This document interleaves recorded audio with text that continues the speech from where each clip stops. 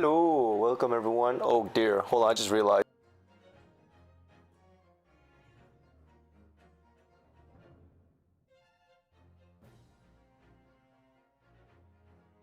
Hello. Uh.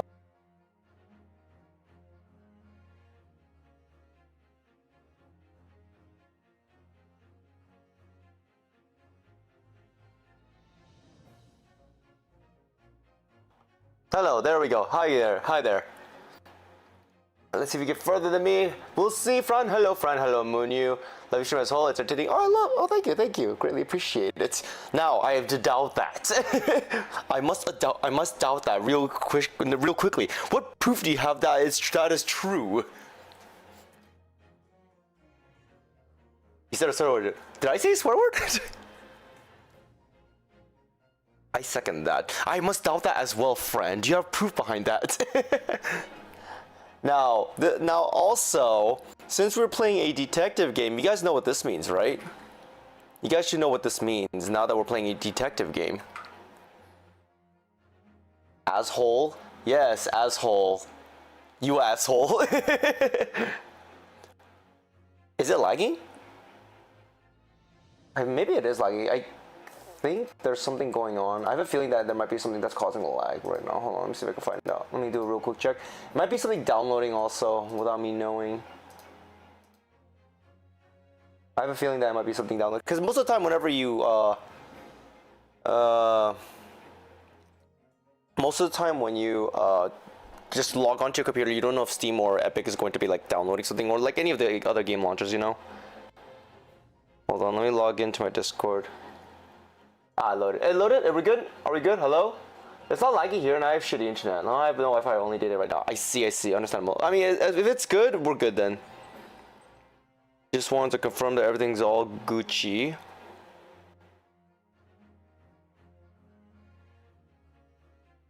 Okay, I gotta now do this. Authorize.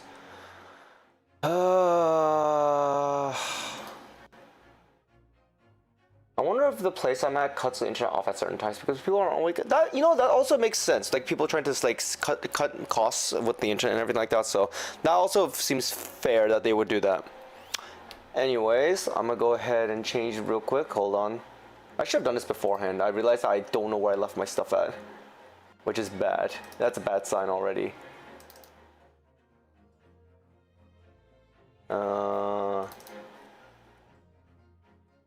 Where did I leave it is the question.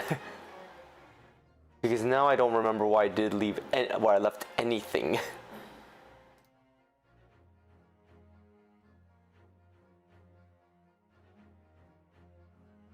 Found it. I found it.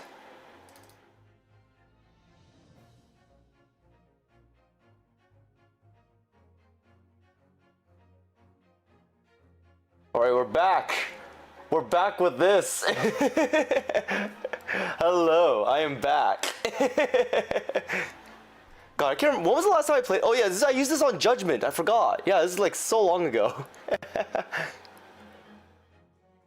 God, it's like feels like forever since I last used this model. Okay. Anyways, but yes, we're now starting with Ace Chronicles. This thing's been sitting in my Switch for like so long. And now we're finally playing it, like of all times. Why didn't I just like, you know, do it recently, you know? Okay, so let's go and enter the game. I think we're all set up now, so we're just go ahead and get into this. Hello, welcome to the great Ace Attorney Chronicles. Yeah, I really love playing the Phoenix Wright series. I've even played Spirit of Justice. The only ones I did not play were the spin-off series and the second Miles Edgeworth game because that never came to the US, which I'm sad about. I kind of like the Miles Edgeworth story because it actually had a lot of like you know, additional things that you could do that's like not court related, but you know, you can still use logic, which is why I still like to do, you know? It's why I also plan to play maybe the Sherlock Holmes series as well. The Sherlock Holmes Chapter 1 and Sherlock Holmes the Cthulhu one, but I forgot what it was called. Awakening, there we go. Sherlock Holmes and the Awakening. I do want to play other Lovecraft games because those look like great mystery games as well. Alright, let's go ahead and play. think I'm gonna check for settings just real quick. On, subtitles on, text skip off. I probably should.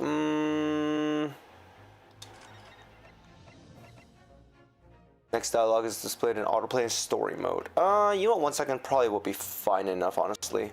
Language, English, story mode. What's this story mode?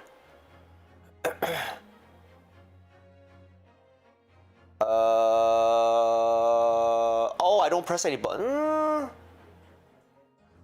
Maybe it might be good if I actually, like, you know, press it myself, kind of thing, you know. Okay, we're gonna start a new game. Here we go.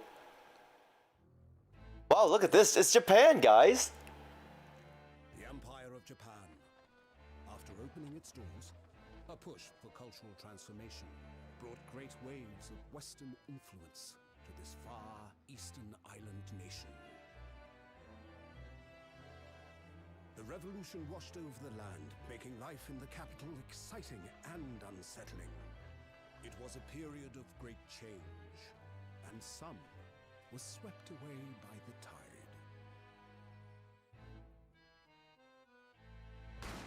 tide. Gunshot! Murder! Who could have done it? But for one man, the turbulence of that era was just the beginning of an I should probably I think I might have to up the volume a bit. I think you guys might want the volume to be a bit higher, so here you go. You're welcome. Ooh, I'm the murderer again? Well, yo, how many times am I gonna be branded as the main character, gonna be branded as the murderer? Like, how many times are we gonna have to do with this bullshit? 22nd November, 8:43 a.m. Supreme Court of Judicature Defendants Antechamber 5. I still can't believe it. I still can't believe this is happening. How can it be that just beyond the doors to this quiet little chamber is the highest court in Japan, waiting to decide my fate? I should hold on. What's the way to turn on options? I wanna change access. I wanna go to my options again. It's a little slow. I wanna make it a little faster. What? Oh, no, nothing. Savior glares. Murder! Sorry. My name is Ryonosuke Naruhodo. Naruhodo. I'm a second-year student at the... Why can't they just give me Wright? Why? Well, then again, I guess Wright is an English name rather than a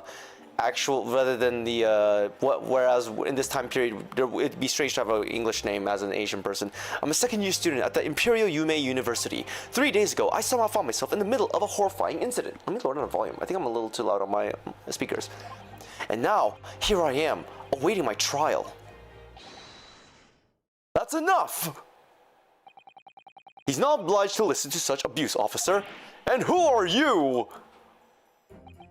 I'm this man's lawyer. I'll be defending him today. Lawyer? Yes, and until the judge has given his verdict on the case, no one has the right to treat him as a criminal. So you will hold your tongue. Technicalities, look at you. You haven't even graduated yet. Yo, he's so cool, look at him. And yet, I still seem to know better than you how a court officer should behave. Right, Ryonosuke? Oh, yes, of course. Sorry. What are you apologizing to me for? Why does the word apologizing look so weird? Is it just like one of those weird moments where you've seen a word plenty of times that when you stare at it long enough, it looks odd even though it's right? Oh, I suppose that wasn't my fault. But really, Kazuma, I never meant to drag you into this. I'm sorry. Ha ha ha! There you go again, apologizing. Just like always. Though, I must say, you've been all over the newspapers these past few days. Yume University professor murdered in cold blood by student. But obviously, you didn't actually do it, did you? Of course not! You have to believe me! I didn't do it! I could never murder someone. Then there's nothing to worry about. Straighten yourself up. Hold your head high. You mean... I believe you. I know you're innocent. Ryunosuke. So who is this kid? Kazuma Asuki, my best friend. Okay, so he's Larry Butts, but an actual reliable Larry Butts. Also in his second year at Yume University. But he's far more clever than I. A star student, in fact. He's even a qualified lawyer. Impressive, considering he's still an undergraduate. It's not that impressive. The very concept of lawyers is only a few years old. Here in Japan, anyway. My qualifications don't mean much. Yet. You said exactly the same thing 3 days ago. But I'm proud to have a friend like you, Kazuma. Truly. 3 days ago. Yes, that's when all this started. Congratulations, Kazuma! It looks like you're going to get to study abroad at last. I know! I've been forever dreaming of this day. Finally, those government elites have acknowledged my scientific academic achievements and successes in court. So you'll be representing Japan as you immerse yourself in the most sophisticated legal system in the world. I'm really happy for you, and proud as your friend. There's not a soul in the university who doesn't know Kazuma's name. He's a living legend. It's like there's some mysterious aura billowing around his temple. You mean that sash? That like headband? I want to bring about change in our own legal system. That's why I have to cross the ocean to see the real thing with my own eyes. The heart of the British Empire. I wish I could see it too. Then come with me. We'd have a wild time tearing up the streets of Her Majesty's City of London together. If only it were that simple. Oh dear, look at the time. I'd better be going. Alright, I'll see you later.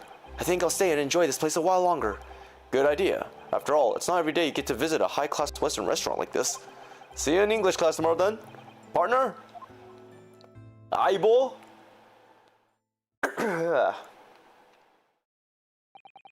It was straight after that. That's when it happened.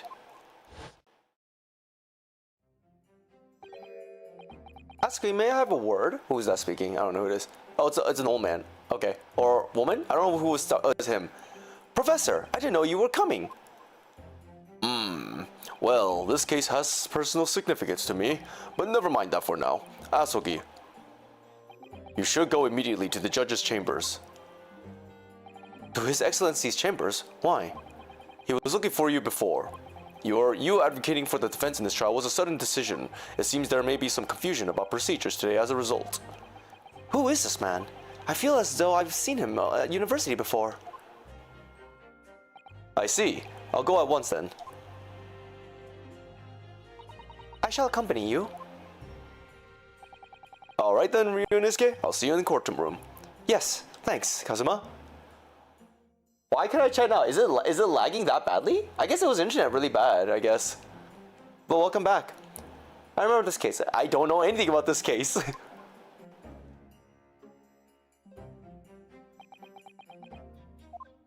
So who are you? Just quiet. Ugh, this is awkward. If I may. Yes, sorry. I'm not connecting for some reason. That's weird. Maybe someone else is like using the internet. Maybe that's the case. Like someone's using big bandwidth, maybe? You must be the defendant, Ryunosuke Naruhodo, I believe. Yes, that's right. My name is Yuji Mikotoba. I'm the professor of forensic medicine at Yume University. Ah, Professor Mikotoba. I've heard that name from Kazuma before. As I recall, he's been pushing to get the government to agree to Kazuma studying abroad. Asogi has told me much about you. You and he are best friends, I understand. As such, I feel you should know. Know what? Well, as you no doubt heard, Asogi has been granted permission to go and study in the Great Britain. However, if he should fail to defend you in today's trial, I'm afraid that permission will be revoked and never granted again. What? As I suspected, you were unaware of this. I had a feeling Asogi may have chosen not to tell you. No biggie, the professor says. He's agreed to defend me, knowing that if he fails, his dreams will be shattered. But I don't understand. Why would the government do such a thing? The administration has to choose from a large number of applicants for overseas study. It's very difficult to persuade them to grant permission, even in the most favorable of circumstances. I don't believe it. But oh wait, could I not chat because this is a mature stream in Korea? Is that the reason? But my stream in general has been a mature mode, so it can't be. I always turn on my mature mode in my stream. I didn't do it. I swear it. I'm not a murderer. I'm sure that's true. Nevertheless, I can assure you that proving your innocence will be no easy task. You see, there are certain peculiarities about today's trial. Sorry? What do you mean? I like the new rendition of the like the dramatic sound effects compared to, like, you know, the OG game. It's really nice. I like it. You'll soon understand once proceedings get underway. But then what should I do? Well, naturally, I'm not going to suggest doing anything that could lead to a conviction. Right, so as soon as the trial starts, the judge will pose a certain question to the defense. When that happens, you must answer before anyone else. You must say, I do. Huh? I do? But what will the question be? Surely not, do you accept the accusations brought before you? Of course not. I am very suspicious of this guy already. Defendant! Court is about to begin. Proceed to the courtroom at once. It would seem our surreptitious discussions are to be cut short.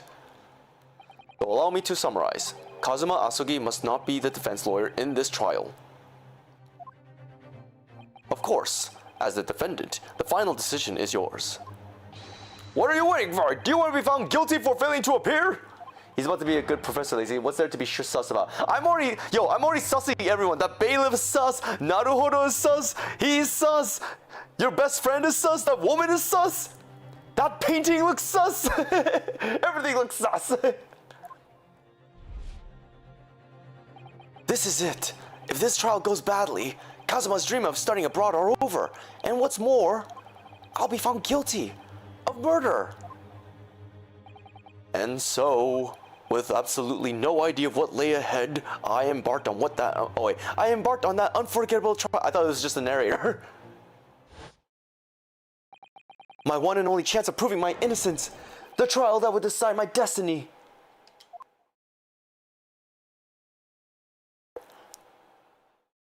But if that's a lurk, Ran, have a good lurk. Hope the internet gets better. 22nd November, 9 a.m. Supreme Court of Judicature, Courtroom 2. I don't know what happens to Courtroom 1, 3, 4, 5, and 6. I think there's 6 of them, at least. So this is a courtroom. Damn, look at my eyes. Damn, I look so guilty like that. But I do like the graphics. Look at that. It's so nice. The Supreme Court of Judicature. No court in the land has more power.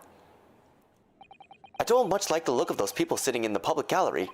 Lots of military and other uniforms in there. The powers that be have demanded that this be a secret trial. A secret trial? Wait, why secret trial? A trial that's closed to ordinary members of the public. Only military and government officials may attend. What? But why? It'll become clear in time. But for now, you need to concentrate, Ryunosuke. It's about to begin. Oh, of course it's that guy. Wow, he has a lot of hair! And he looks very nice too in this one. The court will now hear the trial of Ryunosuke Naruhodo. The prosecution is ready, Your Excellency. As is the defense. Before we begin, there is one point of order I would like to confirm. Yesterday evening, the defense made a last-minute request for a change of advocate.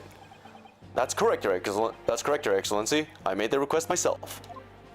Normal procedures for the defendant's advocacy to be decided 2 days prior to trial. As this is an unusual circumstance, I'm obliged to ask for final confirmation now. Who advocates for the defendant in this trial? Oh, this is it! This must be the question! Who's going to defend me? That's the question the professor meant. Wait, what? But then, if I say I do...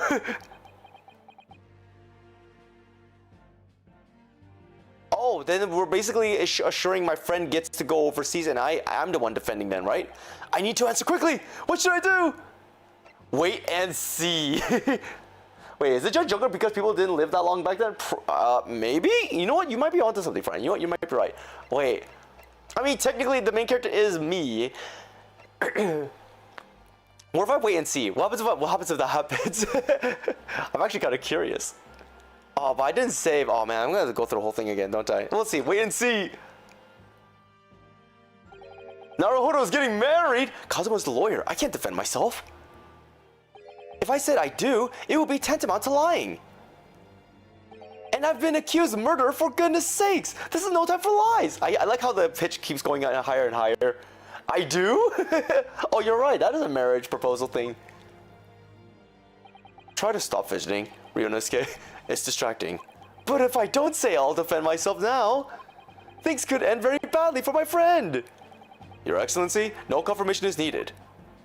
As I'm standing here beside the defendant, I hope it's clear who will advocate for this defense. Yes. Who's yes? Huh? Huh? What is the meaning of this unruly outburst? I would like to inform the court that I, Ryunosuke Naruto, will be defending myself. You'll be... What? What are you playing at, Ryunosuke? Professor Mikotoba told me everything, just now, before the trial. He did what? He said that your dreams of studying abroad would be dashed if you were to lose. How sad. It means you don't have faith in me. You think I won't be able to get you off. No, it's not about that really. It's just that, well, on the off chance that things don't go well for me, I couldn't bear to be the reason that you... Yes, I knew that's how you'd feel, which is exactly why I decided not to tell you. Professor Mikotoba shouldn't have stuck his nose in. Very well. The court hereby recognizes the defendant's desire to advocate for himself in today's trial.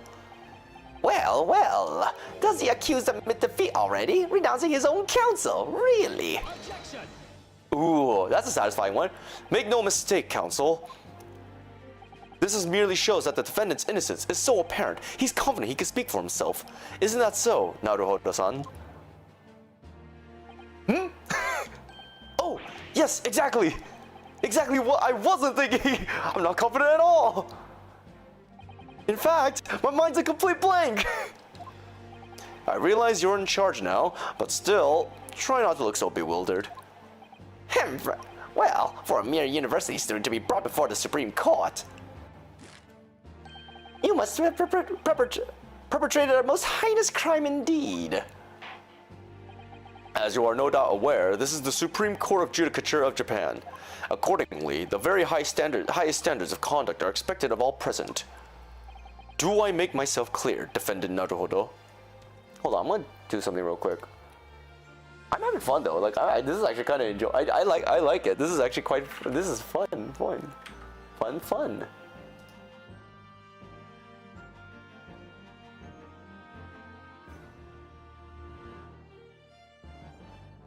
Okay. Yes, Your Excellency! It is therefore my duty to assess your competence for the task you have undertaken. My competence? What does that mean? You got this. Get the wingle! He's questioning your ability to do the job. Well, he can't be questioning it more than I am. So, let's start with the very simplest of questions. Oh, yes! Kindly state before the court the name of the victim in this case. Well, that's easy enough. I've heard his name more times than I'd care to remember. But... wait. I'm so nervous I can't even remember that! What was it again? Ryunosuke. Let me guess. Your mind's gone blank. You know me so well. All the relevant information for this case can be found in the court record. But I can't even find that. It's in that stack of books on your front left. It's simple. You can access the court record with the press of R. Kazuma, what does R mean? What is R? If you ever find you've forgotten something, just consult that. It's all in there. I just had to press R for the court record. All right, there's no time to lose. What is R? This is the list of evidence you've collected. Now try switching to people instead of with R. Hold on, university collar pin. I'm a student at the Imperial Yume University. Where on the collar of my uniform jacket?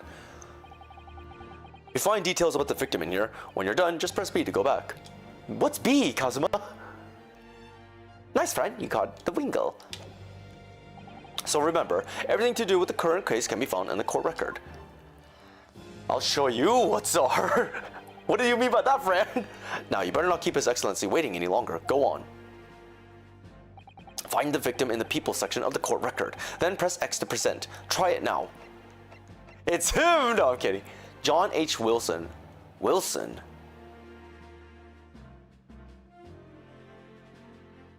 Visiting professor of medicine at UMA University from the British Empire.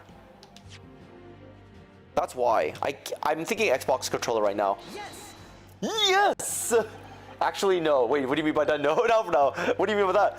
The victim's name was Dr. John H. Wilson. Is this supposed to be Watson? Is this Watson from Sherlock Holmes? Shit!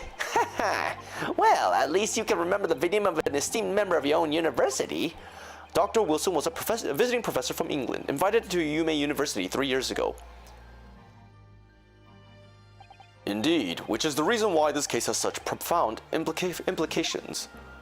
The British Empire is at present our country's most valuable foreign ally, and as most of you will be aware, we have just signed a new treaty altogether after lengthy negotiations.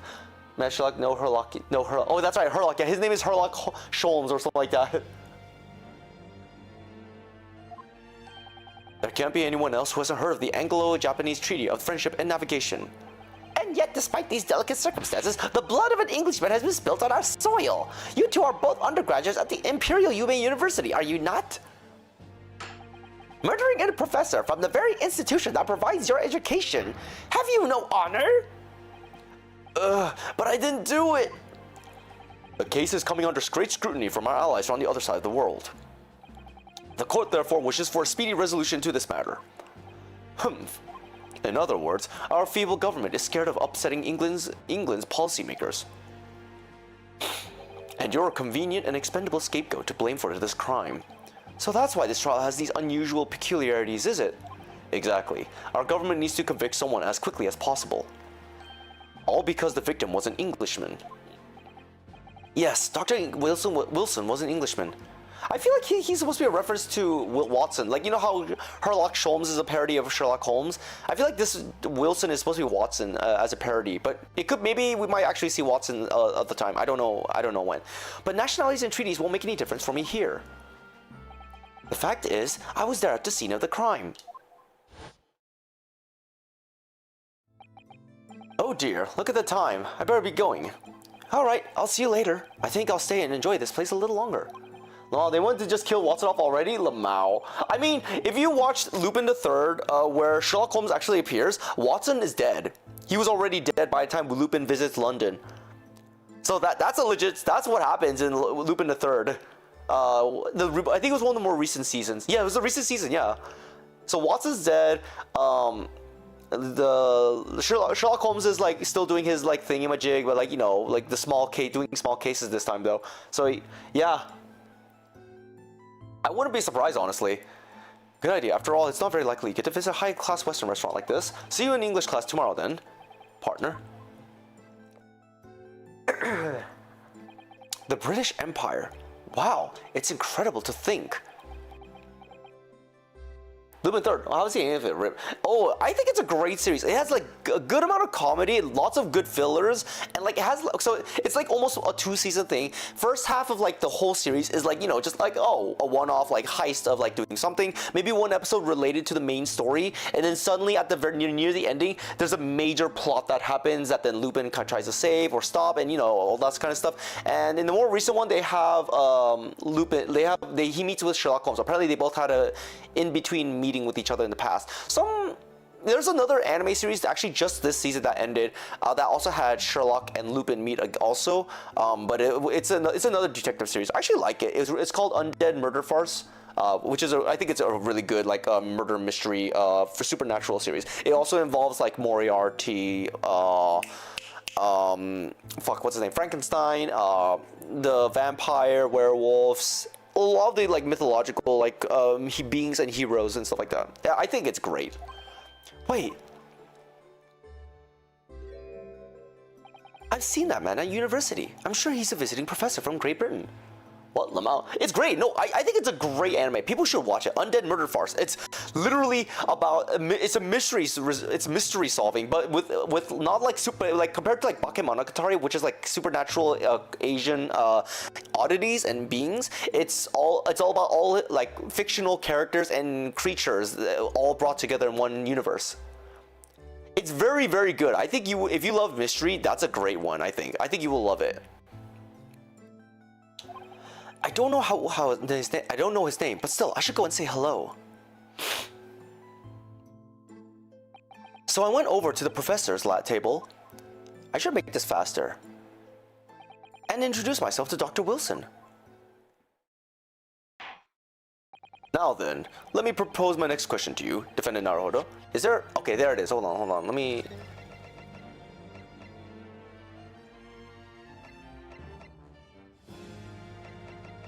Is there a way to make this like faster? I'm trying to see if there's a way to make this faster a little bit, but I don't see any option. An autoplay 1 second is kind of short. Maybe I'll make it 1.5. Well, I'll just save for now then.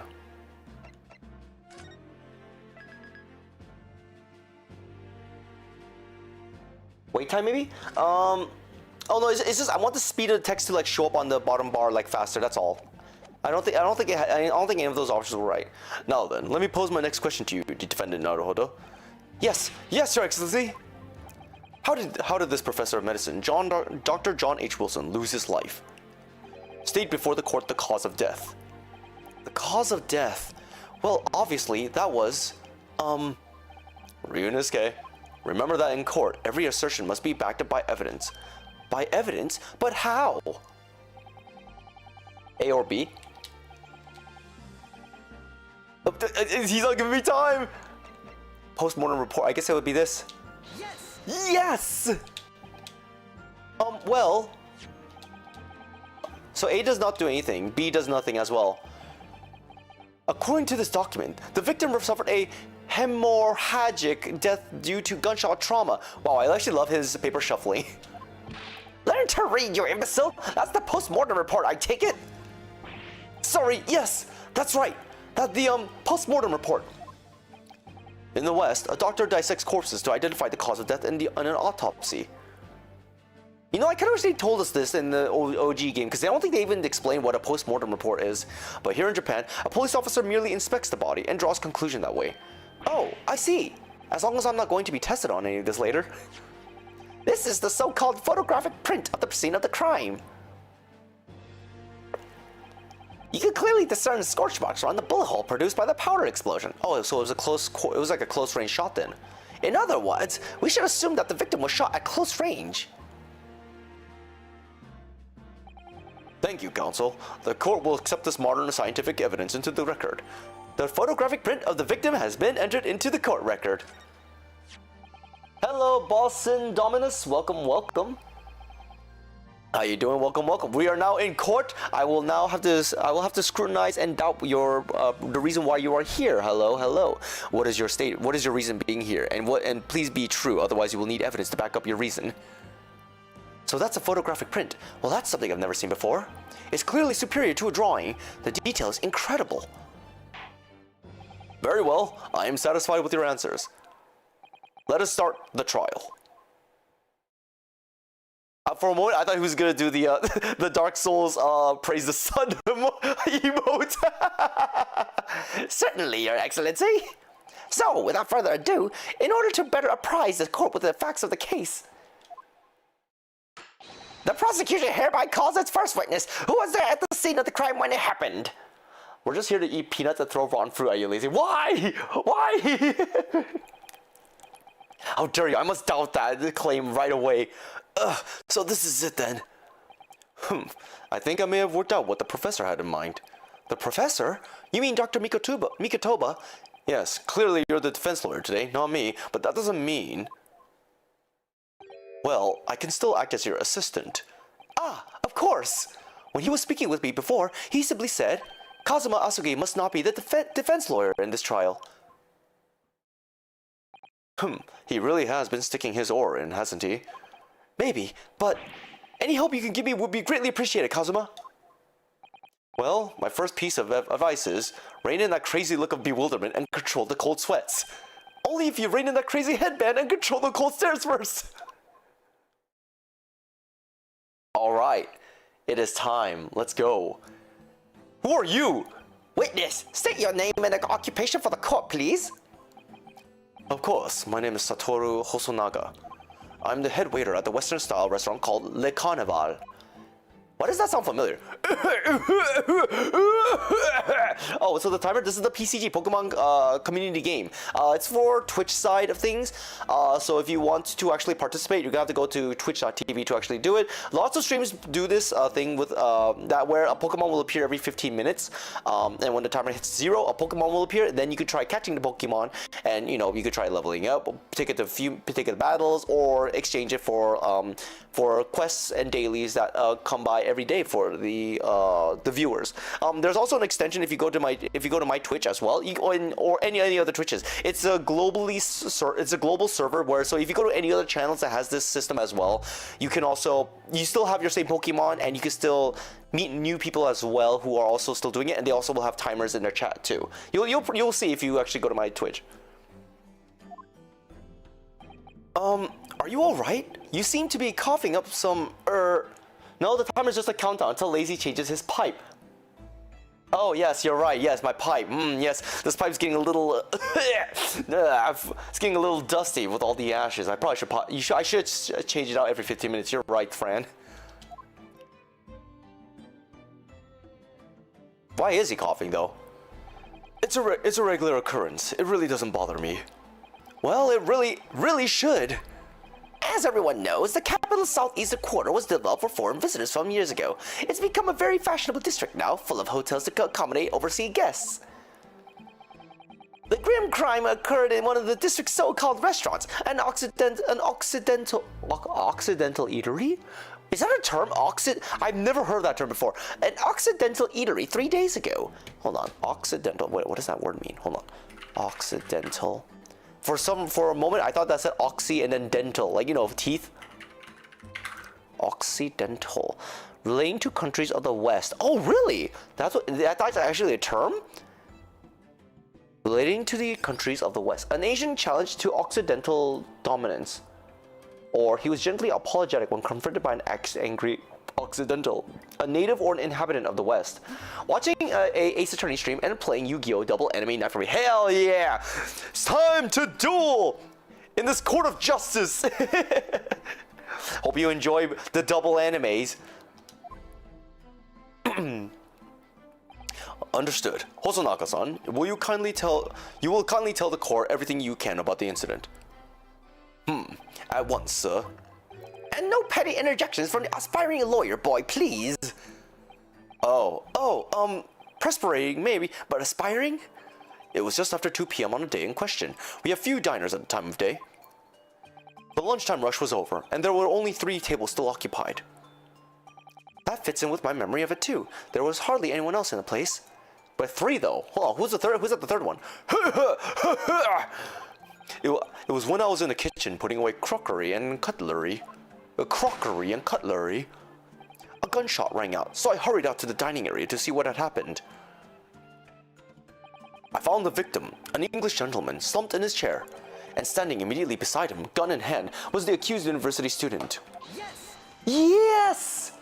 Hold on, let me just clarify something here.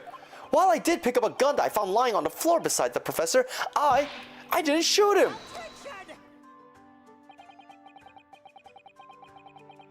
I was drinking water. I believe I asked you to restrain from petty interjections. The court wishes to listen to the witness's report of what he saw, you amateur. But the next time you interrupt at an inappropriate time, you will be penalized, defendant Naruto. Don't worry, Ryunosuke. You'll have your chance to fight back. For now, we must just quietly listen to the witness. If I may confirm one point, waiter, standing beside the victim with a gun in his hand was the same man we see here in court today. What the heck? I just saw blood on the side. What the heck? He is coughing out blood. Yes, without question. I see. And apart from the accused, was there anyone else standing beside the victim? No. There was no one else around that table but the deceased gentleman and the university student. Huh? Wait, what did he just say? Wait, did he say something strange?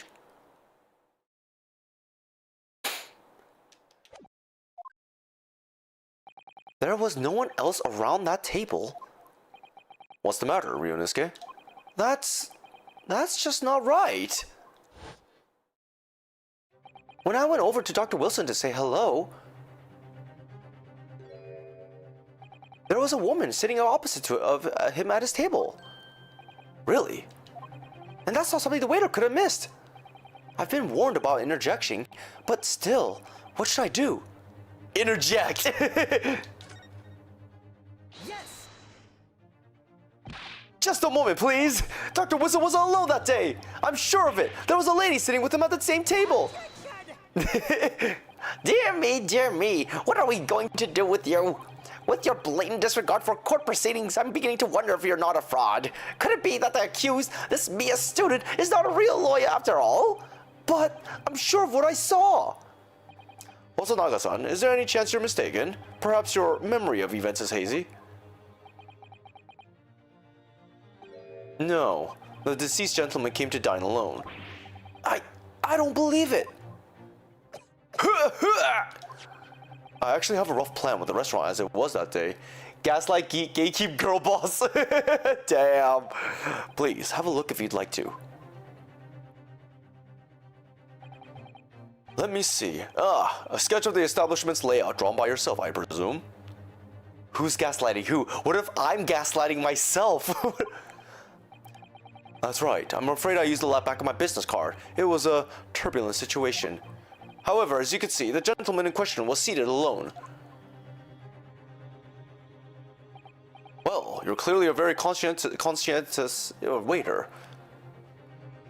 Thank you, sir. The court will take this plan and add it to the court record as evidence. Is there a problem? Hand the plan to the court officer at once. Of course. Here you are.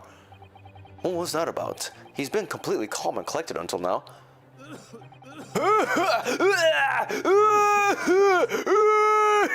Something certainly seems to have shaken him. The waiter's business card has been entered. I wonder why. Wow, his coughing is actually voice acted. So, praise the sun. The court has now heard the presence of the case. Yes, at the moment the gunshot was heard in the restaurant, the only person in close proximity to the victim was the defendant on trial today. It would seem we are looking at a black and white case here. Defendant Naruhodo. Yes, Your Excellency.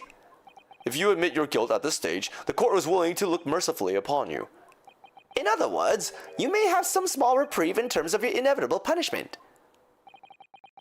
I called this waiter as an unsworn witness in order to explain the details of the case to the court. Yeah, he does seem nervous about his personal card. What if that card actually takes him to a brothel where he works as one of those fuckboys? Oh no, host boys. Sorry, not fuckboys. I was thinking e-boys for a moment. The prosecution has decisive evidence from sworn witnesses who were present at the scene of the crime. What do you think I should do, Kazuma? What do you mean? Well, I'm going to be found guilty on one way or another, it seems. Wouldn't it be sensible to plead guilty at this stage and hope for a more lenient sentence? Everyone keeps telling me that this trial is unusual, about these peculiarities. You said it, Professor Mikotoba said it, and so has the judge and the prosecution. I'm scared of what lies if I push this. As I said from the outset, I believe you're innocent. I trust you. And yet, despite knowing that, you're willing now to throw that trust back in my face? Is that it? What? If the accused is in fact innocent, then a defense lawyer is duty-bound to prove that innocence by whatever means necessary. Are you just going to abandon that duty? Or maybe it's a fake card. Maybe it is a fake card. Oh, now that you mention it, yeah, it could be a fake card. Are you going to give up on yourself? What if that business card was actually the victim's? You know how, because professors sometimes have business cards. What if that business card turns out to be the professor's? The battle hasn't begun yet, Ryunosuke. Oh, the defense pleads not guilty, Your Excellency. We invite the prosecution to stop making empty threats and bring out its witnesses. And we'll see just how decisive this evidence really is.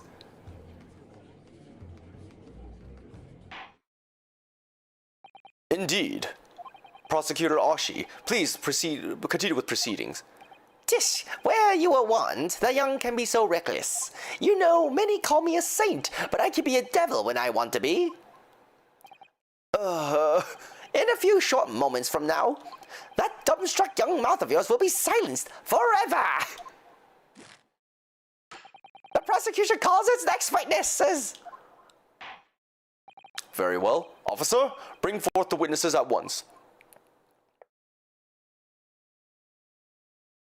Who are you two?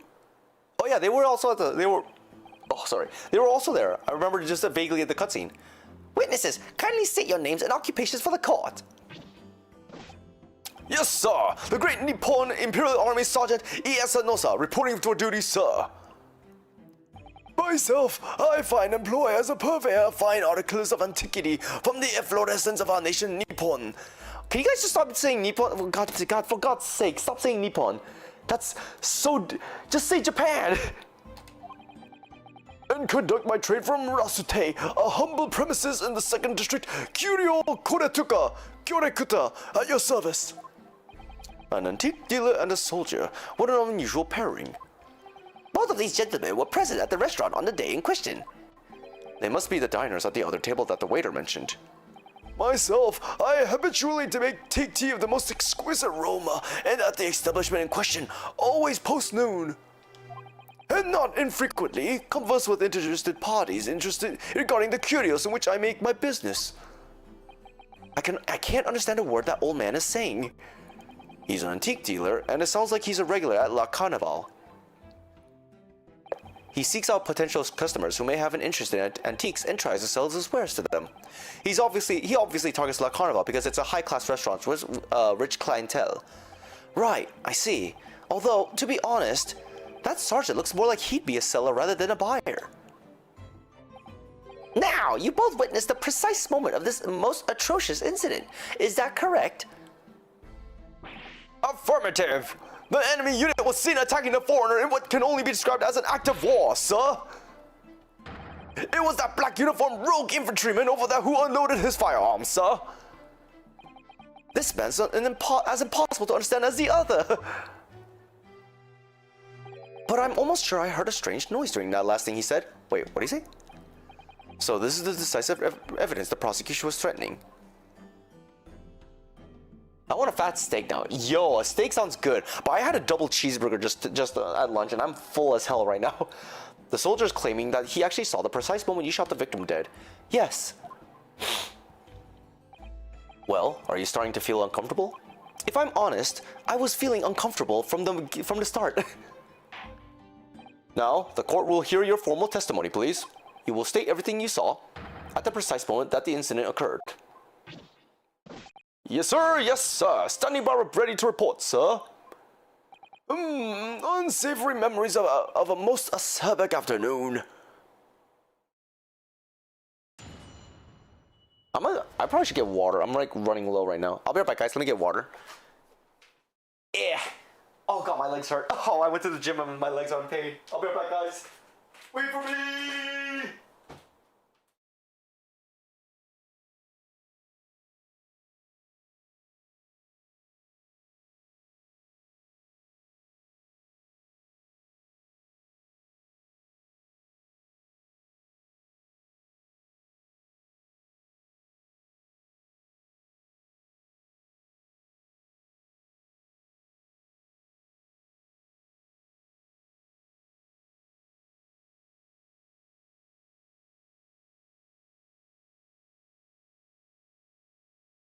I'm back! Costco patties before. Yep, we bought the Costco patties, 18 patties. So I've been making doubles for myself because we only get like what 12 buns. So yeah, so there are some patties I can have doubles with. Before I have to go back to doing single patties, my brother's been eating single patties for now since he's not much of like a hamburger lover. At least I don't think so. I was ingesting a regulation beefsteak at the restaurant while having a tactical discussion with the old man. Myself, I was extolling the virtues of a particularly fine golden curio to the military gentleman. At the precise moment, a firearm was discharged. I observed the enemy's actions with my own eyes. The black uniformed varsity cadet fired on an English civilian, and from the back, a cowardly little weasel. Wait, sorry, what? And from the back, the cowardly little weasel. From the back? I was on my hands and knees investigating the whereabouts of my mysteriously absconded precious curio. Sorry, from the back? Well, so you, Sergeant Nosa, actually witnessed the vital moment. You saw the split second when the defendant fired the weapon at the victim. Yes, sir. Affirmative, sir. That wicked university cadet, sir. The cruel and unforgivable enemy. What times we live in. Why do you have a knife, sir? When an English gentleman may be assailed in the broad daylight of day. Sir, you're not supposed to bring weapons in court of law, I'm pretty sure. Did the victim get shot in the chest? Yeah, the picture shows him shot in the chest. But this is ridiculous. I didn't shoot anyone. Okay, this is getting tiring of him. He's saying that repeatedly. Is that really true, Ryunosuke? Yes, all I did was pick up the gun I saw lying on the floor. After I'd said hello to Dr. Wilson, I went back to my table and sat drinking some coffee. Then, when I had finished, I got up from my seat to leave the restaurant. When I noticed an English-made gun next to the chair where the professor was sitting. Wait, he was standing up and was about to get up, but then saw the gun? I thought perhaps the professor had dropped it. So I bent down, and just as I was picking it up,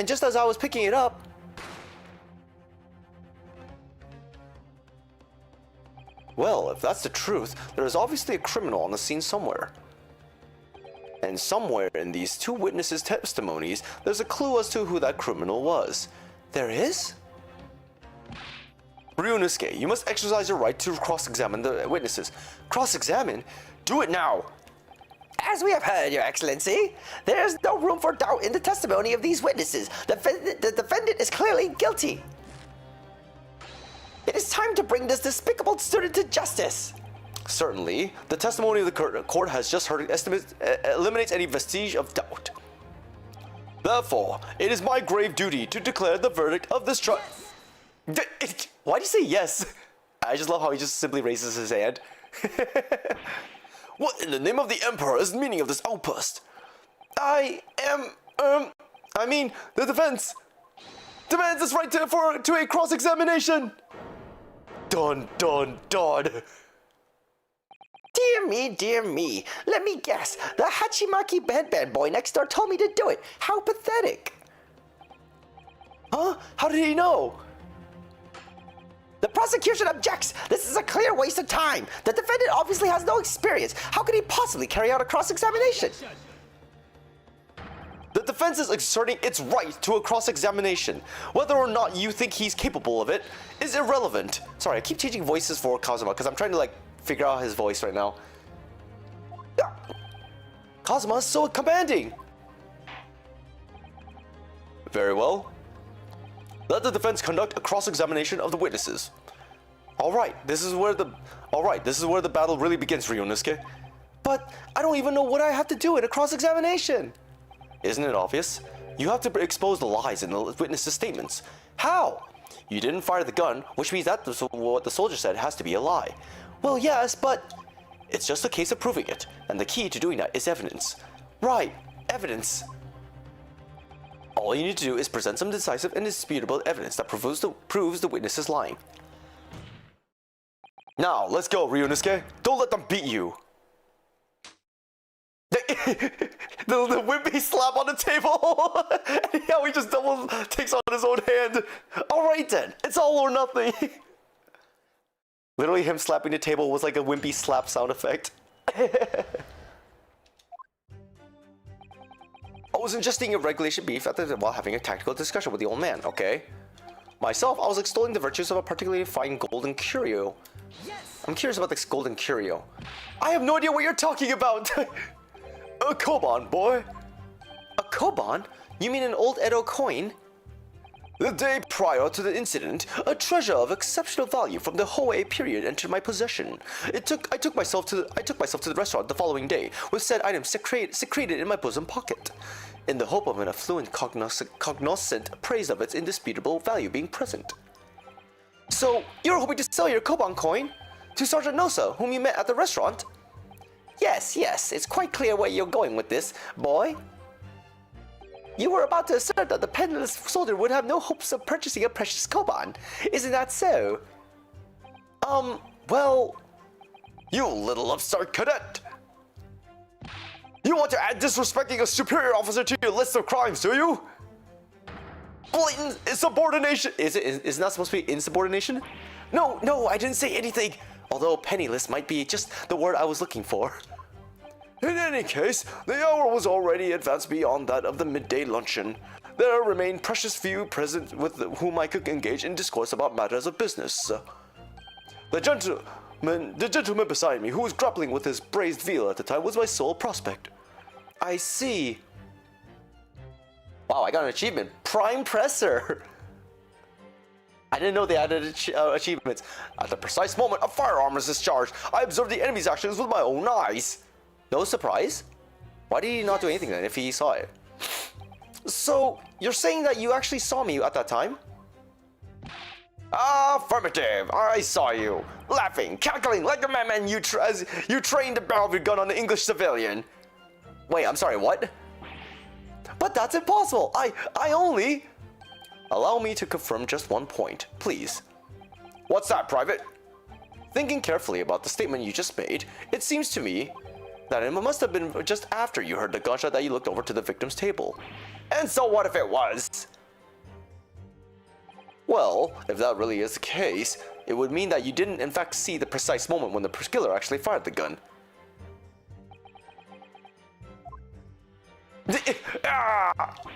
And double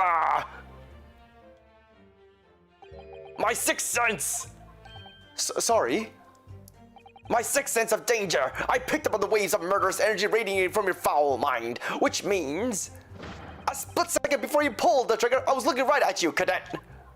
Surely that's not really possible, is it? Do you think I'd have got where I am today in the army if I couldn't sense danger in the air, son? Well... It would seem that this soldier is absolutely convinced that he saw you do the deed. This is not good.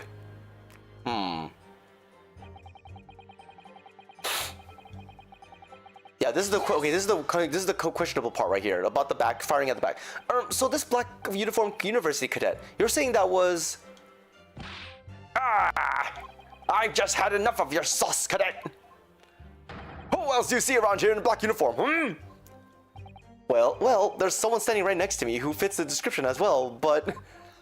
It was you, you little weasel! You unloaded the firearm on that man, from behind his back, and you call yourself a citizen of the great empire of Nippon! You disgust me! Huh? My facial expression. What is it, Ryunosuke? I'm not quite sure.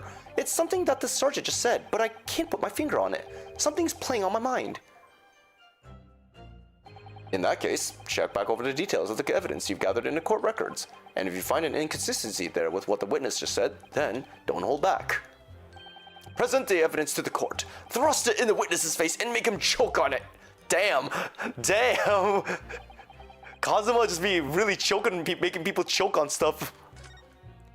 First it was Kazuma Kiryu shoving nails in someone's mouth. Now we're throwing evidence into his witness's mouth.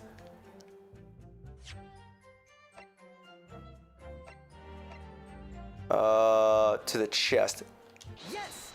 There we go. It would be a post-mortem report. I thought it was the picture, but the post-mortem works too.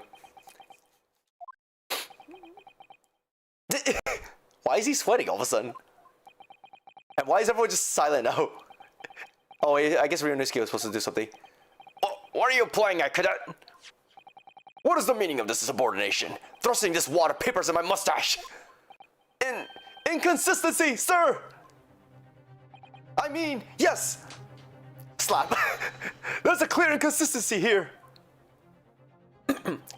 What nonsense. What can this document possibly tell us that we don't already know? Well, obviously, that, I know what I want to say, but the words just won't come out of my mouth. I think this proves beyond any doubt, Your Excellency, that there is no place for an amateur student here in this grand courtroom. This is so frustrating. There we go. Oh, please. Surely this doesn't require an explanation. It couldn't be more plain. To spell it out would be an insult to the court. Kazuma, what? What are you talking about? It's apparent from a single glance from the post-mortem report presented by the defense that there's a clear discrepancy here with the sergeant's statement. What? Sergeant Iesagnosa?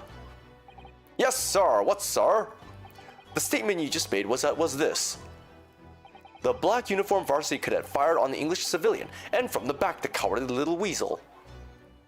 Yes, sir. Affirmative, sir. I witnessed the crime with my own military grade eye, sir. Damn, military grade? Yo, that's like high level shit right there. Yo, I need a pair of those myself. But no, that just can't be. And why not, cadet? Because...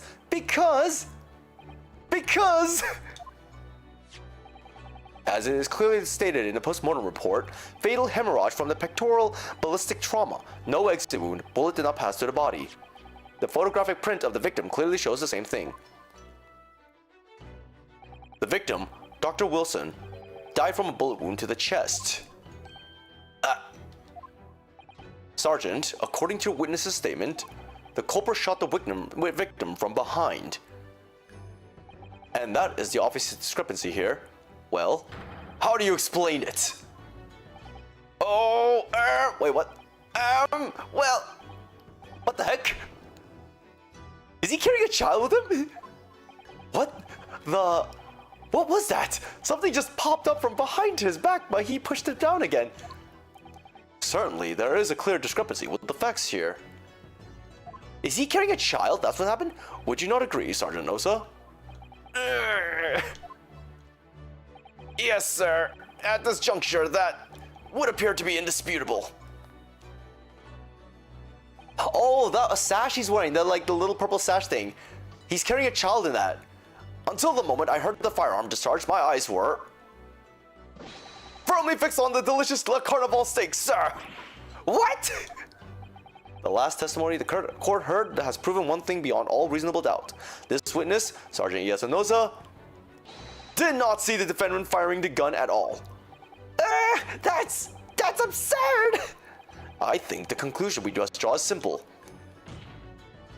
There is no place for an amateur prosecutor here in this grand courtroom. Damn!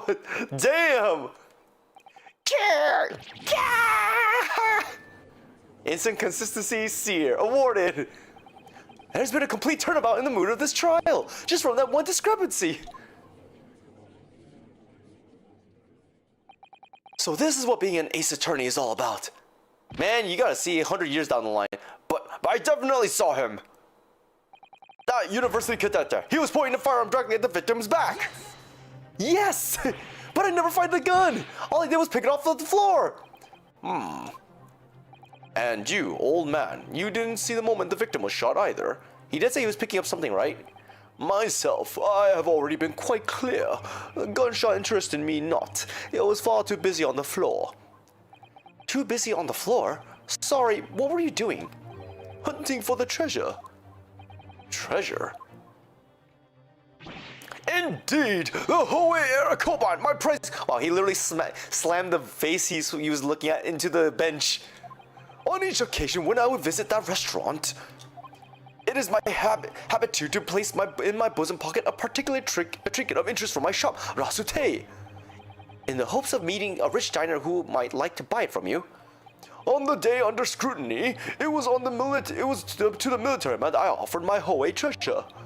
Believe that he would purchase such a rare find. I did not, but I was presented with little alternative, and then, after averting my eyes for the briefest of moments, it was there no more. It simply vanished.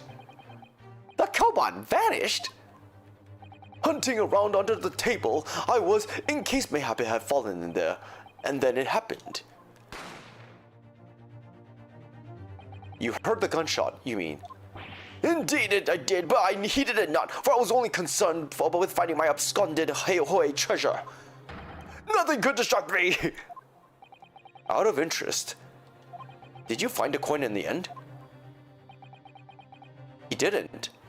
No. I see. That lamentable day, the precious Hoi Koban was lost to me. No doubt, some unscrupulous scoundrel pocketed the prize coin for himself. Oh? Oh? Is he hinting to Sergeant? As I am sure everyone present is aware, this case demands a swift and decisive resolution. Our government has promised to send a full report to Great Britain by telegraph this very afternoon. Nevertheless, the witness testimony the court has just heard was inconclusive. No matter how subservient our government feels, it must be to the British. It would be unforgivable to deliver a verdict on this trial right now. What is your position, Prosecutor Archie? Worry not, Your Excellency. The defendant may have fled a tiger at the front gate, but he will find a wolf at the back.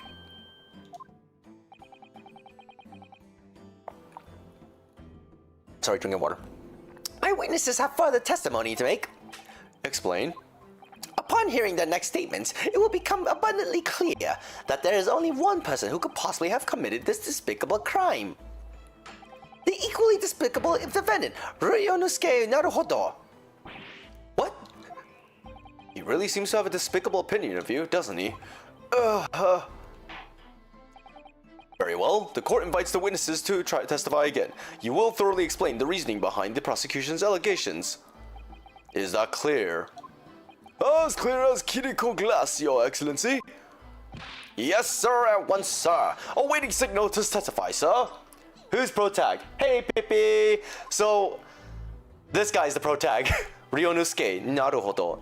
That's also Phoenix's Japan name as well. It's something Naruhodo as well, because Naruhodo means like it's like accepting. So like right in English translation was pretty much like a direct translation, but in this version they actually kept it in the Japanese translations, so it's more appropriate with the timing of the era. I see, pretty much like the IC, yeah. Excuse me, but there's something or someone peeking out over your shoulder, I think. Also, how are you doing, Pippi? How's everyone, actually? How is everyone? Sorry, I forgot to ask this for everyone, but how is everyone doing? Fran, Boss and Dominus, Pippi, and Mumu. Affirmative. The newest member of the Nosa family to rise up through the ranks. Sir, name Aido. It would seem that those straps are a sign of the sergeant being too strapped to afford a nanny. Aido, tension! Your father's about to quell the enemy. Oh, that's cute. Watch and learn, my boy. Doing well. May finally have a job again. Nice. Good job. I'm still looking for a job, but at least you got a job, so do a good job for me as well. What a doting father. The true culprit. Even if what I saw wasn't the precise moment the firearm was discharged, it's almost the same thing. Then I can throw money at people. Money! Yes, pointing his gun at the foreign man he was, that young lad in black. That much I myself did see. Furthermore, a visual search of the premises at the time confirmed that we were the only personnel present.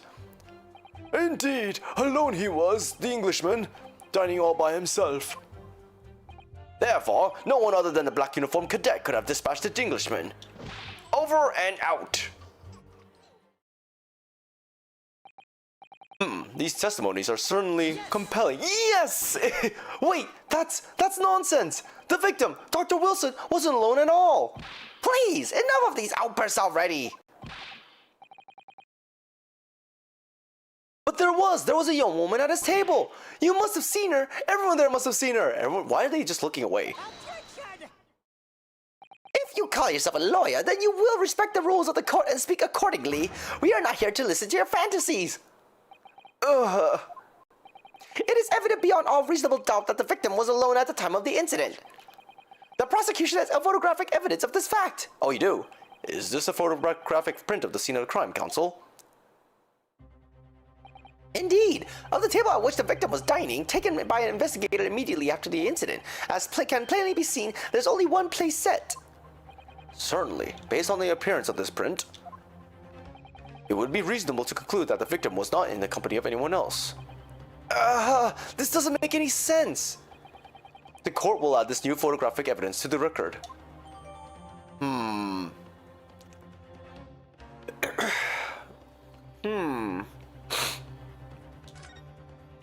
I don't understand. What's going on here? What if she was an assassin? What if she just happened to be there? So she sat down in front of him and without a set. It's not possible that nobody else saw the woman. The waiter before said the same thing. He maintains that Dr. Wilson came to the restaurant alone as well. But that's not true. I saw her. I swear that I saw a woman with him. It would seem that we'll be able to telegraph the report to Great Britain on time after all. The witness testimonies we have just heard leave no further room for doubt. These are very sensitive political times, as we all know. The ink is still fresh on the treaty with Great Britain. To think that I, Takatsushi Achi, will have contributed to the amity of these two great empires is an honor. Oh, how can this be happening? The judge is ready to rule! Stand tall, Ryunosuke. It's not over yet. Is that Cosmo? Yeah, that's Cosmo. What? If what you say is true, then there's something going on here behind the scenes. And now is your chance to expose it, to draw out the truth in your cross-examination. I don't know, Kazuma. The defense is entitled to cross-examine the witnesses, but make it quick, understood? Rules can be so unbending at times.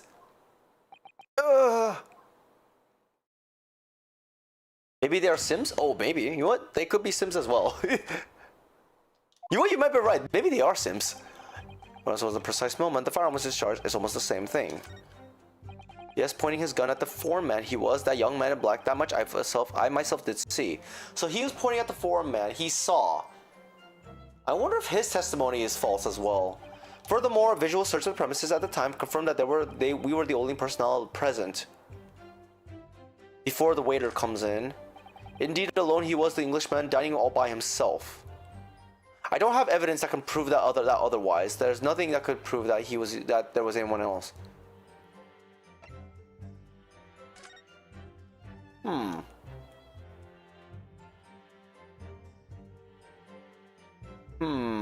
Yeah, there's nothing here that really proves that otherwise.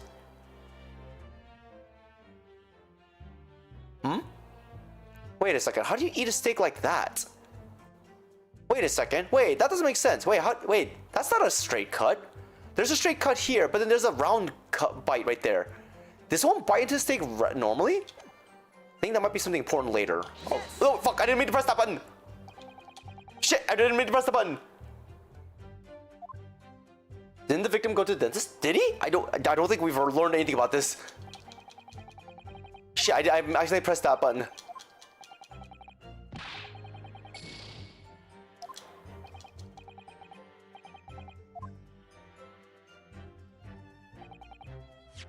Sorry, I'm gonna look again. So, what is this? So, kitchen. Okay, that says kitchen. That says entrance.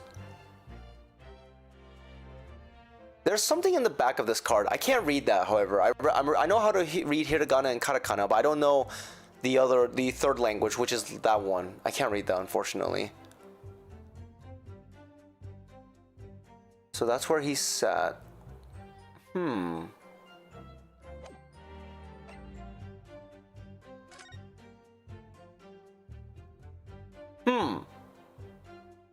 You can't tell the steak was bitten over there either. It's kind of hard to see in this photo. 2 p.m. Fatal hemorrhage from the pectoral ballistic trauma did not pass. The same thing. Daidokoro? Daidokoro? Is that what it said? I do not know what that means. Daidokoro. Huh. Okay, well anyways, we can't do anything about this. Let me just go ahead and press it. I guess I can only press people now. So you actually saw that with your own eyes, did you? Kitchen. Oh, that's the kitchen. Got it. Thank you. Thank you, baby. Dining alone. That I did. Forgive me for the position I placed you in. Was that weird? So the testimonies of the old man, the soldier, and the waiter all agree on that point. Isn't that interesting? And let us not forget the incontestable evidence we have to support their statements as well. As can clearly be seen, there is only a single beefsteak on this victim's table, a meal for one. I still see that bite mark though. No. The antique dealer, the sergeant, and the waiter who testified before. It's not impossible that they're all lying. But if so, then why? If I'm perfectly honest, I have absolutely no idea.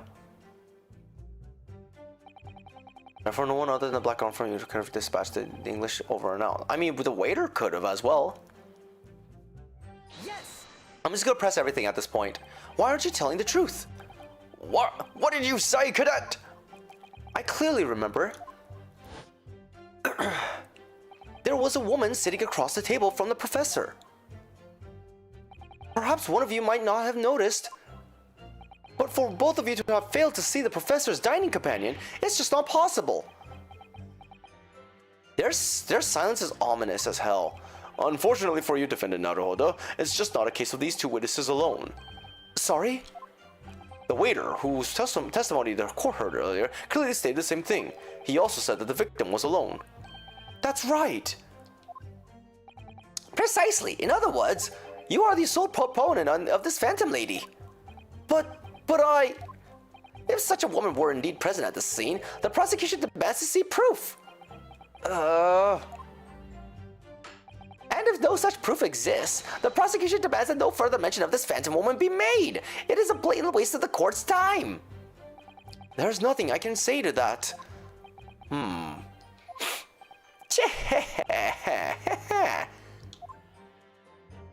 I wonder.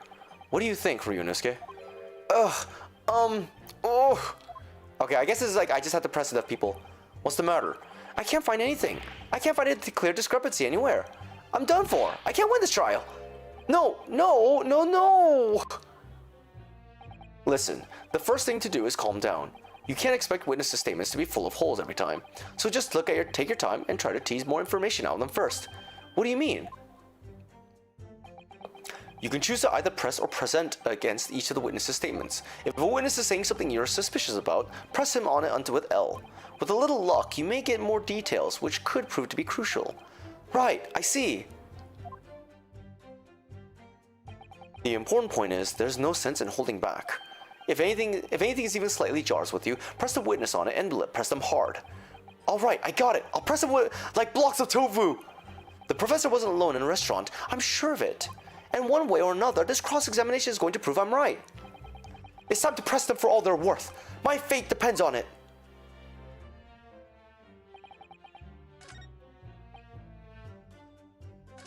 So we just saw this one. Wait, did we see this one? I don't think, well, we did, didn't we? What about the Phantom Lady? When he's got the foreman, he was at the young boy. I'm gonna press this one then.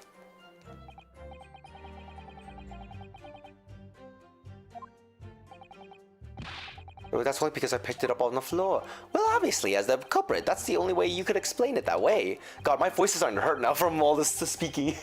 It's an hour and a half of constantly talking. I just finished drinking my coffee and I was about to leave the restaurant when I saw the gun. I noticed the gun on the floor at Dr. Wilson's feet, so I picked it up. And exactly at that moment, bang! A gunshot rang in my ears. Full of events beyond our control, life is. Sorry, what do you mean? In your case, you found a pistol on the floor and picked it up, which precipitated this testing predicament. Whereas conversely, I failed to pick up the coupon on the floor and find myself in an equally testing predicament as a result. Anyway, the fact remains, myself, I did see you, with pistol in hand, standing over the foreigner. Furthermore, visual search the premises confirmed that we were the only personality present. You must have noticed someone else at Dr. Wilson's table. There was a lady there. Ugh, I'm not gonna do any more voices. I'm gonna speak normally. As you have been at pains and pointed out and again, I feel like I'm growing a callus in my ear. And yet, no one else appears to have caught even a glimpse of this woman. If only there had been more people dining there at the time, then someone else would have noticed her. Unfortunately, it was already past 2 p.m. when it happened, the quiet time between lunch and dinner in any restaurant. I know, of course the place was almost empty. It is what you'd expect. Certainly, 2 p.m. is neither here nor there in terms of time to eat. I wonder if there was a reason why the victim was eating there at that time of day, and why he was alone. Yes, Your Excellency, there was indeed a reason. Oh, sorry, there was? This was found in the victim's jacket pocket. What is that, Counsel? It's a medical report card, Your Excellency. It would seem that the victim had an appointment at a clinic prior to visiting the restaurant. Hata Clinic? Yes, there would indeed appear to be an entry for the date in question. 19th November, noon to past 1 p.m. The very day of the incident. So the victim went for a late lunch following his appointment. The explanation could be more simple. The prosecution felt no need to submit this evidence before, as it really has no bearing on the case. I wonder... What do you think, Ryunosuke? Well, it is hard to see how it would be related, really. Remember, you can request for it to be entered into the court record as evidence if you think it could be useful. Should I ask for it? Yes, we should, because that was... I guess it was a bit of a spoiler earlier from Boss, but it's okay. No worries about the spoiler. Just try to be careful with spoilers. If I may, I'd like to ask for that medical report card to be submitted as evidence, Your Excellency. On what grounds?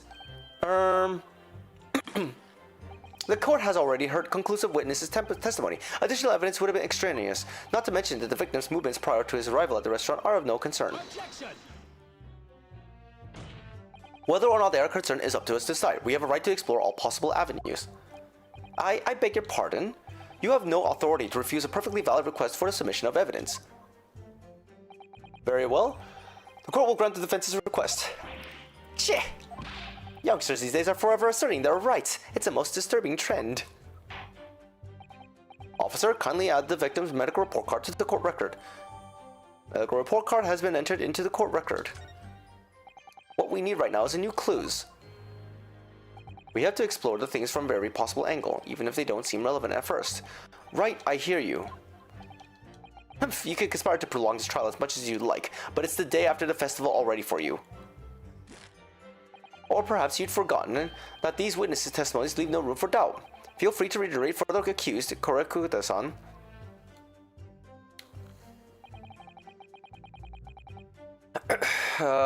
Let me look at that evidence real quick. So we got this medical report card now. A medical report found in the victim's pocket. We can't examine it. It's just that we have a medical report card. I think we already pressed this one just in case. Own eyes, dining alone. Okay, this is the same one, yeah.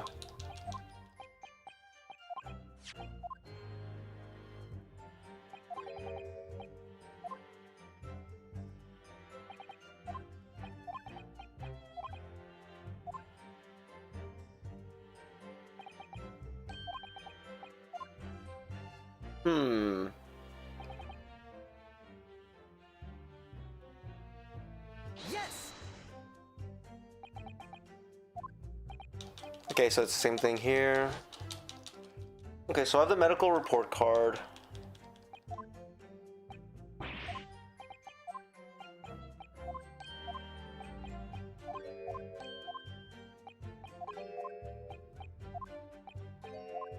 Wait, hold on. Wait, hold on. The photo. Hold on. Let me go back to the photo real quick. There's something about the photo real quick.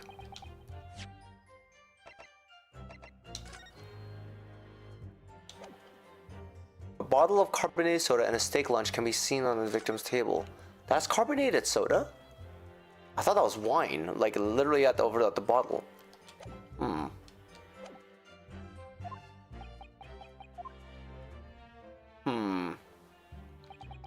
Excellent work, Ryunosuke. We've gleaned some new information now. Oh, okay. Well, yes, but I don't feel like it changes much. I can't see that brings any real discrepancies to light. I wouldn't be so sure. Let me see that medical report card you got before. Oh, you mean this? No wine in Children's Game. You know... Wait, didn't they have wine in one of the Phoenix Wright games? I feel like they had wine mentioned.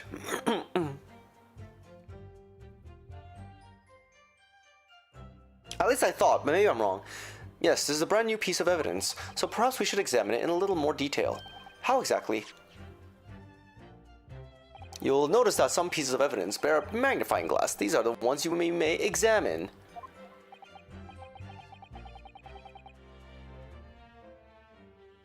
Saying you can take a closer look and question. Use RRRRR to rotate the evidence in all directions and examine it from all angles. By using LLLL,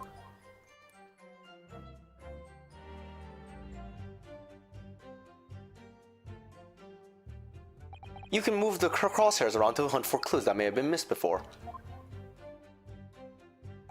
And the crosshairs start to pulsate. Press A to investigate further. There's a reason it's not wine. So there is a reason why it's not wine. I figured as much. I was looking at it, I was like, that looks like a wine bottle, but he has carbon soda, which is odd itself. So partner, I think you should take a closer look at this medical report card. See if there isn't something new to be learned by examining in more detail.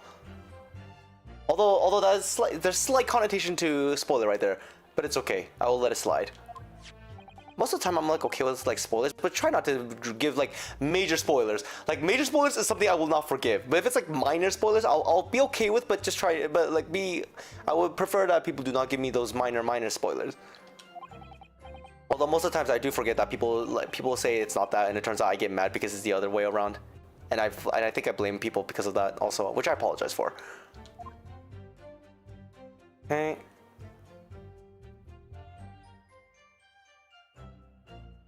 Required for every visit. Hara clinic. Dentist Hara, date, no date.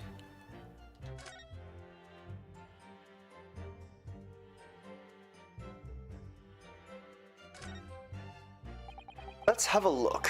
This is some kind of medical history. And there's an entry for the day the professor was killed. Extraction of molar with topical anesthesia. Extraction of molar? You mean he had a tooth taken out? It would seem so. Just before the incident, he had a bad tooth removed. Perhaps they used laughing gas. That's the most modern practice in the West for pain relief. Yes, I've heard of this anesthesia. Although it's hard to believe there's anything that can actually stop you feeling pain. There's a cautionary note from the medical practitioner as well. Strictly no food or drink besides water for 3 hours post-procedure until anesthetic effects have passed. Really? Sounds like information worth bearing in mind. The medical report card information has been updated in the court record. Is it because of the game or the like rating that's not wine though? In my personal thought was that it was because it's like it might be hinting an actual it might be an actual hint to the gameplay itself. I didn't think it was because of like it's a children's game, because despite it being a children's game, there were still some games that implies like things that should not be played. Is this game rated E? I think it's time we listen to the testimony again, don't you? Definitely. Also, sparkling water a recent thing? I guess this soda is pretty old.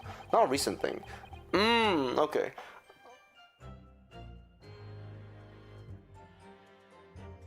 Sparkling water. I don't think sparkling water is more of a, yeah, sparkling water is more of a recent thing, but I think it also existed back then as well. No, actually no, I don't think it actually was possible back then. Just water itself at least. Like I know people preferred it when it was in sodas, but I don't think people learned about it in like water. It's just itself for like like mixtures and cocktails kind of thing.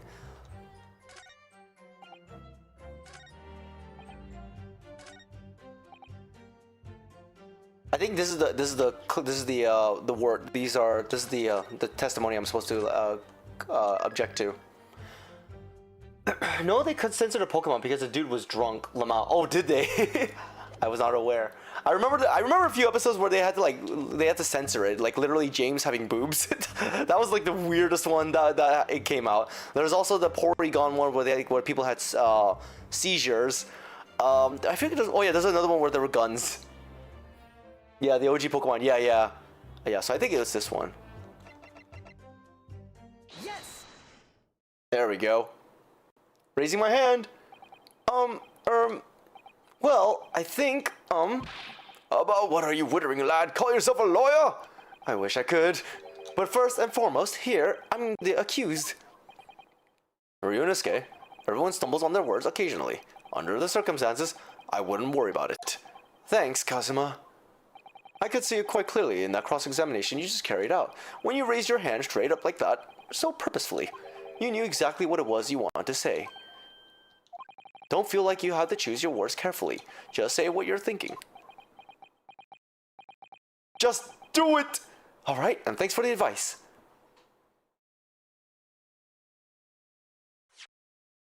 Korekuta-san, this is a medical report card belonging to the victim. Ah, I see. And I don't see. What of it, boy? Comparing to what is written on this report card with your witness statement... Slap. Something clearly doesn't add up.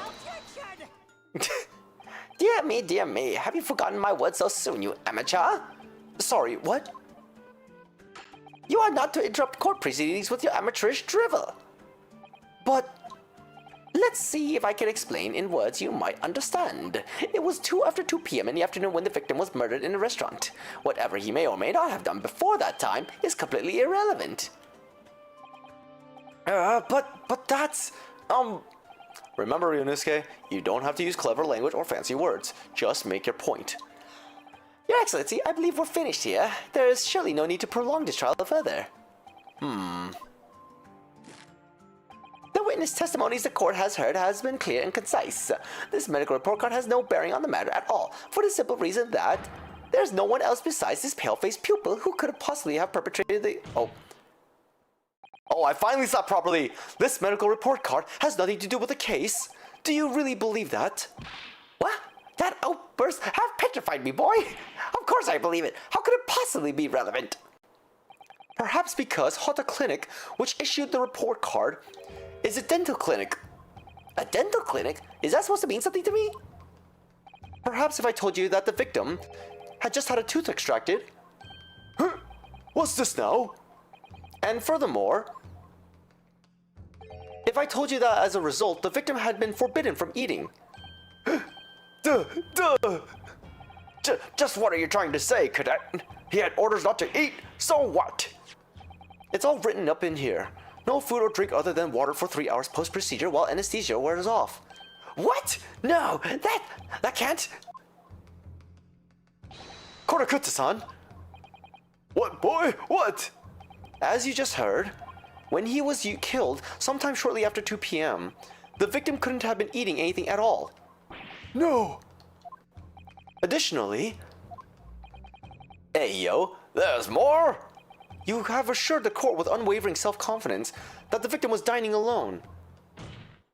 But that cannot possibly be the case. Grr. Because the victim, as we now know, had just one of his teeth extracted and was still experiencing the after effects of the anesthetic. Grr. Expertly done, partner. Ah, there's the baby. What? What is this nonsense, you little upstart? These are baseless accusations. Look, just look at this photographic evidence. You can clearly see the plate of food at the victim's table. Use your head. That's the very discrepancy we're talking about. Or can't you follow the logic? How dare you? I think it's fair to say that the tables in this restaurant case have turned. Hey, how the tables have turned. How the turntables. Wouldn't you agree, Ryunosuke? Yes, most definitely. So having just undergone some dental surgery, the victim was unable to eat. Which leaves one very crucial conundrum. Who in fact was eating the pictured beefsteak? The court will hear the opinion of the defense on this new puzzle. I assume you're ready, counsel. Counsel? Oh, that means me, doesn't it? Alright, the answer to this question is going to be pivotal. How the turntables... how the table turns. This is the start of your training, turning this trial around. Show them what you're made of. I was about to say turning this table around. Got it. So, the person eating the steak at the table must have been... me. Yes! Yes! I think it may have been me! What? It is not enough that you took the man's life, but you took his meal as well? That's a bee sings with a crying face. Some people seem to think they can do whatever they like. And some people seem to think they can say whatever they like. Ryunosuke, sorry, you're right. Of course I didn't need it to. The next time you make a quip like that, I'll make you eat your words. Then you'll be eating some dental surgery yourself. Alright, I get the message. I love how they give us moments where we can literally like just fuck up the answer. The two witnesses! The two... Slap. I bet it was the sergeant and the antiques dealer! Nosa-kun, Nasa-san, and Kurakuta-san! Ah! Ah! Are you taking the cake, cadet? You think I'd share rations with the decrepit graybeard? Insult me by associating me with this brutish carnivore, would you? You were both present at the scene. Neither of you can deny that you had the opportunity. You addle-brained idiot! I had my own regulation beefsteak set before me at my own table. And as any soldier worth his salt will tell you, you seize whatever rations are put in front of you. Plot twist, imagine plot twist. It would seem you may need to reconsider your answer, Counsel. Of course, Your Excellency. I'm not gonna do the victim one because they're just gonna give me the true answer, or they're gonna be like, but we just conclude about the dental thing. Obviously, it can only have been someone else who was sitting at the professor's table. You will not let this go, will you? There was no such person. Yes, there was, because I saw her. When that incident occurred, we know that the victim couldn't have been eating anything. Yet we have evidence of a half-eaten steak on his table. Therefore, the only logical conclusion is that there was somebody else there eating it. We have strong evidence to support our assertion. It's clear that these witness testimonies are unreliable. If the court decides to push through a ruling at this stage, we will lodge a formal complaint with the Ministry of Justice and pursue a fair retrial. Relentlessly. Kazuma, Are you insane? You would take on the government? don't worry, Counsel. I have no issue with you. What do you mean? I have issues with them, the two witnesses in the stand. What are you talking about?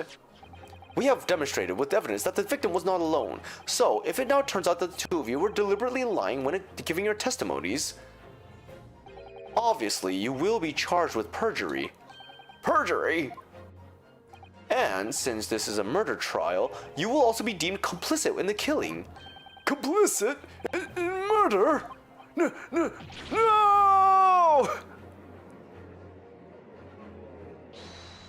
Oh, hold it. Negative! There was no mention of this at the tactical meeting!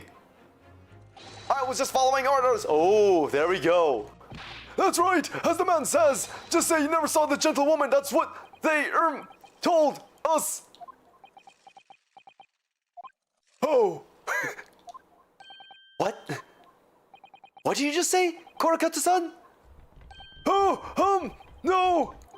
You were just following orders? No, hold on, lad. I was, Say you never saw the gentlewoman?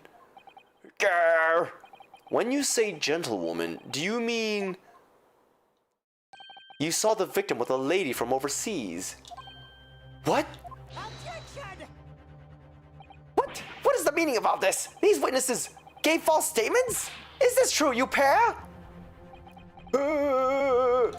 Just one simple slip of the tongue.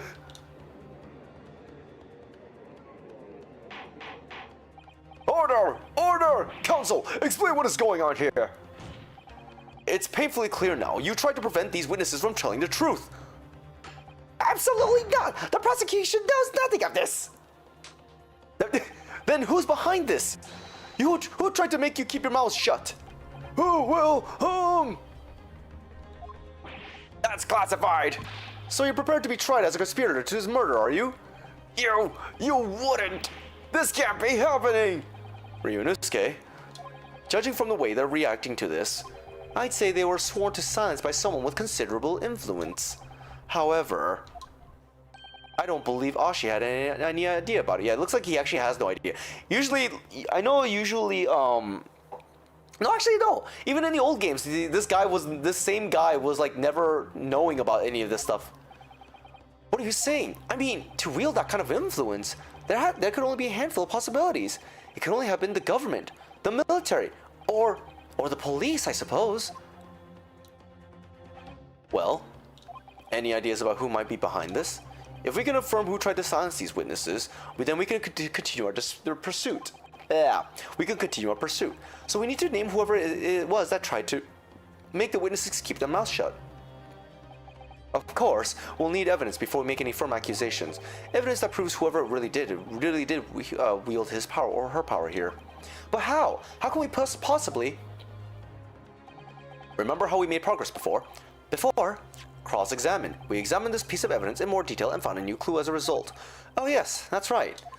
Well, that's not the only piece of evidence we have, is it? We need to re-examine everything and make sure there's nothing we've missed. There's no time to lose. I want answers. Can I, like, examine now? Okay, it looks like I can examine now. It was the butler. Probably, yeah. I wouldn't be surprised if it was the butler, yeah.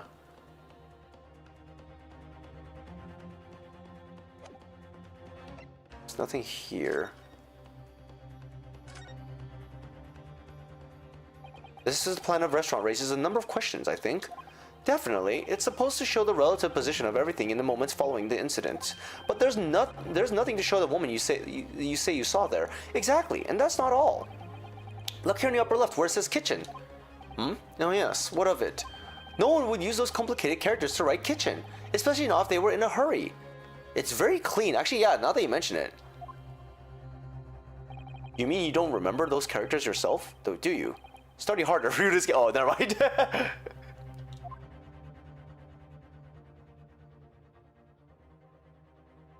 This whole thing is suspicious. This whole card itself is suspicious. This Planet Restaurant raises a number of questions. Oh, never mind. Cause of... right?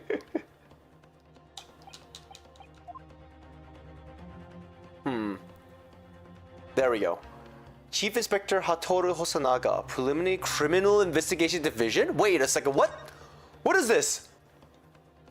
Well, that's unexpected. What is? Look, do you see it says the witness's name here? Satoru Hosanaga. Well, yes, business cards do tend to show the person's name. That's sort of the point. It's not the name that's unexpected. It's his job title. His job? Oh! Chief Inspector Satoru Hosanaga, Primary Criminal Investigation Division, Imperial Police Bureau. Inspector? What on earth? Yeah, wow. I have no idea. But let's face it, the police have a lot of power and influence. If they're wielding it somehow here... Oh, yeah, that's actually... that's actually very, very important right here. I wonder if there's anything else I could examine that might be more important. I don't think I'm going to be able to get any more, like, make any other notable differences here. I don't think I'll be able to inspect that mouth bite either. But that is interesting. How about the business card? I want answers. If it's proven that these witnesses have been manipulated, I assure you the penalty will be severe. Please, wait! Your Excellency, I had no idea about any of this! I swear to every Shinto god! I knew nothing! And what does the defense have to say about all this? Well, Your Excellency... no time to think. I'm just going to have to close my eyes and shout out the first thing that comes to my head!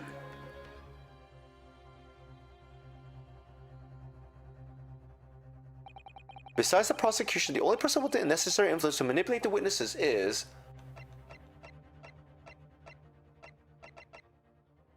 It is the police, so likely it would be this guy, right? It would make sense it would be him then.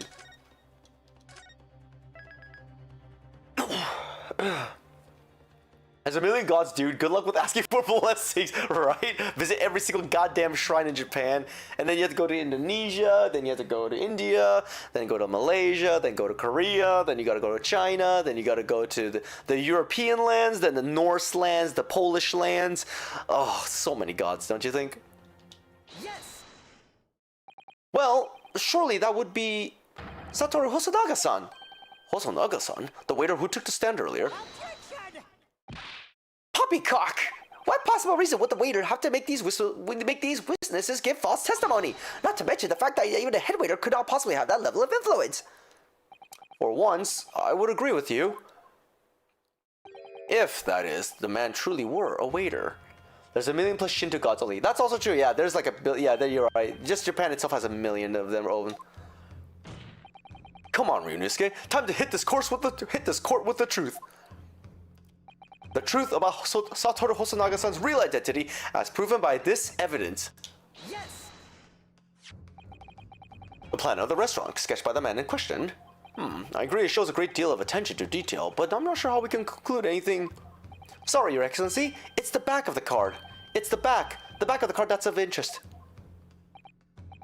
I beg your pardon? Or perhaps I should have said the front? Yes! It's the front of the back of the card! That's where the telling detail is! Would somebody please explain what this overexcited student is trying to say? Hosonaga-san sketched the plan of a restaurant on the reverse side of his business card. The front of the business card reveals the man in question's profession, his true profession. The waiter's profession, but that's surely... Good gracious! The front of the back of the card, yeah, exactly. Yeah, exactly, the front of the back of the front of the card. That's right, Your Excellency. The card reads, Chief Inspector, Primary Criminal Investigation Division, Imperial Police Bureau. What? The waiter is a police detective? I haven't heard any mention of this before. Why haven't I heard any mention of this before?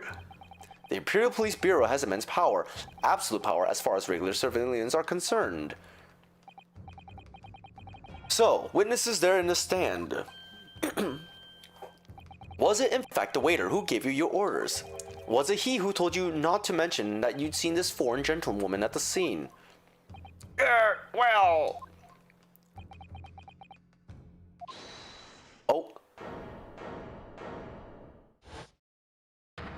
Oh, it's a waiter! Inspector Hosonaga! I was worried something like this may happen. The moment you asked me to submit my sketch as evidence, I realized it was a possibility. The court will take this plan and add it to the court record as evidence. Oh, well... Is there a problem? Hand the plan to the court officer at once. Of course, here you are.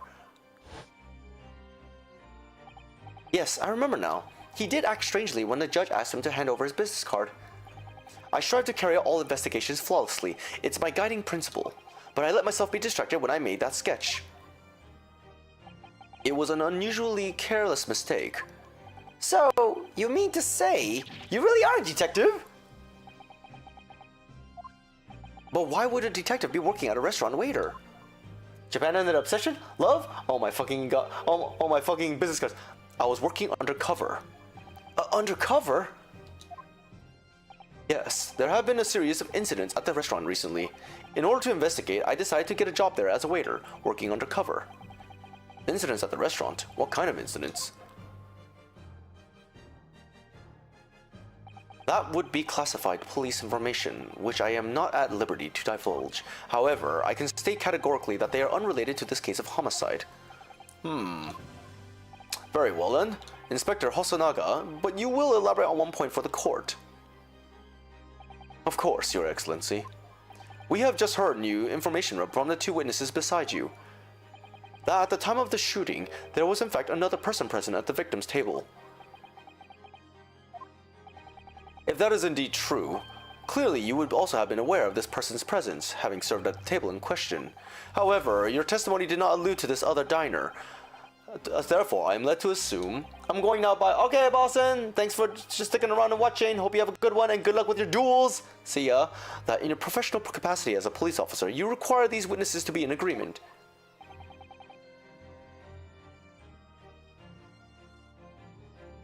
Wait, what the heck, Fred? Would that be correct?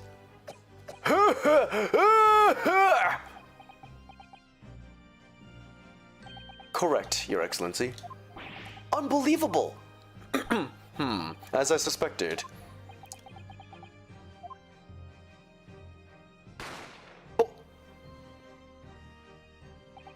As soon as I heard the gunshot, I ran out of the kitchen to see what had happened.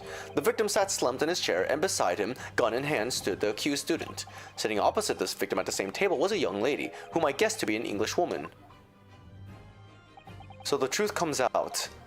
I immediately sealed off the restaurant and reported the incident to the bureau. It was then that I received some special orders. Special orders? You mean to say, remove the English woman from the scene at once? It was made clear that the English woman's presence at the restaurant was to be concealed. Those were my orders. But what if this English woman was a killer? I think it would be in everyone's best interest not to pursue that idea. The Empire views the friendly terms of its relationship with Britain more highly than anything at the moment. An Englishman has been murdered on our soil. To name an English woman as a primary suspect, well, without irrefutable evidence, that would be completely out of the question. So that's the reason for the disappearance of the Phantom Woman in this case. But it's not right!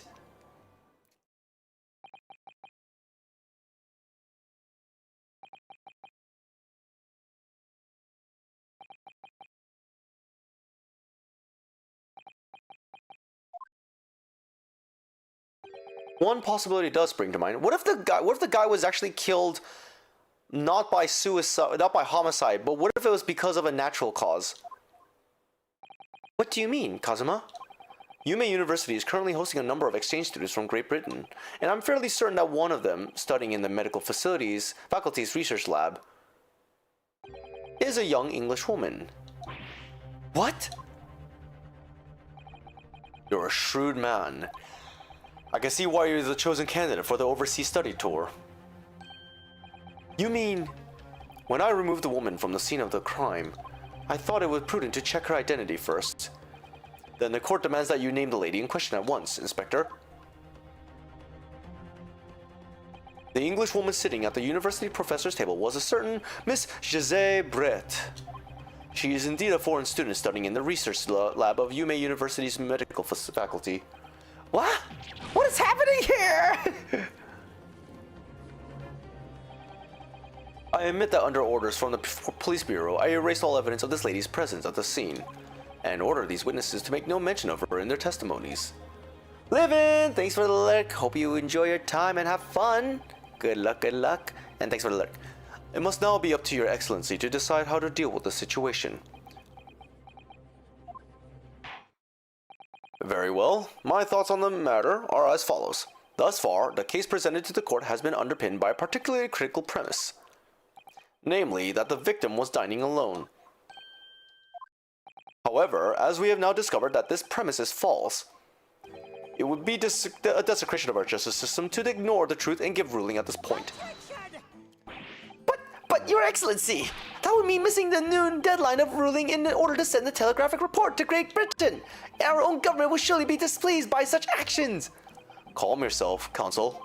I will not allow the government of our country or any other to influence the proceedings of my courtroom. Inspector Hosonaga. Yes, sir. You will locate this José Brett and escort her to the courtroom with the utmost urgency. At once, Your Excellency. But that means you'll be going against the special orders you were given from the police bureau. As I said before, it is my guiding principle to carry out all investigations flawlessly. Just like a true gentleman, so it won't be a problem.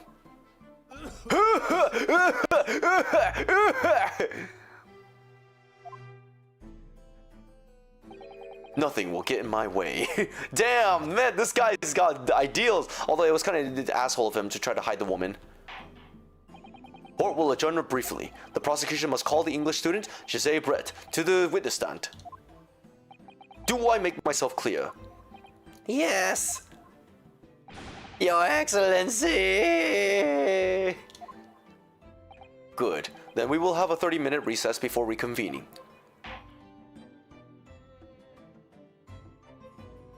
Oh, that was a rush. So much shite happened. Holy. Oh, that was a lot. Holy crap. Pachi, Pachi, Pachi. Oh my god. Oh, it feels so long ago since I last played a Phoenix Wright game. I played Spirit of Justice on my phone because it was on I forgot what system it was on, and I couldn't play it. But I found out that they released it on mobile phone, so I played it on my phone instead. And Spirit of Justice was pretty good. If you guys haven't played a Phoenix Wright's latest story, Spirit of Justice is really good. I think didn't they say they're gonna be starting a new Ace Attorney series soon? I forgot which one, but yeah.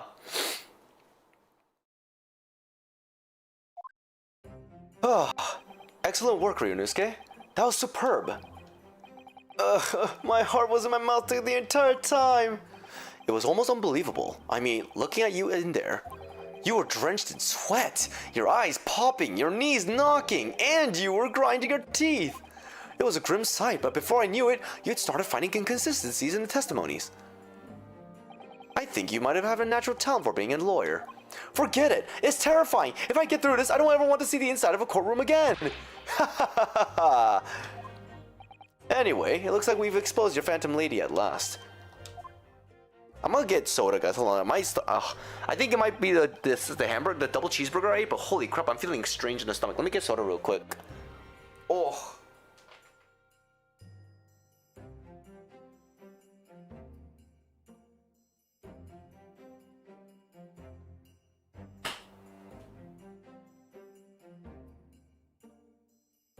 I also want to stand up. Let me raise my table real quick. Holy, I feel so full. Holy crap. Miss Giselle Brett, a student from the Great Britain, is she?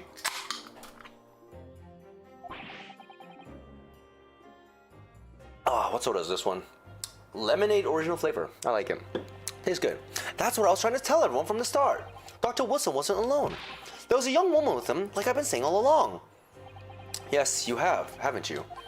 I might not be overly confident in a courtroom, but my powers of observation are one thing I'm sure of. I'm sorry, I have powers of observation? When did I get this? So everyone has special abilities. Even I have a special ability. Yes, I can see that. So, about this young gentlewoman. Thanks to our detective friend, she was hastily escorted away from the scene, it seems. Did you see what happened with that? No, I didn't see any of it. I was just on my way out of the restaurant myself. Then, on the floor next to Dr. Wilson's table, I noticed there was a gun lying on the floor. And just after I bent down and picked it up... Bang! Kaboom! Wapa! Wapow! Pakow! I didn't have time to think about where the sound of the gunshot had come from. That's also a good question. Where did the gun sound come from? Also, where's the coin? I bet the coin's important to this. The waiter ran over to me looking as white as sheet. And he bundled me in some sort of small pantry next to the kitchen. That's true, yeah. Fast thinking by the detective. He apprehended his suspect without a moment's delay. I should probably change Kazuma's voice soon. Objection!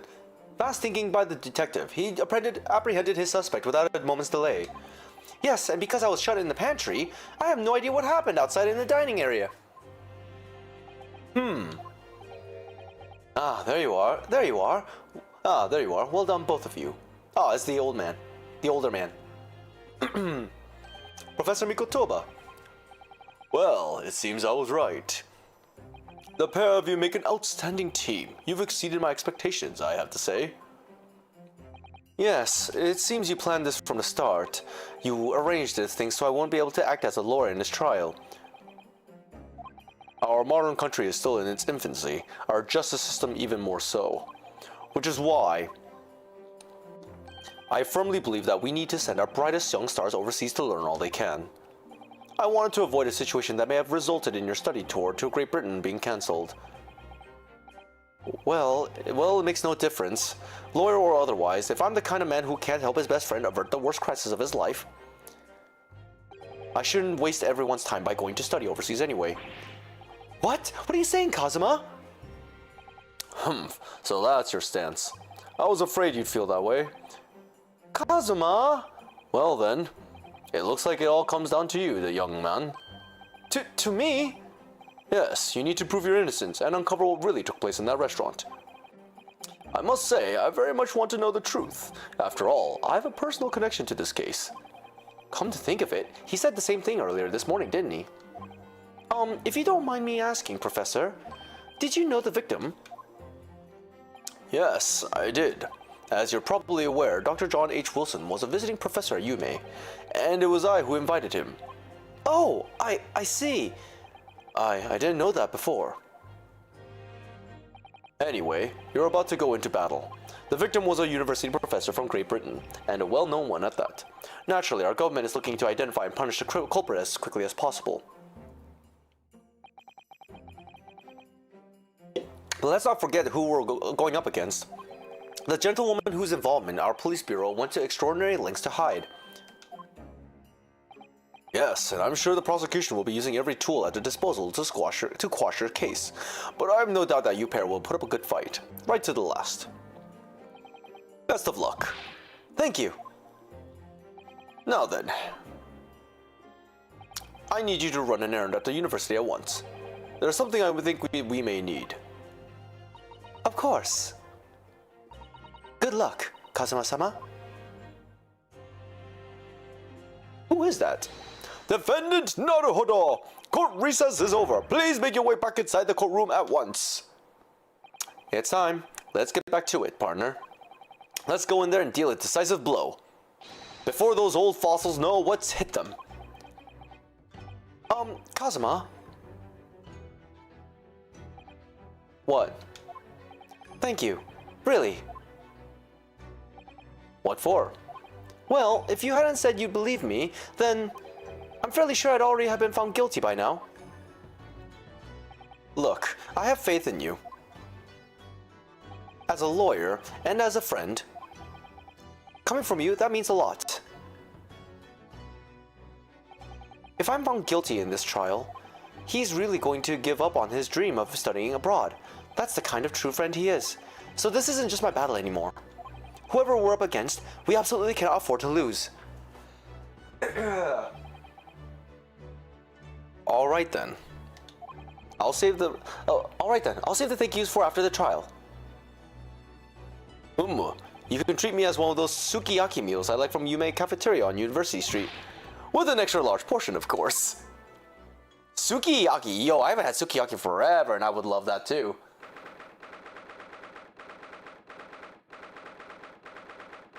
Sukiyaki.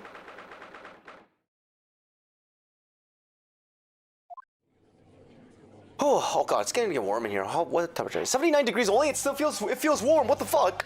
The court hereby resumes the trial of Ryunosuke Naruhodo. Prosecutor Ashi, have you managed to subpoena the witness? Yes, Your Excellency, against all odds. And thanks to a certain young stripling, the prosecution is now rather under painful scrutiny from the government. Sorry. Let the government scrutinize. That's their job. It's nothing to worry about. It's highly unlikely that the good relations we've forged with Great Britain will emerge from this trial unscathed. Will you still think it's nothing to worry about when the new treaty breaks down in our nation founders? Again, terribly sorry. If the friendship between our nations is really so fragile, then the treaty isn't worth the paper it's written on. You really have nothing to worry about, Ryunosuke. What do you mean? A secret trial, anxiety over some foreign government's opinions, a bungled investigation, missing witnesses. Is this what our nation's justice system is? Is this the Supreme Court of Japan or of England? Shut up, you jump-up rookie boy. You and your friend know nothing of the situation our nation finds itself in. By aligning ourselves with this great world power, we'll become strong. Diplomacy has never been more critical. Steady political maneuvering is what will secure our futures. I won't deny that I'm no expert. I'm just a student, and one who could arguably study harder too. But standing here now in our Supreme Court, there's one thing that I feel very strongly. A country that fails to uphold the truth in its justice system is a country with no future at all. Damn! Well said, Ryunosuke, despite the wide-eyed look of terror. You little brats! Thank you, Counsel. This court is the pinnacle of our nation's justice system, and exists solely for the pursuance of truth. With that in mind, this trial will now resume with the next witness taking the stand. The visiting student from Great Britain, Miss Jose Brett. Yes. Your Excellency! Why do I feel like saying that in like the Chinese style of like Shona?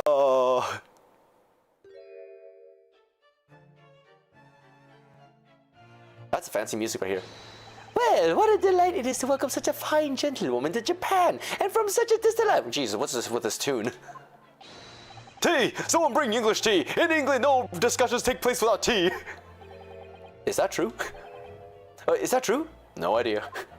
So, ahem. Could we possibly trouble you to state your name and occupation for the court? Of course. My name is Satoru Hosonaga. I have been working undercover as the head waiter at Le Carnival, but my true— Yes, we know all about you already. Inspector Hosonaga, where are your manners? In England, it's always ladies first. Is that true? No idea. More importantly, a little earlier today, you said something to me. You said your powers of observation are the one thing you're sure of. Oh, yes, I think I did, didn't I? Yet your description for this amazing sight was simply a woman. Sorry, Ryunosuke, but powers of observation aside, your powers of description are sorely lacking. Guilty. So, dear lady, once again, if we may trouble you for your name and occupation, please.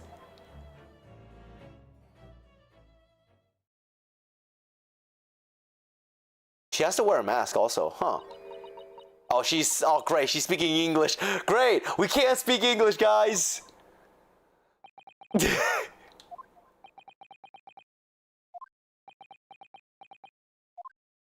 I'm terribly sorry, dear lady, but what? Oh, great, Hosonaga knows how to speak English.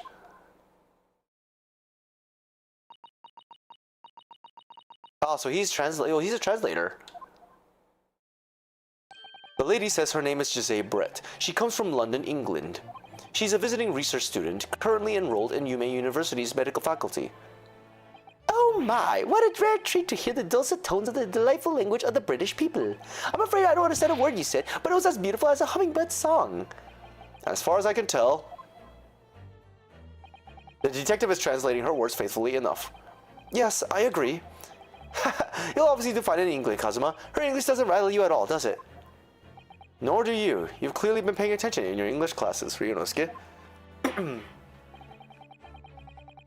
The court thanks the beautiful lady for taking a stand. Now, if we may trouble you to confirm something, Miss Brett.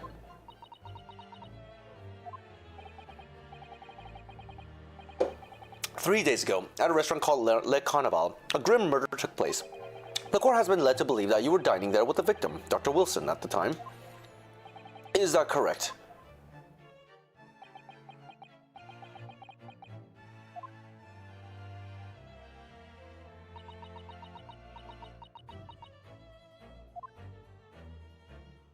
She says, yes. That was a very lengthy thing. This could take some time. So even though she's studying here in Japan, she can't speak any Japanese.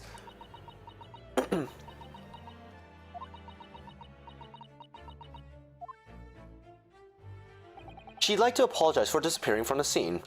She says that she was due to make a presentation at the university, so she had to leave immediately. Interesting. So when you're the one who engineered her escape, I was just following special orders from the bureau. Well now, dear lady, would you be so kind as to cast your eyes over this photographic print? Seeing as you were so unfortunately present at the scene of the crime, could it be that your resplendent eyes caught sight of the wicked perpetrator, perhaps?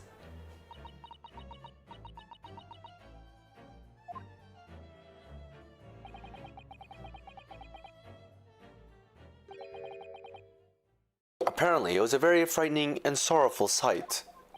Do you mean to say? Yes, it would appear the lady did witness the crime. The very moment when the accused, standing right there in this courtroom, shot the victim in cold blood. Great. Of course they're gonna do this. They're gonna pull this card. Order! Order in court! Did you hear that, Your Excellency? Here we have an absolutely conclusive witness statement. Well, it looks like it's clear now. Clear who our real enemy is. Unfortunately, I will have to ask you to formally testify, if you please. Kindly tell the court the exact nature of this frightening and sorrowful sight you described.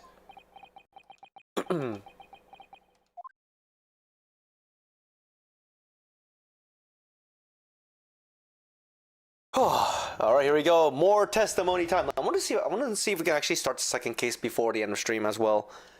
Seeing how we're going right now, 2.5-ish, it's almost 5 o'clock too. Yeah, I think I have time.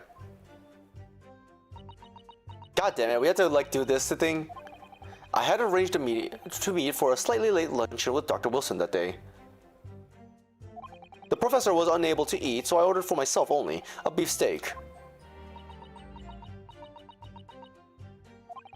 After a while, the accused came over to greet the professor, and they got into a fierce argument. Then, not long afterwards, the accused took the professor's gun and shot him right before my eyes.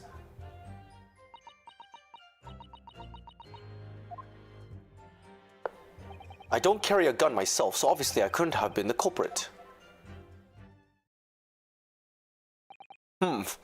This is a condemning testimony indeed.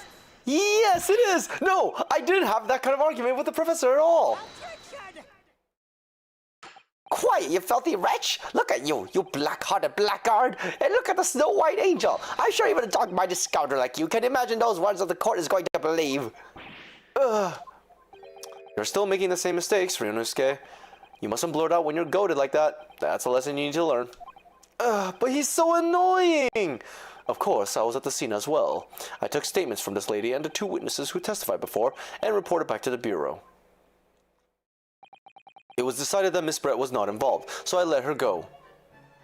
The testimonies of the last 2 witnesses were completely worthless, however.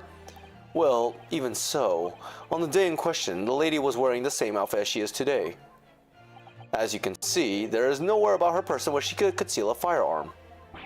I would think she would hide a gun in almost anywhere in that outfit if she wanted to. Unless and until the precise location where the witnesses to have hidden a weapon can be shown, this is moot. There are no pockets in my outfit. I have nowhere to hide a gun. Those are the witnesses' own words on the matter. Ah, that's ridiculous! If only I was allowed to lift up her dress, I could prove it! Don't think about doing anything rash, Ryunosuke. But I did fire the gun I picked up! There must have been another gun there that day! You're right about that, which means this lady was hiding a gun somewhere. Yes, that's what we have to prove now. And to do so, we will need to pull her testimony apart.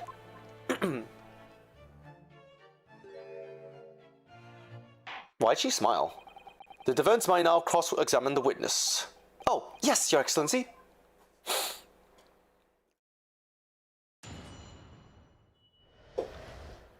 Alright. Slightly late luncheon with Dr. Wilson that day. Okay. I wonder what it is about. After 2 p.m., in fact, that's really quite a late lunch, isn't it? You don't keep up with the latest fashions from Britain, don't you? Late luncheons are en vogue, isn't that right? No. The decisive English no has quite a sting to it. The gentlewoman is currently working in the victim's research laboratory, it seems. So it was apparently a daily occurrence that they would lunch together. But on the day in question, the victim had another appointment at the clinic first. Yes, we can prove that from the medical report card that was submitted as evidence earlier. That's right. Miss Brett and the victim went to lunch following the victim's treatment, which is why it was so late. Yes, that all makes perfect sense. Such wonderful logic. What a shining example of English intelligence this fine gentlewoman is. So you both arrived at the restaurant. What happened next? Unable to eat, so I ordered for myself only a beef steak. So why is it on his side also? He was unable to eat, you say? And that was because he just had a tooth removed at the hotel clinic, correct? That's right. You're supposed to act naturally to actually check with the witness before answering. Was Miss Brett aware of that fact? It seems so, yes. She'd heard that the professor was to have some dental treatment. So that would mean that it was you who ate the steak pictured here. Is that right, Miss Brett? That's right, yes. The print you have there shows the table exactly as it was after the horrifying events. Exactly as it was left? Dear me, what a harrowing experience to have traveled to a distant island on the far side of the world and be embroiled in such a tragic incident. Have no fear, my dear lady. I swear I will crush the evil fiend that has subjugated you to this terrible plight. So the victim, Dr. Wilson, had nothing to eat or drink at all. That's right, other than some carbonated water. Just water? Yes, the professor was unable to eat, but he had been given permission to drink water. So it appears that the diners toasted their lunch with a glass of water each.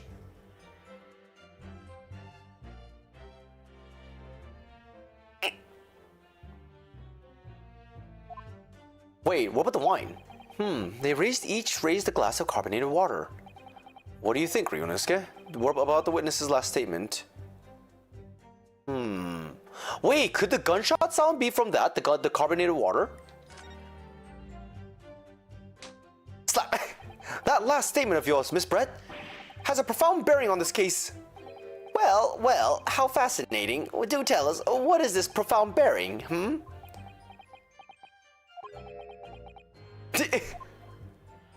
The significance of the statement will become apparent when the time is right.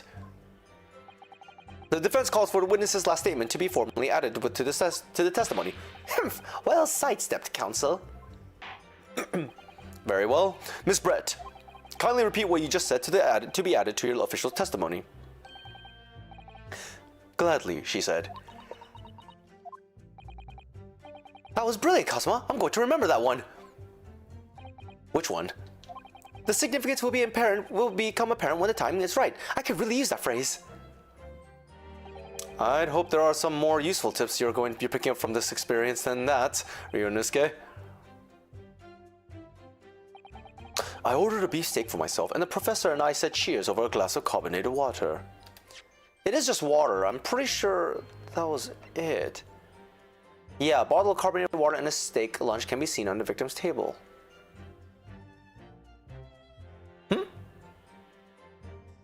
Wait.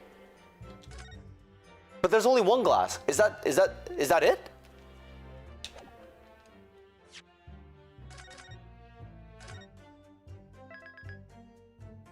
Hold on, let me press that real quick. I'm gonna press onto that for a moment. Yes. So both of you and the professor drank this carbonated water, did you? Yes. Being the waiter, I poured the 2 glasses myself. I clearly remember doing so. Except you're actually a detective. And the beefsteak, that was for you, Miss Brett.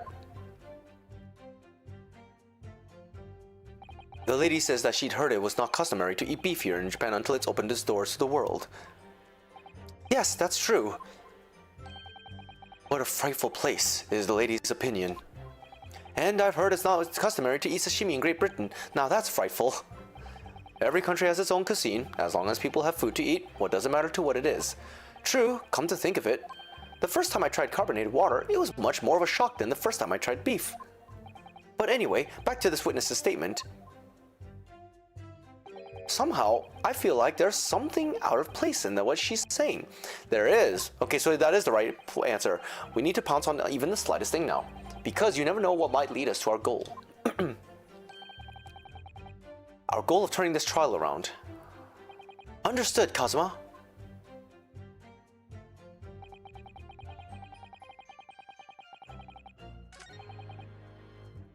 And present. Yes. That's it! Let me just confirm something, please. It's to do with this photographic print. Just a short while ago, you spoke of this print showing the victim's table at the crime scene. That it was exactly as it was left. That is correct, the lady says. Slap.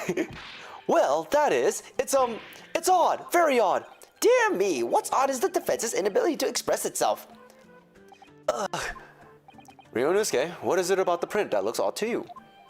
Well, obviously, it's the cheers. That cheers? Miss Brett just told us that she and the professor said cheers over a glass of water. But if that's true, there should be 2 glasses on the table, not 1. Ah. You're quite right, Counsel. There's only one glass pictured here. Are we supposed to be impressed by this nitpicking over minute minutiae? What possible difference does the presence or absence of a glass make on the case? Minutiae, you say? Could it be that the detective here removed a glass from the table to conceal the lady's presence? Of course not. I would never do something so reckless. But there should have been 2 glasses on the table. Or are you going to try and tell me you can clink with only one? You're quite right.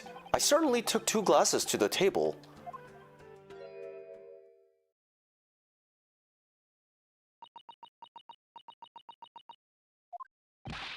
Inspector, what did the lady say? It would seem that it was Miss Brett who took the glass from the table. What? It was all so terrifying, everything that happened. I panicked and thought I should try to hide the fact that I had been there at all, she's saying. Good gracious.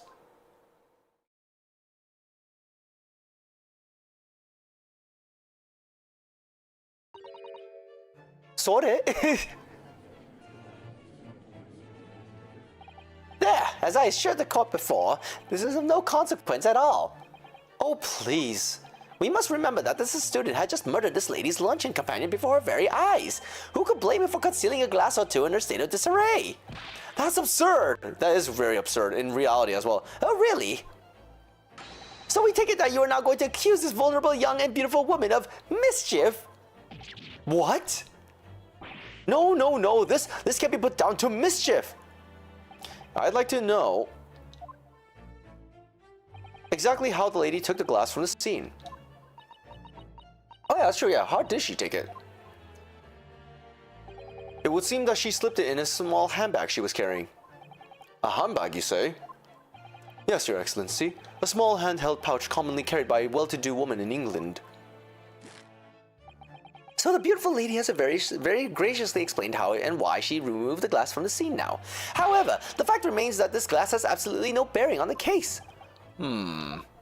This student has been trying to confuse the court with logical reasoning, but in the end it comes to nothing. No more pretentious accusations. You have wasted enough time already. Indeed, the lady has offered a satisfactory explanation as to why she removed this glass. I think henceforth we can consider the matter having no bearing on the case. Counsel for the defense, are you in agreement? Well, I don't know really. If you want to pursue this matter further, you're going to need to show that it has some deeper significance. Yes, you're right. We did talk about how a gun can be concealed. What about the handbag? So she took the glass away in her handbag. If there's a deeper significance there, it's the handbag. Wait, the lady put the glass in her handbag, you say? Yes, don't try to keep up. It's already been explained to the court that all English gentlewomen carry handbags for small items. Let me see. A little while ago, Miss Brett stated the following. There were no pockets in my outfit. I have nowhere to hide a gun. But what she forgot to mention was her handbag. Slap. In which it would be perfectly possible to conceal a gun. You're right. Well done, partner. I had a feeling you'd pick up on that too. What are you insinuating, you vile blackguard? It's really very simple. The gunshot was heard when the defendant picked up the gun from the restaurant floor. As he didn't fire that gun, we can deduce that there must have been another firearm at the scene. The true murder weapon, if you will. You can't seriously be suggesting. Inspector Hosonaga! Yes. Did you or did you not search Miss Giselle Britt's handbag on the day of the murder? No, sir, I did not. As I thought. In other words, another gun, the one that was actually used to kill the professor, could have been hidden in Miss Brett's handbag. Did they check how many bullets were in the gun? That's also true, yeah, they should have checked that. No! Order! Order! Order! What is the meaning of this, Inspector? The meaning of what, Prosecutor Achi? Why on earth did you not have the lady open her handbag to show you the contents at the time? Thanks to your bungling incompetence, now she has to endure these uncomfortable accusations. Brilliant work, partner. Now we have the chance to expose the real woman behind the mask. You think so, Kazuma?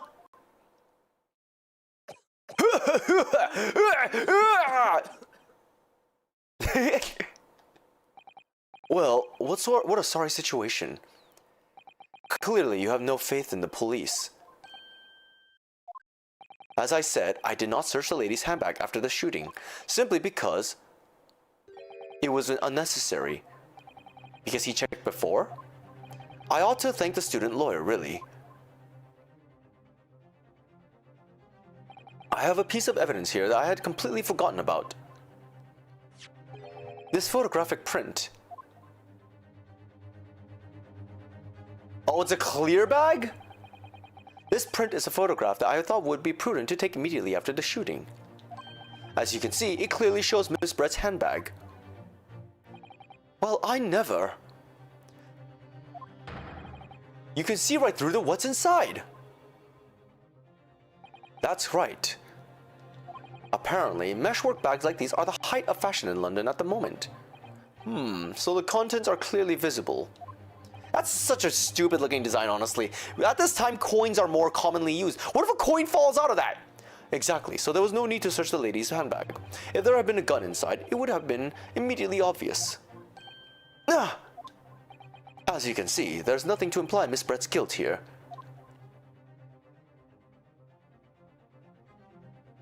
Thank you for your helping to prove that, Naruhodo-san.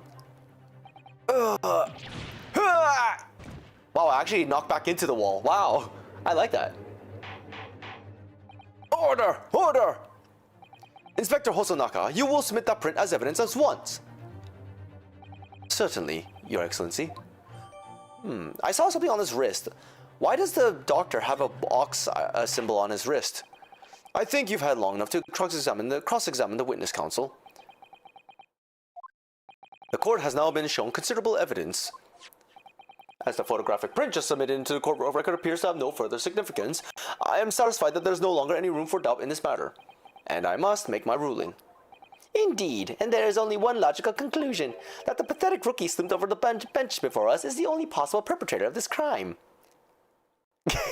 I really am slumped over. No, just when I thought I was beginning to turn things around. I'm in a worse situation than I was at the start.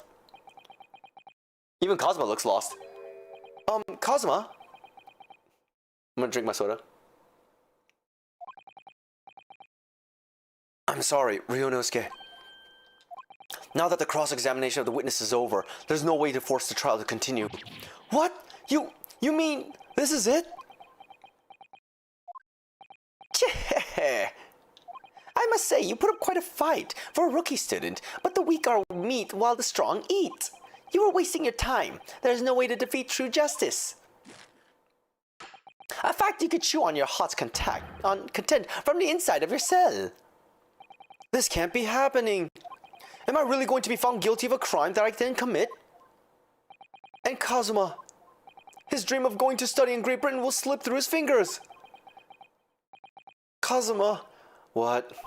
Is there really no chance now of turning this trial around? You heard the judge.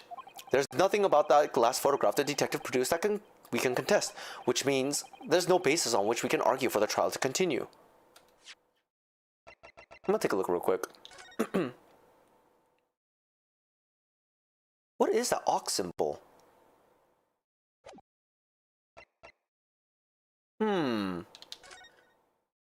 Wait, did Watson just burn his hand on the iron? It's the same ox symbol right here on the steak skillet. Why is his wrist on that? Huh? That's interesting. Very well, I will now proceed immediately to the ruling. It seems we will be able to report to the British government on time after all. That smug little... Ryunosuke Naruhodo, having considered all of the evidence placed before me, I hereby find you... Yes? Wait! Your Excellency! Ryunosuke, I don't think you can rule on this case yet. Objection! This amateurishness is getting tedious. When His Excellency deems that the trial is over, he gives his ruling. That is the most basic protocol of the courtroom. Yes! Yes! Your Excellency, just a moment ago you said this. I just noticed. Why is I have an arm guard? As photographic print just submitted appears to have no further significance, there is no longer any room for doubt in this matter, and I must make my ruling. Now that means if there was a problem with the evidence, some significant detail, I mean, then ruling on that case at this time would be out of the question. This is blatant straw clutching. Look at this photographic print. All it shows is the handbag the gentlewoman was carrying on the day in question. There could be no problem with this evidence. But there is that wrist indication. You better know what you're doing, Ryunosuke. I understand your objection, counsel. Certainly the new evidence submitted by the detective has not undergone the court's scrutiny. However, I fail to see how we can glean any new information from this handbag. Ha! My thoughts exactly. Really, the prosecution is becoming tired of this rookie's desperate wheezes. Yes, I am desperate, but this isn't a wheeze. There's something about this photograph which just doesn't seem right. Only I could put my finger on it. Very well, I will grant the defense one final opportunity. What? But be warned, if I am unsatisfied by your response here, the trial will be over with immediate effect. Do I make myself clear? Yes, Your Excellency. So, take another look at the photographic print Inspector Hosonaga submitted before. Let me go ahead and save real quick.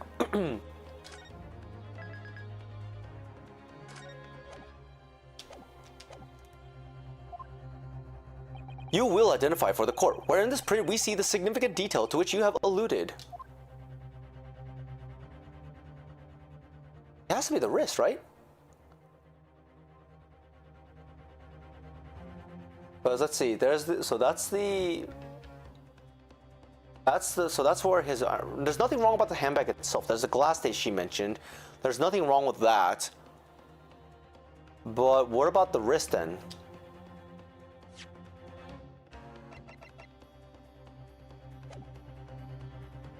Yes!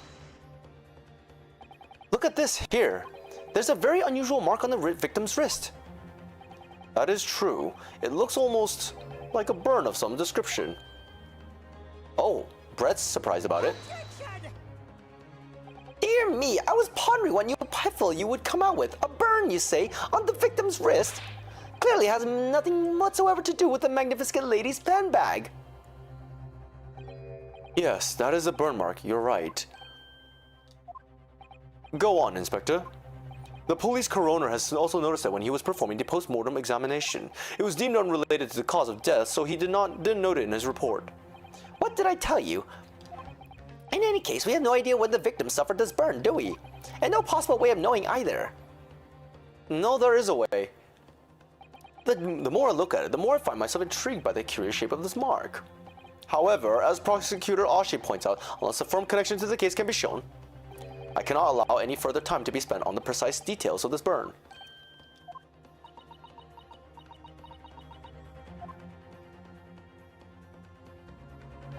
Excuse me, Your Excellency. It would seem Miss Brett has a lunch appointment with the Dean and other university staff. She would like to know if she may be excused from her stand now. Oh, of course, dear lady. We shan't hold you up any longer. I'm quite sure His Excellency is about to give his final ruling anyway. What's your thinking on this, Ryunosuke? Do you believe this burn has something to do with the case? To be honest, I'm not really sure. But if I don't keep pushing, then it's all over. So I was thinking I should keep digging and digging, in the hope that I might uncover something useful. Yes, you're right. I am? If we can just link that burn to the case, if we can do that, we might be able to prise this shutting door back open again. Just give up, counsel. You can't possibly hope to do that. Indeed, I'm afraid that without evidence, I can't allow you to pursue what is little more than just conjecture.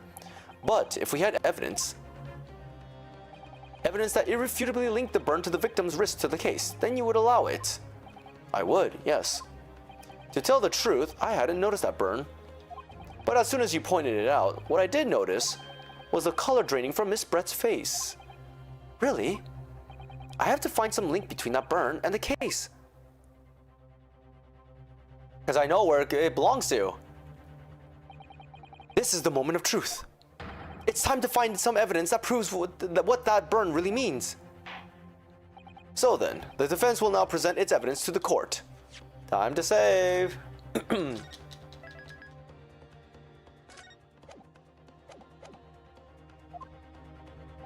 The evidence that demonstrates an inextricable connection between the victim's burn and this trial. Yes! What's this, Counsel? Yet another print? Yes, Your Excellency. I believe photographic prints are an amazing invention. When we humans look at a scene, we miss things. But in a photograph, things we may have overlooked at the time are recorded forevermore. Do hurry up, Rookie. What are you trying to say? To inconvenience this poor lady any further would be quite inexcusable. Actually, we may need you to stay with us a little longer if you don't mind, Miss Brett. You see, it's very clearly visible in this other photograph. How did the victim come to have that unusually shaped burn on his wrist? The reason is recorded here forevermore. What? How? You can't fool me with your little bluffs, boy. If that's your game, then let's see how it plays out. Show the court exactly what you mean. What is it in this photograph that explains the reason for the victim's burns? Right here. Yes. The beefsteak? Actually, the point is the metal plate the steak was served on. The plate? Your Excellency, are you all right? As you can see, there's an emblem on the plate. I would guess it's some sort of trademark of Le Carnival. This emblem on the plate and the victim's burn are exactly the same shape. Ryunosuke, you're genius!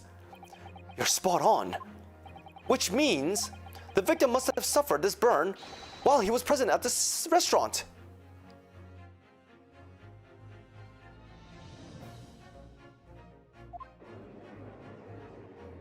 I'm trying to figure out how that's related though. But even if that is the case, we can't know if it happened on the day in question or not. It could have been the day before or the day before that. It most likely happened at some other unrelated time. Yeah, I don't get it either. Yeah, I'm trying to figure out. Well, Objection! Oh. Sadly, Prosecutor Ashi, the chances of that are extremely slim. Thanks. Why? The outline of the burn is clearly discernible. Such a serious injury would have caused quite a commotion in the restaurant.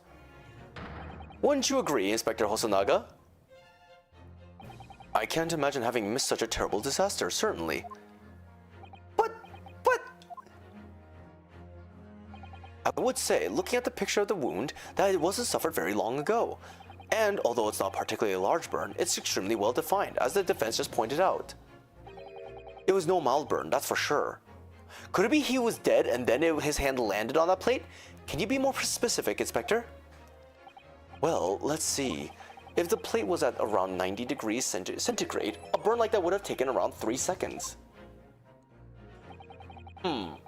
It's conceivable that the victim wouldn't have let out a scream of pain. I've been investigating at the restaurant for several weeks already, but I've not heard anyone scream at all. As the head waiter of Le Carnival, I can testify to that without hesitation. But you're a detective, you're not a waiter. God, I just love how we just have to keep refuting that. There you have it. Something isn't right. Yeah, there is. Yeah, I have to admit, I have to imagine it must have happened right after he died then. Anyone who burnt themselves on a piping hot plate for 3 whole seconds would scream in pain. Oh, so the angle of the gun doesn't match up. So that was already in the beginning. In the beginning, they said that I shot him in the back, but which is already false. We shot him. He was actually shot in the chest. So right now we're only talking. I think it's only talking about the timing of like when this burn actually happened. So now we're going into which leads to the question of why he didn't scream. So that's where I'm assuming he didn't scream because he was already dead by the time the burn was placed. And yet Inspector Hosonaga never even heard the professor scream, not on that day or any before it. That's right. And the strange thing is, on the day he was shot, I didn't hear him cry out either. What are you suggesting? Well, if the professor had carelessly laid his wrist on the plate for anything like that for 3 seconds that day, that would be beyond careless, I think, Counsel. When the rest of his restaurant, myself, the sergeant, and the old antiques dealer, all of us would have, without any question, have heard him scream. Wouldn't you agree, Prosecutor Ashi? Well, yes, I suppose. So the question is, why didn't a single person hear Dr. Wilson scream? I almost don't believe it. Ryunosuke, do you think... He died, so like he was dead for a long while then? Can it be true? I never dreamt we'd arrive at a conclusion like this, but I'm starting to think that maybe we've been led into a terrible trap.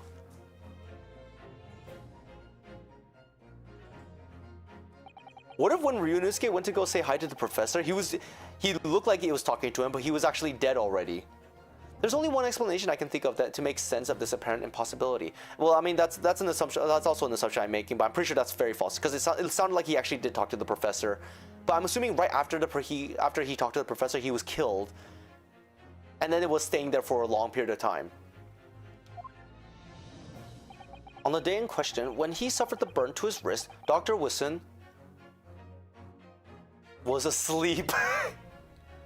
Death by poison? I'm lost. I don't think it's poison.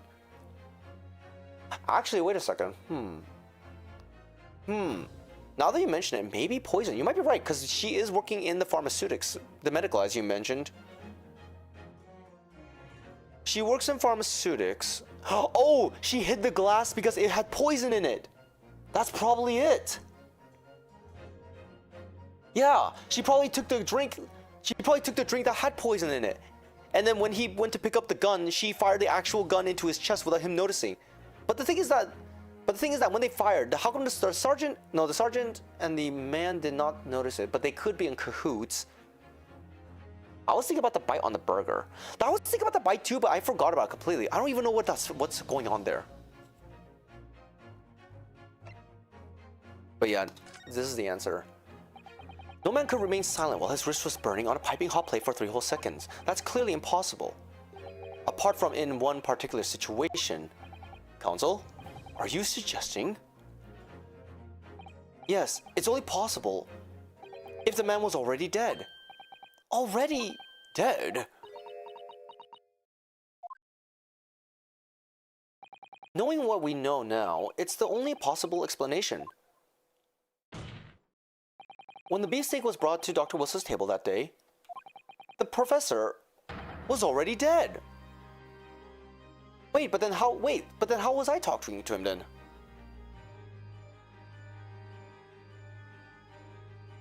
It wasn't served to him, it was served to the girl, wasn't it? That's madness. It has to be. So anesthesia. Could it be the anesthesia?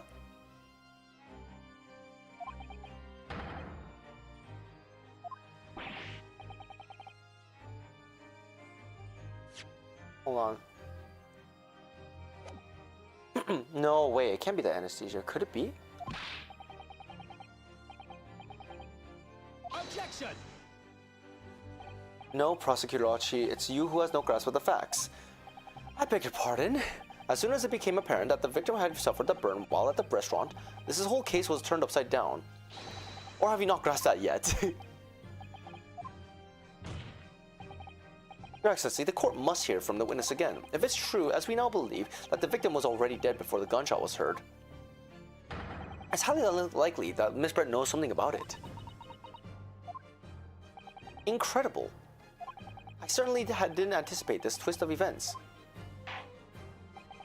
I'm sorry to say, Miss Brett, that you will have to forget your luncheon engagement.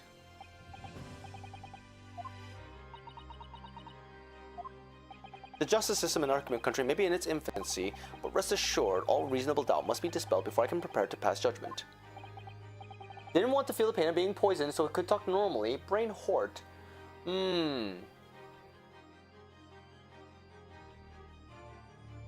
It could. Well, so here's the thing.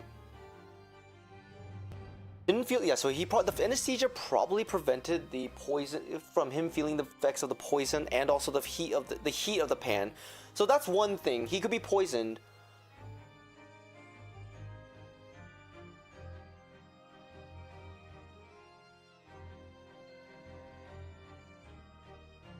Because then it becomes the question of when was this plate moved over to his side. But according to Naruhodo's pick in memory, the plate was actually on the professor's side of the table. Meaning he was already dead. What if he was dead and the girl used ventriloquism? That's a possibility.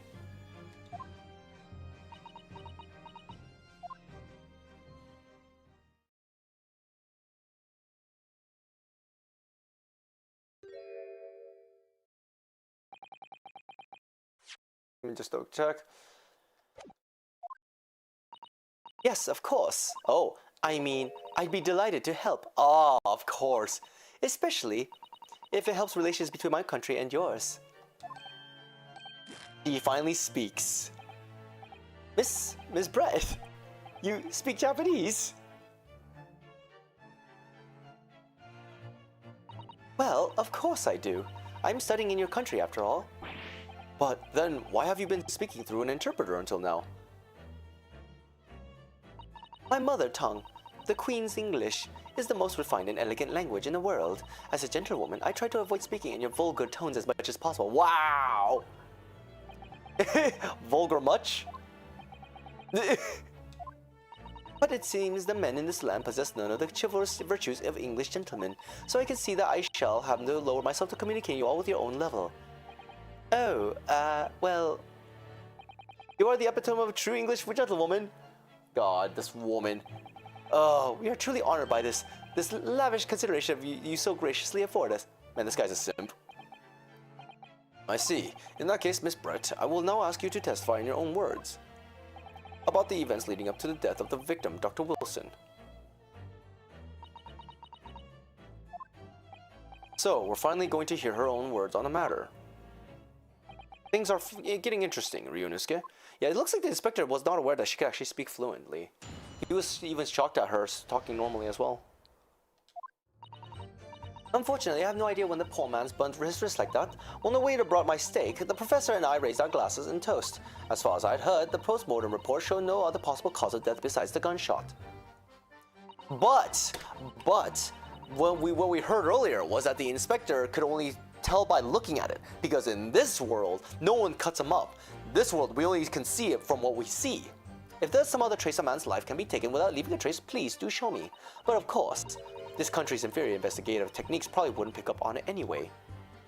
Wow, harsh mush. That most captivating and beautiful testimony will go down in the Supreme Court's history. Thank you. Easy does it. I hope that is the last time I will have to sully my lips with the coarse tones of your unbecoming tongue. Oh, forgive me. I do hope I haven't insulted anyone. Not at all, not at all. It's a delight merely to hear you speak, dear lady, and it seems very clear from your testimony that this boorish talk of the victim's burn is utterly irrelevant. I will be speaking to your country's Minister of Justice about what has happened here today.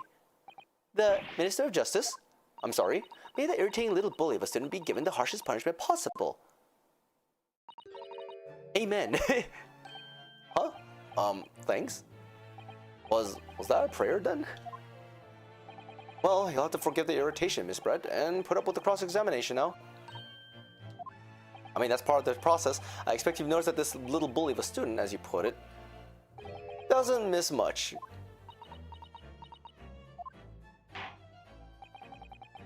I'm sure I don't need to remind you, counsel, that this will be a final cross-examination in this trial. If you fail to demonstrate any problems with this witness's testimony, I will be ruling on the case immediately. Is that clear?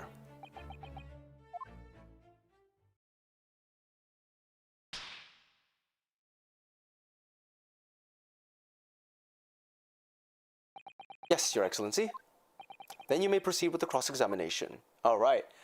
Alright, here we go.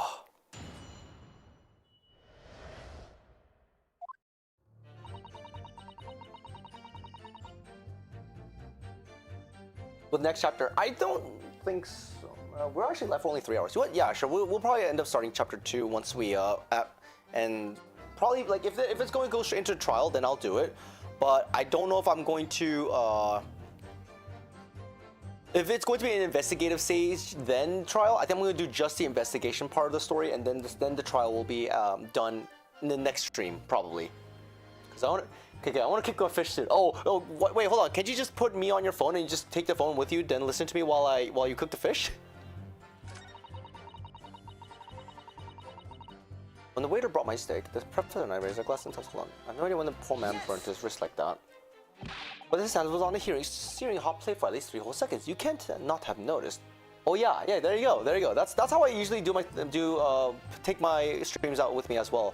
I always have it on my phone and I just like take it with me when I go outside or something. Do you think so?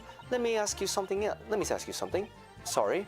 Ever since I arrived in this cult room, and even still now, the fly on those unsightly black trousers of yours has been wide open.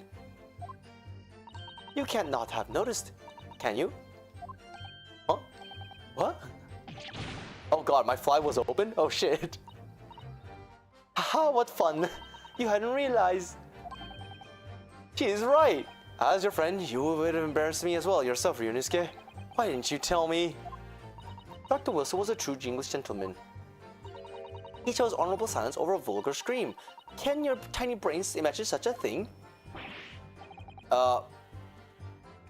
You just admitted that you have a tiny brain, Archie. Okay, well, whatever. Well, I can't. Anyway... When the waiter brought my glass, the professor and I raised our glass and a toast. So you said you hide your glass. So as you testified before, you were drinking a carbonated water. Is that right? Dr. Wilson was the only permitted to drink water at that time, if you remember, which explains why he ordered that drink. Correct, waiter. Exactly as you say, sir. Although... Whether or not the professor actually drank any of the water was when I delivered the steak to the table. I'm afraid I don't remember that. Damn you. I have enough English to understand that at least. For the benefit of others in the court, it means bless... Wait, hold on a second. Wait, hold on.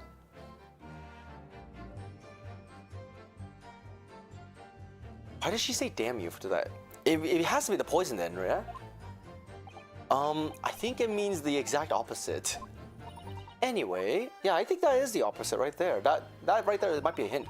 As far as I've heard, the post-mortem report showed no other possible cause of death except besides the gunshot.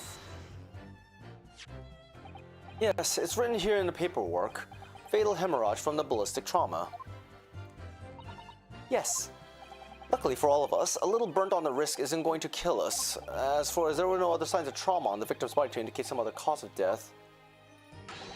It only had been a bullet from your gun that put an end to this innocent man's life. But it doesn't make sense. The burn must have happened straight away when the plate was first brought to the table by the waiter. Yes, that's true. If it had cooled even slightly, it wouldn't have been able to make a burn like that.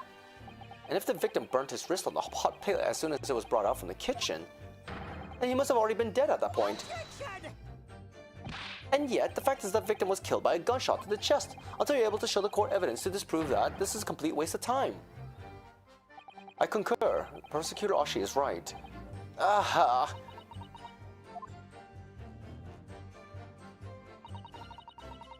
Is there some other way a man's life can be taken without leaving a trace? Please do show me. Yes.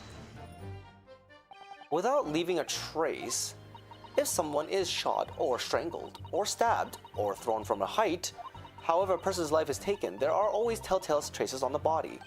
Quite right, dear lady. And as our police force has thoroughly examined the body of the deceased, there can be no doubt. Isn't that right, Inspector Hosonaga? As I said, I always aim for a flawless investigation. There could be physical traces with all those causes of death, that's true, but maybe there's some other ways of killing someone that doesn't leave a mark. If, heaven forbid, you doubt me, young man, you're going to have to tell everyone how exactly you think the professor did lose his life. Yeah, I needed some way to get evidence of like poison or something like that. Otherwise, I'm afraid your argument falls rather flat, doesn't it? Oh no, perish the thought, calling such a sweet young lady's innocence into question. On my honor, I, Takatsuchi Achi, will cut down any who dare cast such aspirations. A new way of killing someone that leaves no trace. We need some evidence to back us up here. Yes, evidence. Now, the question is, how do we get that out here? But of course, this country's inferior investigative techniques probably won't pick up on it anyway. Inferior? What do you mean by that? In the lands of the Great British Empire, the police store everything found at a crime scene for later examination. But in this country, you investigate once and that's the end of it. Isn't that so? Quite right. Le Carnival is open for business as usual today, just days after the incident. Exactly. Which means that even if the investigation takes a different direction, vital evidence may be lost.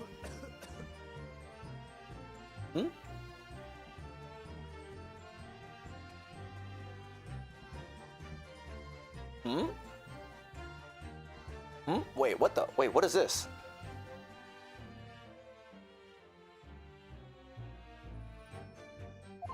It doesn't even occur to your naive detectives to try to preserve the crime scene. I'm trying to be as tactful about this as I can, you understand? A killer blow. A lady is as formidable as she is beautiful. Amazing. He's actually admitting our police may be flawed. Perhaps Prosecutor Ashi is starting to see sense. Wait, what?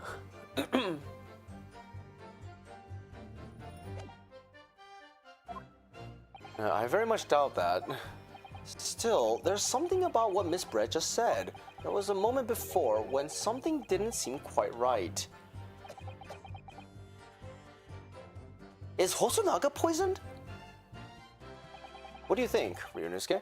I think it's going terribly. No matter how much I press her, I'm not turning up any new information. Yes, as I suspected, she's a tough witness. We need to find a way to break her testimony, or the cross-examination will be over.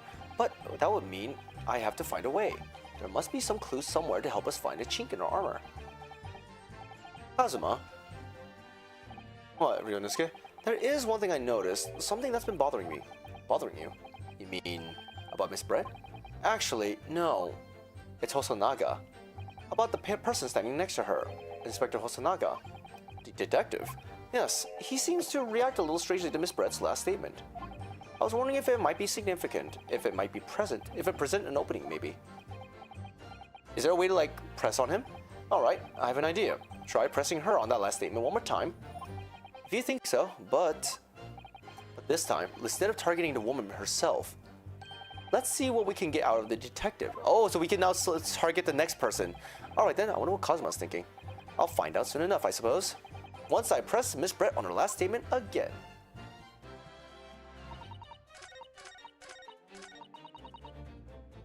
Yes!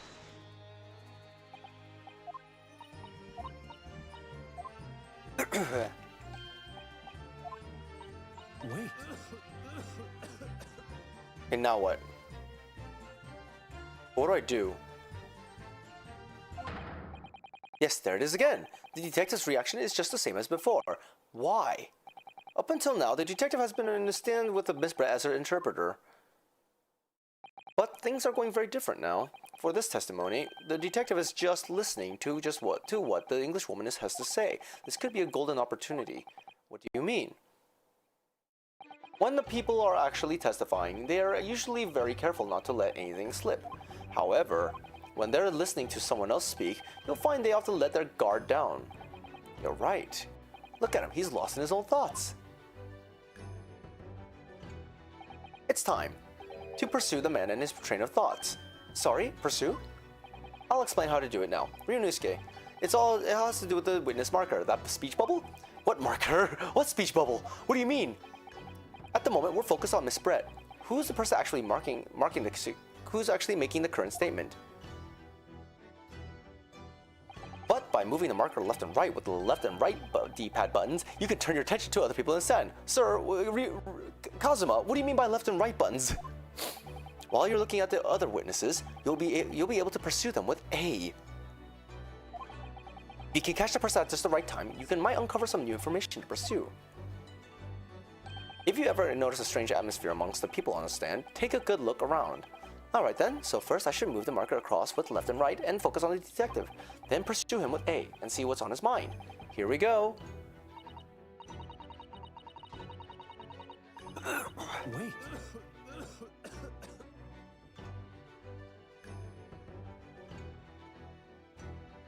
Excuse me! Excuse me! Ah! What is the meaning of this? Literally catch him off guard. I'm sorry. I'm so sorry. I didn't mean to shock you. He really was lost in his train of thoughts. Deeply. It looked like you were thinking something just now, Inspector. Perhaps having heard what the lady next to you had to say. If there's something you'd like to say, please, share it with the court. Objection! What is the meaning of this? It's a delightful Englishwoman who's testifying at the moment. If you can't find fault with her testimony, then the cross-examination should be over immediately. Is that how it works? I mean, technically, yeah, reality. Absolutely not. Oh, never mind. The detective is in the stand, which makes him a valid witness. Slap. Yes, not to mention that he's intimately involved in the case. Inspector Hosonaga. Yes. Do you have something to add in relation to the statement just made by Miss Brett?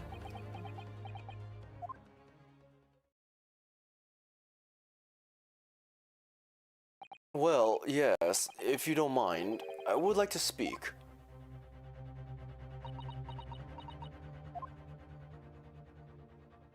The lady is right. Our country's police practices are not as modern as those used in Great Britain, which is why I, Satoru Hosonaga, always strive to make every investigation I'm involved in flawless.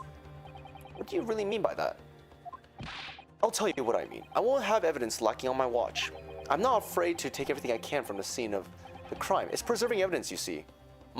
I just heard something.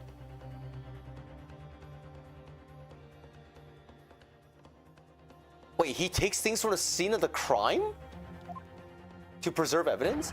I don't care if they call me a crime scene thief. I'm not ashamed of what I've done. A crime scene thief? Well, it looks like the lady's remarks touched a nerve there. Take this, for example. It's the bottle. Is that? This is the bottle of carbonated water that I took to the victim's table on that day in question. And yes, it's lost all of its fizz, having been opened 3 days ago now. But it was carbonated water, I don't care what anyone says. Yes, there's some left in the bottle, I can see it. One day our police force will be among the best in the world. The time is coming, I guarantee it. Don't tell me you drank it, bro. I can't say I condone with the witness's actions, but I do understand the sentiment. The court will accept the glass bottle of water as evidence. I wonder if he drank it. Miss Brett, can you confirm this is indeed the bottle from which you drank on the day of the victim's death? Yes, it was that bottle. What was that about? She seemed to avert her eyes when she answered the judge's question. Very well, counsel, you may resume the cross-examination. I have a feeling that bottle is very important. Control his fervor.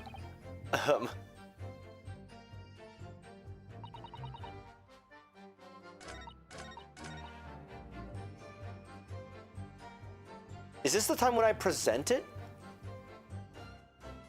I wonder if this is the time to actually present the bottle as like a way to show poison. But like we still don't have the concept of poison though. Can I like look at it? We can look at it, thank goodness. Label's written in a foreign language that I don't recognize. Do you know what it says, Kazuma? I think it's French. This must be very expensive water.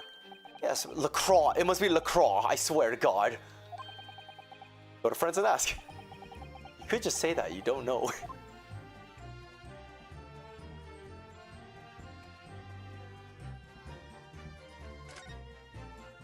So this carbonated water is the last drink Dr. Wilson ever had. It looks like there's a little left in the bottle, although it's just plain water now. You know, I've been sweating so much, I'm absolutely parched. I'll just have a sip of this to keep me going. No, Ryunosuke, you can't do that. For one thing, that's evidence. You can't go drinking evidence. Oh no, you're right. We don't know what might be inside, do we? You never cease to amaze me, Ryunosuke. In more ways than one. Wow, he literally just dropped a hint that this could be something dangerous. I wonder, could there be anything in this water? What's the matter? You've gone quiet all of a sudden. I think I might have just worked something out. An interesting possibility. Ah, so I did have like a thought kind of thing.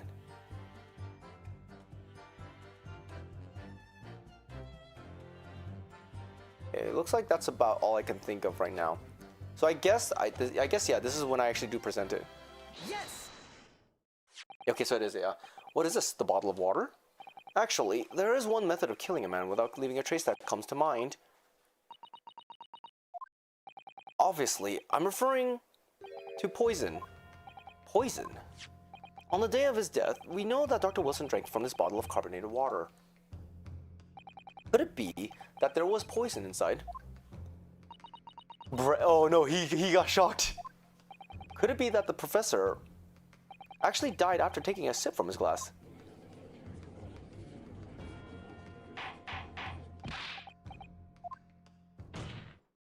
And on that day, who was sitting at the same table as the professor and able to slip the poison into his drink? There's only one person who possibly could have done it. Jose Brett, it was you. Also, Naga looks very surprised. Objection! This is outrageous. To suggest a thing without a scrap of evidence. You rookie imbecile. Have you even considered the delicate situation our country finds itself in now? Have you forgotten that we have just signed an accord of friendship with the British Empire? Have you even the vaguest inkling that your rash accusations could jeopardize the entire treaty? Objection! This is not a political arena. This is a trial to determine one's individual's guilt with respect to one crime. The fact that this woman is British makes no difference. We are here to determine the truth. If I may, I will silence you forever for this disgraceful attack on the lovely young... Oh.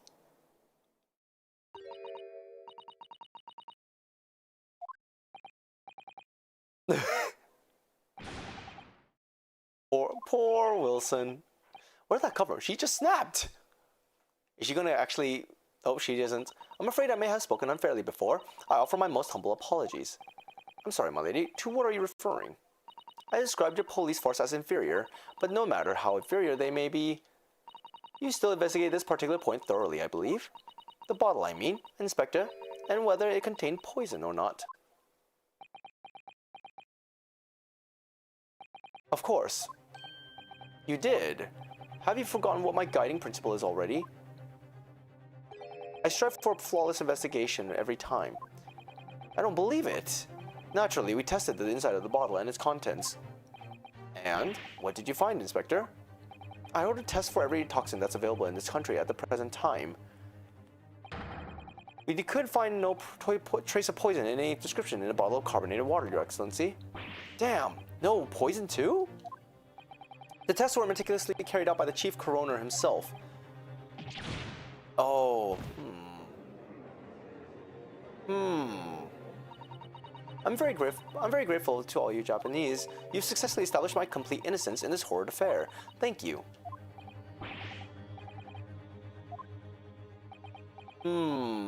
Something's odd. Yeah, I think the cup is still suspicious then. This can't be right. Everything falls into place if he was poisoned. Thank you, Counsel. I think that cross-examination has clarified everything. As the prosecution have asserted, a shot to the chest from this gun is the only conceivable cause of death. Furthermore, the accused, who by his own admission was holding the weapon, is the only possible culprit. I'm done for. The cup, where is the cup, first of all? The court wishes to apologize for the great inconvenience this has caused you, Miss Brett. Oh no, I'm just glad the matter is resolved. Before proceeding, I must ask the counsel for the defense. Do you have any further new evidence to present the court at this point? Kazuma? You don't have anything else, yeah. 5 final chances later. I'm sorry, Yunosuke, I have nothing more. Well, if you'll excuse me now, I really must be leaving. Good day to you. Hold it! Ooh. Ah, just what I needed. Please wait. Who is this? What is the meaning of this? Forgive me for intruding on the court proceedings, Your Excellency. Susato Mikotoba, judicial assistant to the defense. Oh, so she's related to the old man. Mikotoba? In my darkest hour, with nowhere left to go, she appeared like a bolt of lightning. And in her hand, she carried a small package, wrapped in a furukoshiki cloth. To be continued? Really? Wow, this is just the first case. We get a 3 and we get 2 to be continued. What the heck? I don't even think the original games had this many to be continued.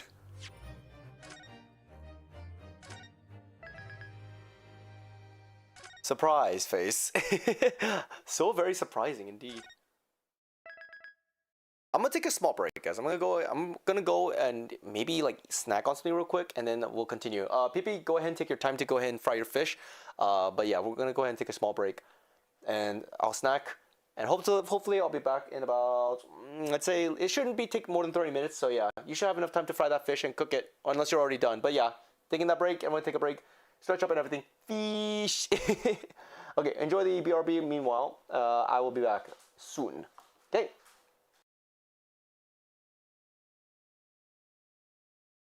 Ruby, I think I found something better. I think I found a dash that's not even a dash, but it costs no stamina. Perfect. Yeah, that costs no stamina. Yeah. It's my Yeah, heavy use attack. that. It's my heavy That is attack. the best movement you have by far. If that costs no stamina. Yo, I'm so fast. I like have so little time to react to like redirect my movements. Ban instead. Block Yeah, it. maybe. Oh my god, yeah. Country roads, country roads, country roads, country roads, country roads, country roads, country roads. You just keep saying the same thing. All they do is just keep saying the same fucking thing. One more time. Country roads, country roads, country roads, country roads, country roads, I can't hear you at country all. roads, country roads, West Virginia. We can't close the gate anymore. You gotta close the gate first. We'll just stay Don't worry, you made your point. We ain't gonna steal nothing. Nice. All right, now I'm gonna steal everything now. I'm deterring you from stealing because I'm the one that's gonna be stealing. What if that's my ultimate plan in the end?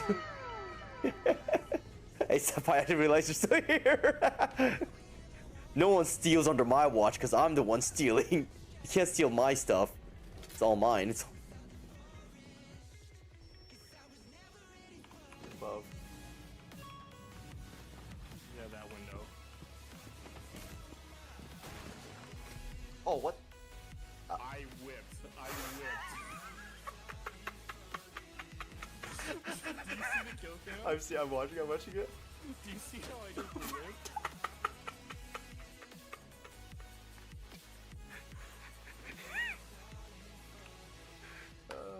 Amazing, dude. Your whips are on point. I'll be coming around the mountain. Oh, Lord. You're flying away. Alex, come back. Oh, okay. I know. I got it. Call me back. Yo, that smoke pipe of yours is like spewing out flames. Are you okay? No, my Wait, engine so is shot. whenever I It's refuel solid. my truck, Oh shit, is it? So, either you go to a fuel station or you go back My to the engine garage. is 100% dead. Oh Okay, god. but it's- Oh, God. It won't move. The problem, yeah, you really, if you need blood, just take it. There, you can eventually. I found Ruth. Vampire hunter! Oh fuck! Run! Run! Run! It's a hunter! Run! He has a skull above his name. Yeah, Oh my god, I don't do damage. I don't do damage. I do nothing. Also run! Run! We don't do any damage. Awaken my nail. So, what I need to do is look up online and find the next person who will help me unlock my nail, so I can nail people. I'm gonna nail these guys so hard I'll wake them up. God, that just sounds bad now. Oh wait, there looks like I think there's a secret passageway over here.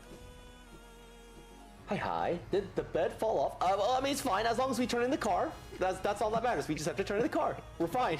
Everything's fine. Everything's nice shampoo. What the hell is going on here? What the? Oh my god.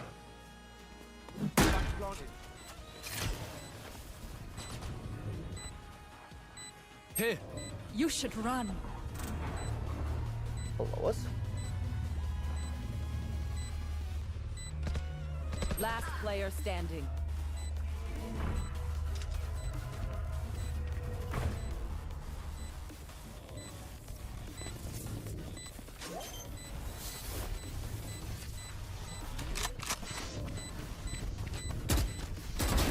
Ready. Come on, let's go. Attackers win. They're done. I was just getting started. Damn, I actually, holy crap. That was a clutch right there. Holy shit, that was a clutch. Oh, oh. Holy shit. Yeah. Other That Ash. is so glitchy. Yeah, that was really glitchy. Is it, maybe it's my set, did I change my FPS settings? I don't know what that has to do with a cutscene. And I think it also affects cuts. Yo, how many shots? Wait, did she even kill anyone? Did she even kill anyone in No, that? she didn't. What's the play of the game about that? She didn't even kill anyone. Oh, don't you just take the rope from me! Oh, you took the roll from me too. Who has to survive? Again. That works. Hey, why is there Go on, Non. Which one? Go on, Non. Be careful of the mines, sweet. Be careful of the mines. Oh my goodness, they're all going off. Run!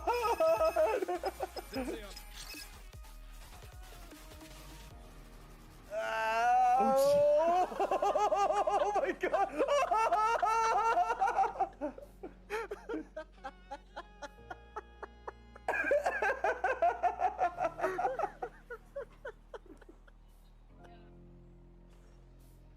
Alright, it's all good, it's all fine, it's all fine, it's all fine. That lazy.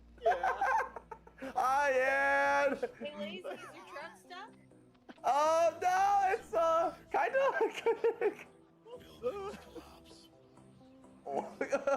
Oh wait, no, you're not gonna. Oh no, you're not gonna.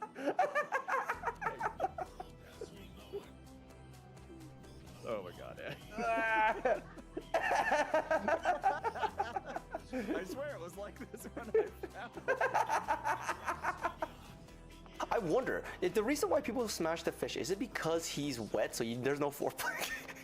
Okay, I'll stop there. I'm gonna stop right there before I bring a lot of before I say anything unnecessary. Oh, yes, we just exactly. We just said at the same time. Oh my god! God damn it! How did I know you were bringing that up? No foreplay needed. He is already more than wet enough for both of you. God damn it. Asian thing. I know, right? Asian things, bro. We have experience of how to use the finger technique. That just sounds so bad already. The finger technique. That's how you measure. That is the right amount. God. No, the more I think about it, the more it actually does sound suspicious as I like how we're fighting in the whoa! Oh man, that guy's dead. There's no way he survived that kick. And right into traffic also, yo. Wait, hold on, Scrim. Is the auto shotgun better or military shotgun? Military. Where is it? Victor. Speaking of drones, Scrim, yours is bugging out down on the bottom floor. What do you mean? Mine's up here. How about a butt bot? Ooh, maybe a butt There's an bot would be orange nice. one on the floor bugging. Mine's red. I don't know where I'm going, by the way. A freak. Back to A jar like I Envy. don't Nice. have Oh yeah, it. just like Envy. You're right. From like from I Full don't wanna Metal. go- okay, give me a second. Let me. Yeah, give me a Yeah, second. this- Give me a second. Literally, my drone's right here. I'm talking to it. So I don't know whose drone that is. Scrim. Mine. Where's the shotgun? Mine. It's Lambert's Lambert, phone. where's the shotgun? Oh, mine's next to me. Well, here. Yeah. Range weapon. The bottom one. Mine's with me. Yeah, mine's with me as well. Wait, the Literally bottom? right Wait, here. I don't see the shotgun. What? Oh, thank God. Oh no! Oh, ho, ho, ho, ho, ho, ho. I've returned. I'm back. Now we're back into the game.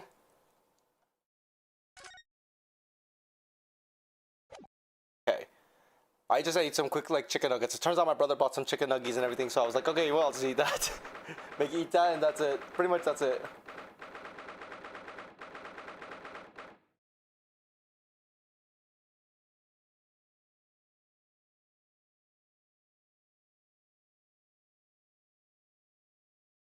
I'm gonna double check on some things.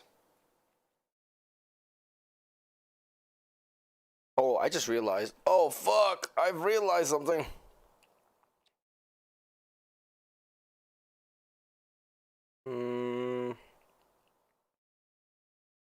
Check, double check.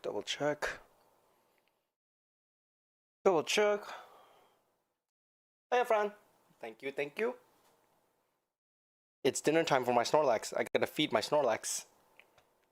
Make sure you feed your Pokemon. Depending on where you live where you live also though, because I think the Pokemon the game syncs up to your local time zone. Gotta feed my Snorlax. It's dinner time. I can now make the lovely kiss smoothie. Heck yeah. 5,000 points. I can't make it because my pot's so small. God damn it. What can I make that actually gives you almost 1,800? I think 1,800 is probably the best. Yes. Yes, we must all feed the Snorlax. Everyone feed your Snorlax.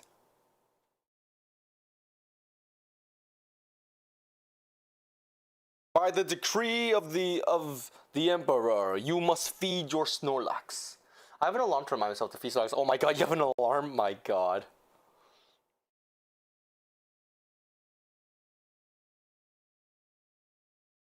What? Feed. That's 2,200 plus. Yes, I got 4K points. Heck yeah.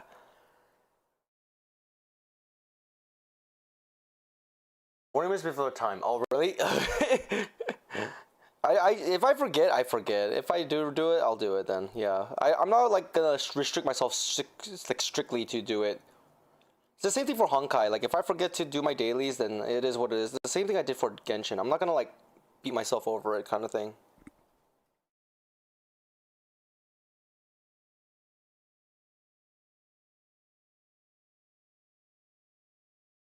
I have 11:20 a.m. and 5:20 p.m. and then I feed before sleep. Okay.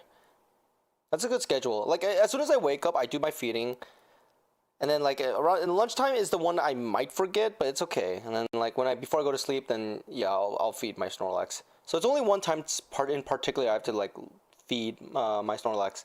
And it's just lunchtime. And after that, like every other time, it's just like a long part of my daily routine of going to sleep that humans should do.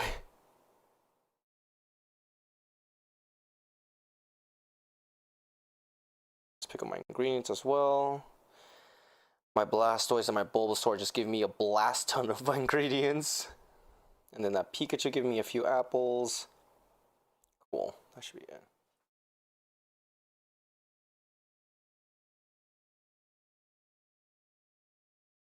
Fair. I do turn off the alarm if I do it earlier. Yeah, that's good.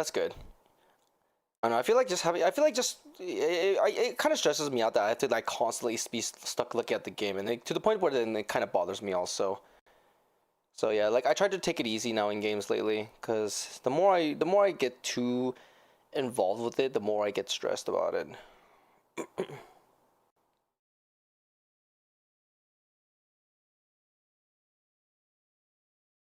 Okay, I think I'm ready. All right, let's continue the court. Let's continue. Oh, and good luck catching the Alomomola. Okay, new games for that purpose. I'll try to play new games for that purpose. I think I play new games still, but like as long as like I go in like thinking like it's gonna be okay, but once I like, get fully invested, then I think that's fine. But just don't go like, hey, I'm on the game every 24/7 kind of thing. Oh, hold on. Ugh. Yep, we're still on case 1. Like, it's so long. I didn't realize it was this long. Well, I understand you are judicial assistant to the defense, but why is this sudden ingress into my courtroom? Ha! A judicial assistant and a woman, no less! How dare you? I would have slapped your face. The rules state that females are not permitted into this court of law other than to testify. Yes, I fully understand. I only ask for 5 minutes of time. I have some vital evidence that I must hand over to the defense. Ha! You're too late, little girl. The trial has already been concluded. Susato? Yeah, it's Susato, I think. 5 minutes. I will not allow a moment more. But, Your Excellency! I am most grateful. So what's this evidence all of a sudden? Who exactly are you? I'm sorry, there's no time. Please, simply accept this for now.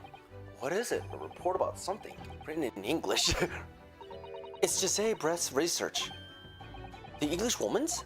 After the trial resumed earlier, I hurried back to the university. I went to Dr. Wilson's lab in the medical faculty and borrowed this paper. Ah, yes, that's right. Miss Brett was studying under the professor, wasn't she? So, does this research, whatever it has, have something to do with the case? I'm afraid I don't know. I haven't been able to listen to the proceedings of the trial myself. Oh, no, of course not. Special characteristics of curar and its effects on human subjects. Interesting. Curar? Curaga? Cura? Is that what it is? Never heard that word before. The gang's all together. Heck yeah, I actually don't know who the main characters are. Time's up. The prosecution demands that the immediate removal of this female trespasser from the courtroom. There was too little time for me to read it in detail, but I've summarized what I could on a note just inside the cover. If you think it could be valuable, please cast your eye over it. This is wonderful, thank you. Okay, we should look into this now. Okay, let's look at this right now, since we have the opportunity. Poison made from the bark of certain trees in the jungles of South America. The hunters of the region have used this in ancient times to incapacitate their prey. Affects instant paralysis of the entire body and subsequent death even in minute doses. Route of entry. The above-mentioned effects occur when the poison enters the body through a wound, such that is inflicted by a blowpipe dart. A blowpipe dart? Due to its ability to render the human body paralytic, it is believed that the toxin could have an application as an anesthetic. However, a solution for the respiratory arrest caused as a result of a full body paralysis must be found first, or actually patients would die of suffocation.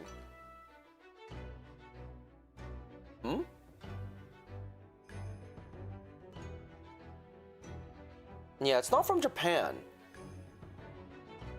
Render a human body paralytic. It's believed that the toxin could have application as an anesthetic.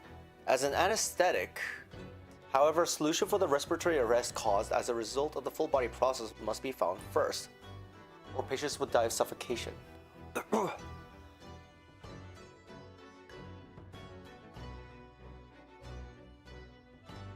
I wonder.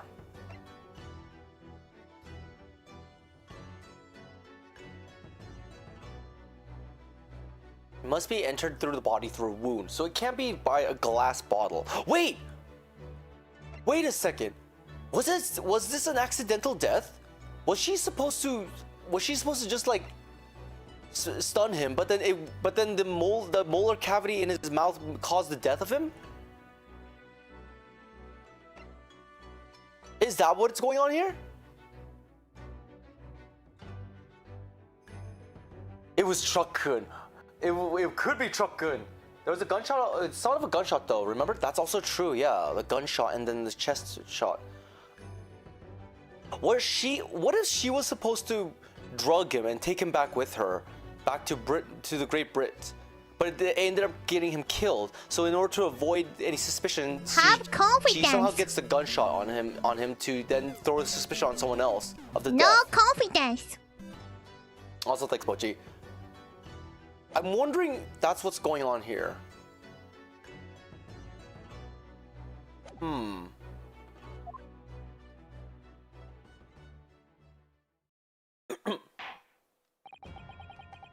You have long enough, counsel. We cannot detain our English guest any longer.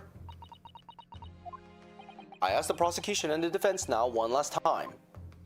Does either side have any further evidence to present to the court? I presume not, but... The prosecution has made its case convincingly enough already. Nothing more to add, Your Excellency. Ryunosuke, we're out of options here. This really is our very last chance. Yes, I know. Your Excellency, the defense does have new evidence. That look. The unyielding stare of a true Japanese warrior. Well, Miss Brett? Yes, Your Excellency? Sus, very sus indeed, yeah. 10 final chances later, right? If you wouldn't mind, perhaps you could grace us with your presence a little longer. It's a delightful invitation, but I'm afraid... It's not so very long until tea time. I'll have to politely decline. Forgive me, Miss Brett. It seems I wasn't clear. I realized it was phrased as a question. However, I must ask you to treat that as an order. Wow, a judge actually being an ordering it. I've said it many times before, but the Japanese language makes no sense. My apologies, dear lady.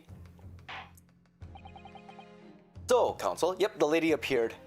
So, Counsel, what is this new evidence that demands the court's attention? Is it not this book that we just got that as a new evidence?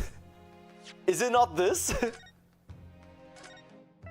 Dang, but they texting in English. No, Mochi, no, they're not talking English, they're talking Japanese, but it got translated to English. So they're not actually saying English, they're actually speaking Japanese, which got translated to English. I guess that's it. Literally just throw this book, the report we just got.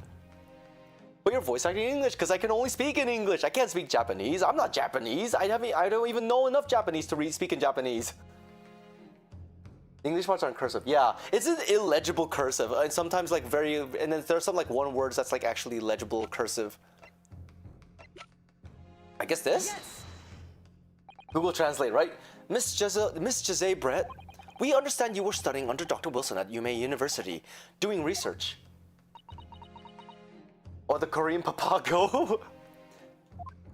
Research, by sheer coincidence perhaps, into a deadly poison. What? Poison? Where are you going with this, Counsel? A toxin known as a curare, Your Excellency, or curaga. Even the slightest amount of deadly poison entering the body leads to instant death. Been using only Paragon here. Papago. What? The complete and utter nonsense. Curare, you say? I mean, so far it seems to be working out well for your friend. I've never even heard of it. Yeah, I never heard of a curare either, though, so who am I to judge? You wouldn't have done. What do you mean? I mean, you wouldn't have heard of curare before for one very simple reason. It doesn't exist in our country. It doesn't exist? Correct. Which means, no matter what tests the police can do for the toxins, they never identify curare. Oh, that's right, yeah, because they tested toxins that existed in Japan. Why? Because there is no test available that can identify the presence of this highly deadly poison. What? Right? Oh, it's a real thing. Wow. Order, order, order. Counsel, does this deadly poison truly exist? According to this report authored by the visiting research student from England, curare has long been used by the tribespeople of South America as a poison to lace their arrows. It seems that it's reasonably well known among European doctors and scientists. To lace their arrows? The report states that it is produced from the extract of a tree that grows deep in the Amazonian jungle, and it was first brought back to Europe at the turn of the century by explorers. It claims that animals shot by arrows laced with curare suffer instant death. Doesn't that about sum it up, Miss Brett? Nani?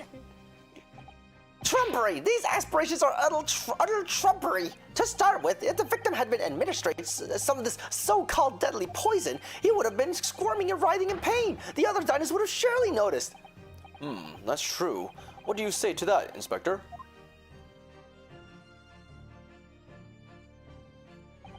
Obviously, I would have noticed the disturbance like that. I don't remember anything like that either. And I didn't notice the professor being in any kind of pain. According to this, however, it's the other way around. What do you mean, the other way around? The very fact that the victim didn't show any visible signs of distress is evidence that the curare was used. Explain yourself, Counsel. The moment this toxin enters a person's system, meanwhile, what does it say? What am I looking for? It causes instant paralysis. In other words, afflicted victims lose all strength and are completely unable to move. Even if they were in total agony, there will be no visible signs of pain at all.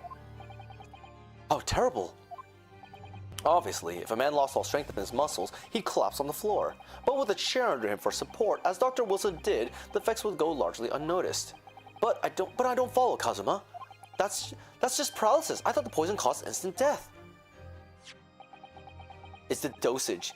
The full explanation is extremely unpleasant. The poison causes immediate paralysis, as I said, leaving the victim unable to move. But is it when it enters the body, it causes death?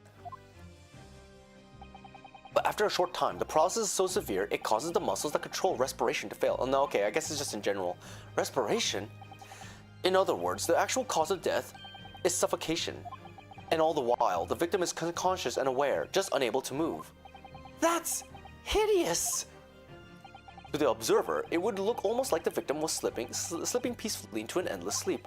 But for the victim himself, his final moments would be of living hell. That is the true nature of this deadly curare poison.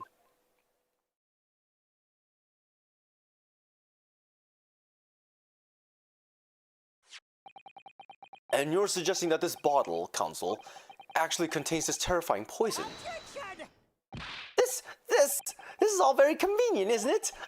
A hitherto unknown poison for which there is no means of testing. What a happy tale for the defense! Ahem, if I may. All these facts! You think you're so clever, but you must be taught some... Oh dear.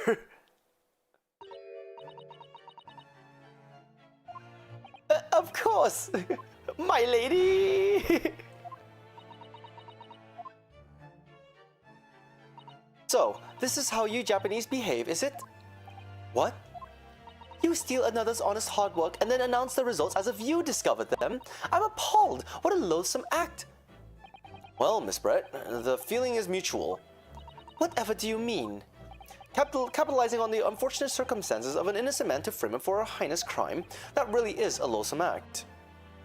Wouldn't you agree?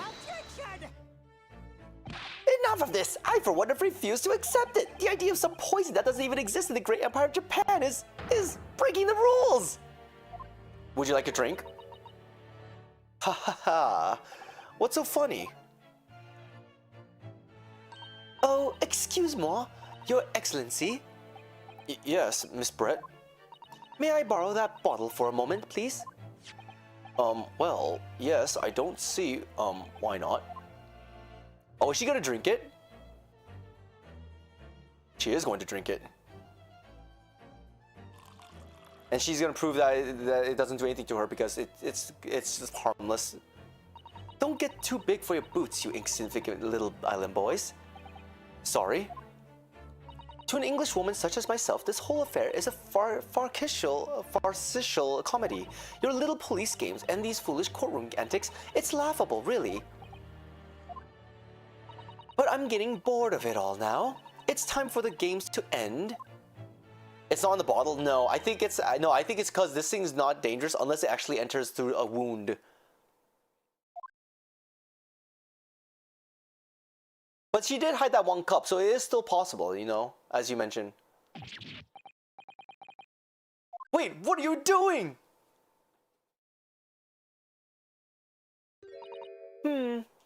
No sparkle left at all. How appropriate for this shabby affair.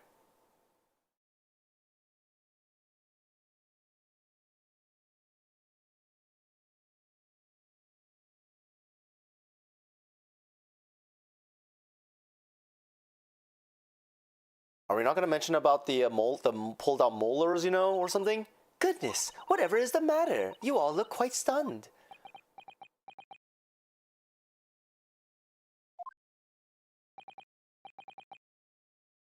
I still think it has to do with the open wound part. The bottle was clean. Is that what you're saying? Ha ha ha, you look quite incredulous, little boy. But of course. That's the simple truth. Thank you for presenting the findings of my research so concisely here in this grand venue. Lazy playing 8D chess here. I still don't know if that's the real reason, like if it's the molars or if it's the cup. She did hide the cup, and I'm not sure if it's because she was hiding the cup because it has the poison or something else. Thank you, waiter. Now then, Your Excellency. Yes, Miss Brett. I should like to be excused now, please. I think I've given more than enough of my time for the furtherance of friendship between our countries. Ah, yes, dear lady. We are most gratified with all the assistance you have given. This doesn't make sense. There had to have been poison in that bottle. So how? How did she? Yeah, she hid the cup to make it alone, but I'm not sure. But let's see. Live to tell it. So most likely, yeah, probably she just used the cup, whatever she had that she. No, she stole the professor's cup to then take it with her. So which is also another question. Why did she take the professor's cup and not her own? I don't understand it. Well, I suppose if nothing else, this little Far Eastern charade. I'm actually kind of curious. Why is the waiter, aka the inspector, coughing up blood then? We shall see. Yeah, the cup had a secret compartment. She's a wizard. She could be a wizard with that hat of hers. That hat looks like what a witch would wear. Magician. You know, maybe she could be a magician. Who knows? We'll make for an interesting conversation at the next party I attend in London. There has to have been poison in that bottle, doesn't there? Where's a swan on their head? I mean, there could be. Who knows? Who said witches actually have to wear just black hats on top of their head? Can't have been, because otherwise she would have killed over dead. Actually, wait. No, there was a witch. Wait, hold on. Hold on. What's that one? Soul Eater.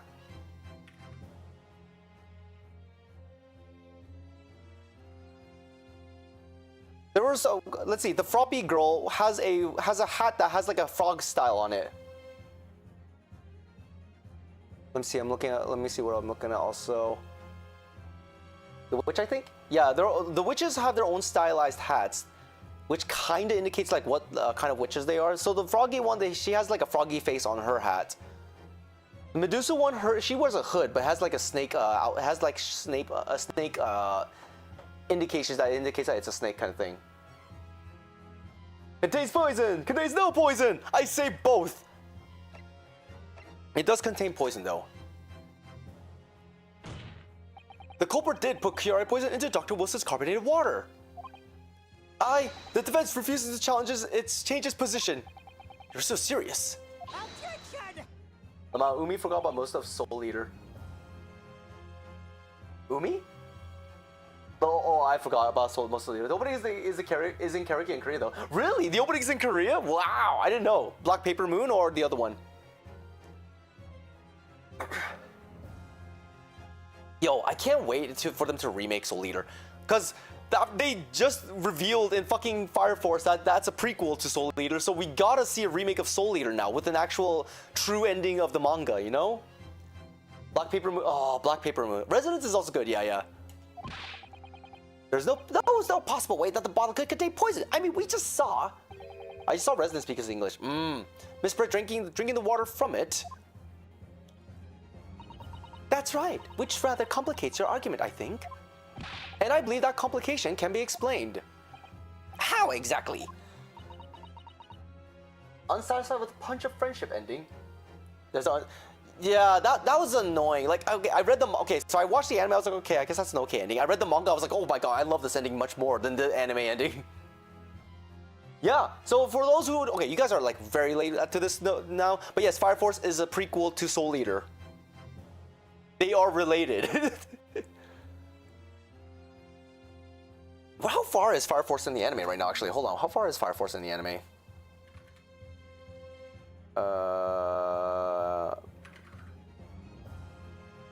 Fire Force, the anime.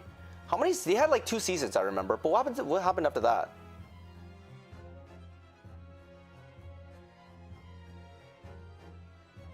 I haven't watched Fire Force. Okay. Okay, so they made 3 seasons. Oh, the 3rd season has not been announced yet. Okay, so technically the 3rd season was not out.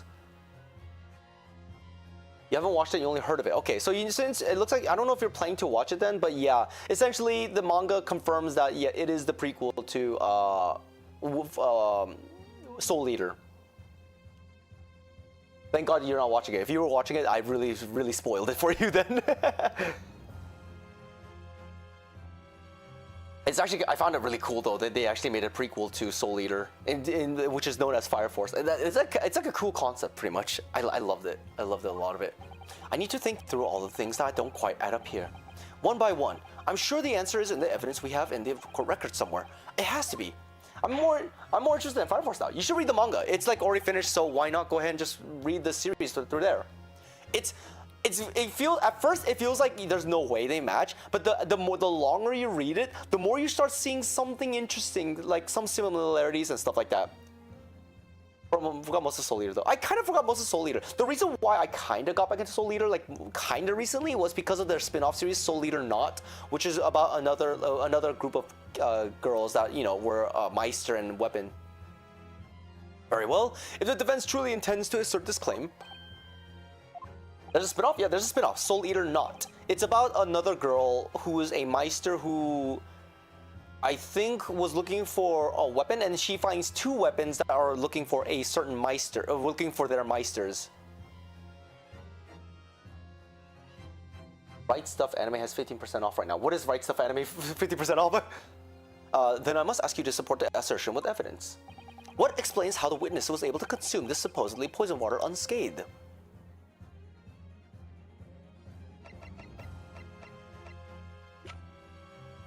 It should be written in here. Route of entry. Yeah, literally right in here. But let me go ahead and save. It's an anime manga merch site that was bought by Crunchyroll. Ah, I see. I believe it's closed now. Oh, they're closing? Oh no, that's unfortunate.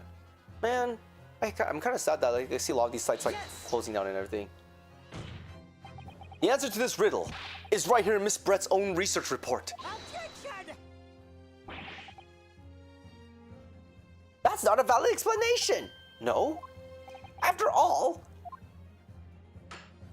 we don't speak English. The report is utter gibberish. This impudent young scoundrel is trying to ridicule the court, Your Excellency. I'm not trying to ridicule anyone, honest. I'm just reading Susaru-san's notes.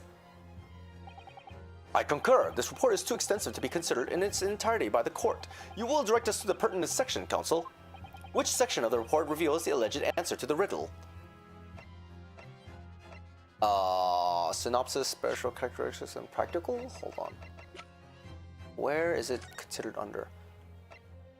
Special characteristics.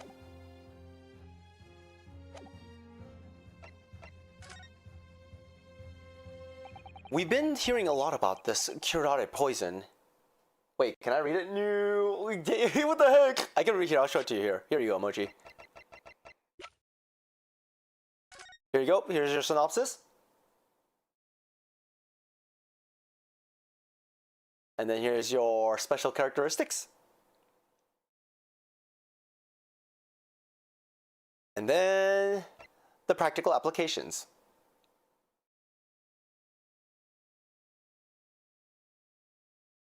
All right, and there you go. We've been hearing a lot about this curare poison, and it's left me curious about something. Oh, Counsel? Well, it sounds as though indigenous hunters have been using this poison for years and years to lace the heads of the arrows that they shoot at whatever prey they're hunting. So we've been led to believe, yes. And the point of hunting is to catch prey to eat. Get to the point, please! But if they were to use these laced arrows, doesn't that mean that there wouldn't be traces of poison left in the prey that hunters were going to eat? Yes, good point. So surely the hunters wouldn't want to eat their prey, wouldn't they? Because then they'd be eating poison. Good gracious, Counsel, no, that would be madness. But I actually found the answer to that conundrum in this research paper here. Under special characteristics, it says this. The poison starts to work after entering the body through a wound. Through a wound, you say? I see, that makes sense. Yes, the mention of that particular detail seemed a little strange to me though. But it all makes sense when you interpret what's written like this. When curare enters the body through an open wound, it has a terrifying poisonous effect. However, when it enters the body via the mouth, it has no poisonous effects whatsoever. What? Miss Brett, you authored this research. You knew curare's special characteristics, and you knew that you could make a spectacle of drinking that water without any danger to yourself. You meddling little... Oh, the swan's alive! The swan is alive! The swan's alive! Well, Ryunosuke, it turns out You're an even better lawyer than I thought you'd be. Really? Me? Kaka, motherfucker! Kaka! A lawyer? Oh, all this position poison talk is fascinating, I'm sure, but I fail to see how it possibly... Oh. Kaka, bitches! So the ill-bred little puppy has a new toy to play with, some facts he can read in a book. But I'm afraid knowledge doesn't suit you, little boy. It only makes you look silly.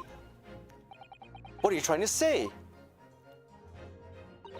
Your schoolboyish logic has a fatal flaw. Cuckoo. Schoolboyish? Flaw? As even your brain has managed to deduce, curare is safe to ingest. It seems likely that its effects are neutralized by the acidic nature of the gastric succus. Oh, yes, well, of course. Gastric suckers? What are they? So if this lethal poison is completely harmless when drunk, the professor wouldn't have died when he swallowed it, would he? Ah, well, I already have the answer to that. Don't worry. That's right. Good gracious. That's basic science. Science that even a schoolboy should be able to understand, no?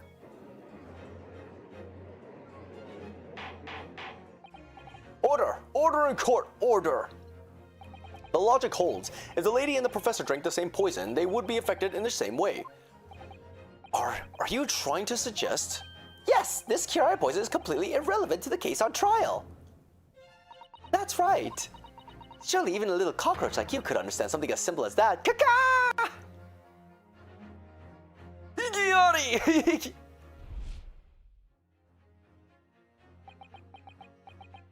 What is this moment? What is this welling up inside of me? Oh, am I gonna say it? Is it time to say it? I've never felt like this before. It's a sort of conviction to break down all the discrepancies. It's so intense, almost rage-like. And more than anything else, it's an animalistic desire to take down my prey. That's a weird way to say it. Objection. Oh, that was so soft-spoken, what the fuck? I was hoping for it to be much louder than that. I don't think so, Miss Jose, Brett. How dare you use that tone with me?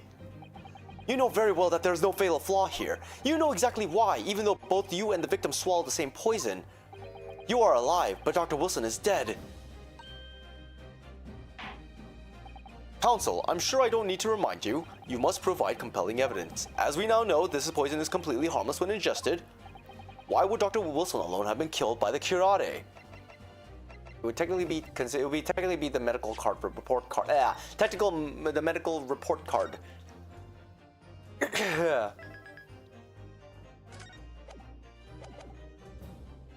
that!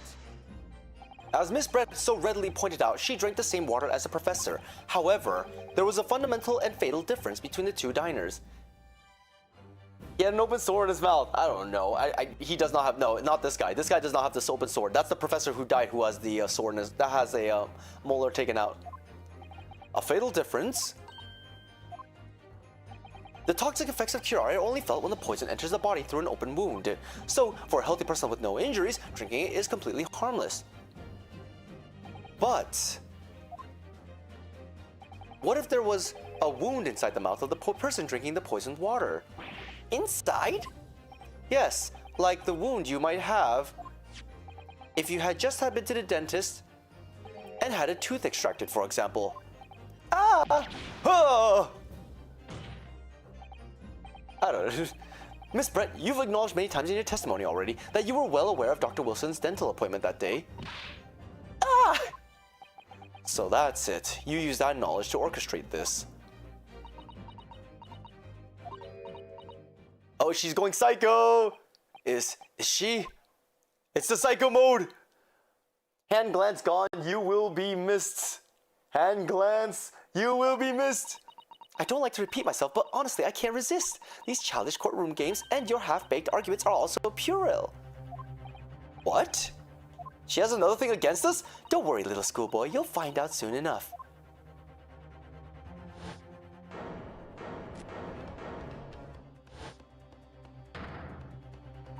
You see, when you leave vital evidence lying around, you never know what might happen to it. What? I mean, it could just slip.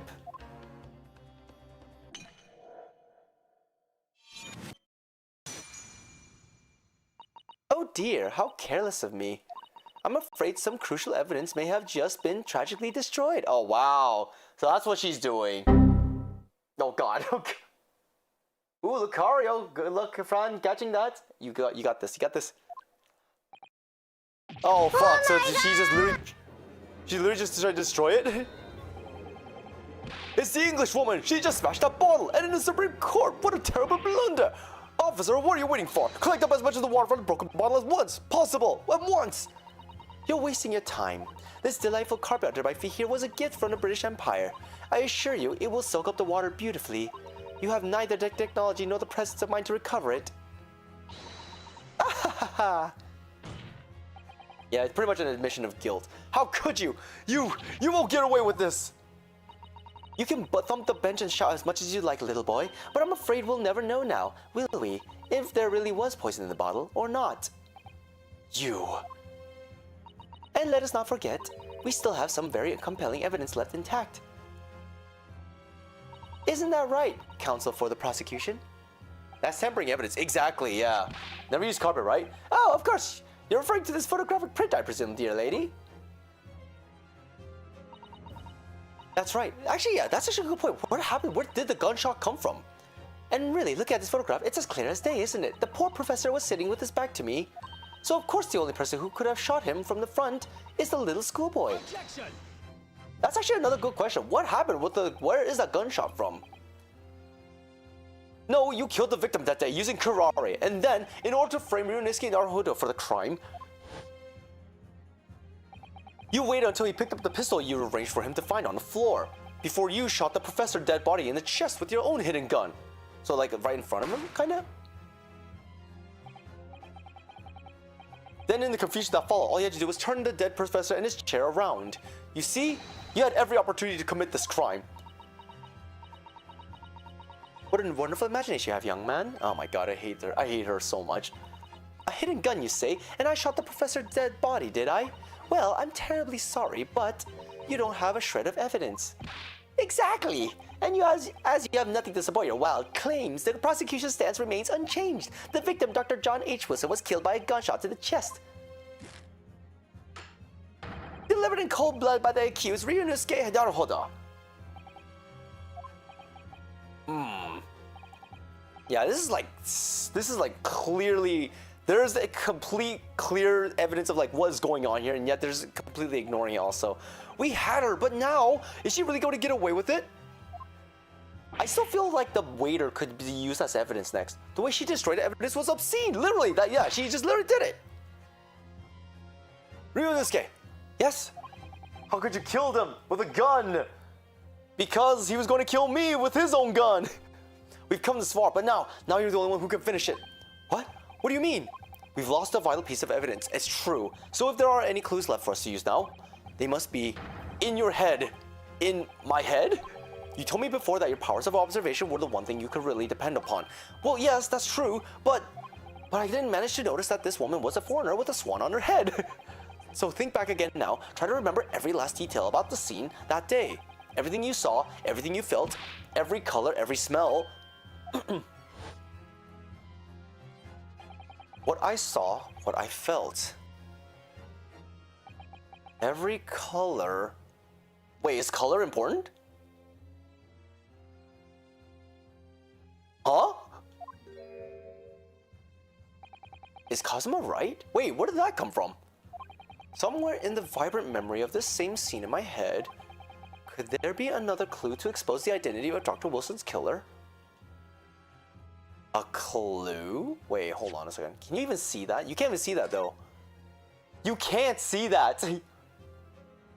You can't see that. I know, yeah, also, how's your memory good, brother? Brother, why is your memory so good? There is a clue, technically. The guy who coughs a lot. Like, literally, he's coughing out blood. Actually, Kazuma, I think I might have I might have something. Thinking back over everything I saw, I think I might have uncovered another clue. You always have something up your sleeve, don't you, Ryunosuke? Come on, then. Let's wipe that smug smile off that English woman's face with some evidence. All right, I can't wait. It's been niggling me for a little while that something feels amiss in my memories of that day. Whatever it is could be the key of arriving at the truth about all this. One final chance, and another 10 more. There is here somewhere the clue that shows who Wilson's real killer must have been is. I mean, are you really telling me this? Are you really telling me to spell it out? Take that! Inspector Hosonaga, answer me this. Yes, what is it? I did not game over earlier. Wait, did I? I didn't game over earlier. Ugh, he's still miles away. He's probably still thinking about that bottle being smashed. As you've said a number of times now, you strive for perfection in your investigations, don't you? Absolutely. I wonder, therefore, if perhaps you took anything else from the scene of the crime. Like, for instance, the plate of steak that you took to the victim's table that day. Wait a minute! Where are you going with this? Oh. Where are you going with this, little boy? It's just a memory that's been troubling me. What memory? I saw the scene shown in this photographic print with my own eyes that day. And I saw that on the wooden base of the plate that steak was served on was a splattering of blood. What? Oh really? And what of it? Obviously that must have happened when you shot the professor. No, that can't be the case. Yeah, because it doesn't. The exit wound is. There's no exit wound. Take a good look at the photograph and the relative position of everything here. The plate of the steak is almost directly behind his victim. If I'm supposed to have shot Dr. Wilson in the chest from the front, there's no way that blood from the victim would have ended up directly behind him. Ah! Yes. For blood to have made it onto the plate, it would imply the plate was between the victim and the shooter, which means the shooter must have been sitting opposite the professor, as you were. Giselle Brett, I beg your pardon? This is beyond ridiculous! Fabricated nonsense! Is the court seriously expected to believe something the accused has apparently just remembered seeing? Hell yeah! Oh! This could be the moment that my entire career in the police force has been leading to. Inspector, you mean... Yes, I took the plate in the interest of preserving evidence from the scene of the crime. I took it, meat and all, and I don't care if they call me a crime scene thief because of it. You did what? I took the steak that you had been eating, Miss Bray. I took the steak that the sergeant had been eating. Wait, you took everyone's steak? And I did it all in the name of justice. Oh god, that smile of his too. Then we can find out for sure whether or not there's blood stain on Miss Bray's plate. We must examine it now!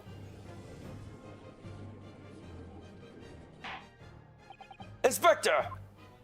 The court wishes to examine the plate from the victim's table immediately! Yes, sir! Who is the prosecutor's ancestor from original games? Wait, the isn't this the ancestor we're talking about? Sorry for the delay. Your meat. Here's what you ordered, the steak. Served on a hot plate. Well, what about the blood? Is there blood on it? Of course there isn't! Quickly, Inspector! There's blood, man! Show the court! Of course. Oh, Miles Edgeworth? I don't know. I don't know about Miles. I don't even know if he does appear in this game or not. Maybe Kazuma is Miles's ancestor. Because if you remember, guys, Miles's father was also a lawyer. I'm thinking Kazuma is Miles's ancestor. He has the bit of the looks in it. The hair kinda, but his family lineage does kind of derive from being lawyers also. So it would make sense why Kazuma would be Miles's ancestor as well. Yes, he was killed by spoilers. There's no blood. No blood. No blood anywhere. But no, that's impossible! I know I saw it, I'm sure of it. It was right there on the table behind the professor. There was blood on the side of the plate. Is he switching out plates again? What an unbecoming expression, little boy. That's not his steak. Yeah, I don't think it's his steak also. You see, this is why I always say you can't trust what the Japanese tell you. I couldn't agree more. You're Japanese too, you know. In the case of this disgrace to the empire. I believe we may have finally reached a conclusion in this trial. Let's hope so. This let's pretend attempt at courtroom proceedings is painful to watch, but I do promise to do my best to forget all about it when it's over. God, why do they keep like doing this to me? They keep doing this like, oh, it's actually happened. It didn't happen. Ha! This sorry-looking stick reveals the facts all too clearly. And if the sorry-looking accused wishes to examine it again, be my guest. The plate of steak has been... it turns out it actually has something on it, I bet.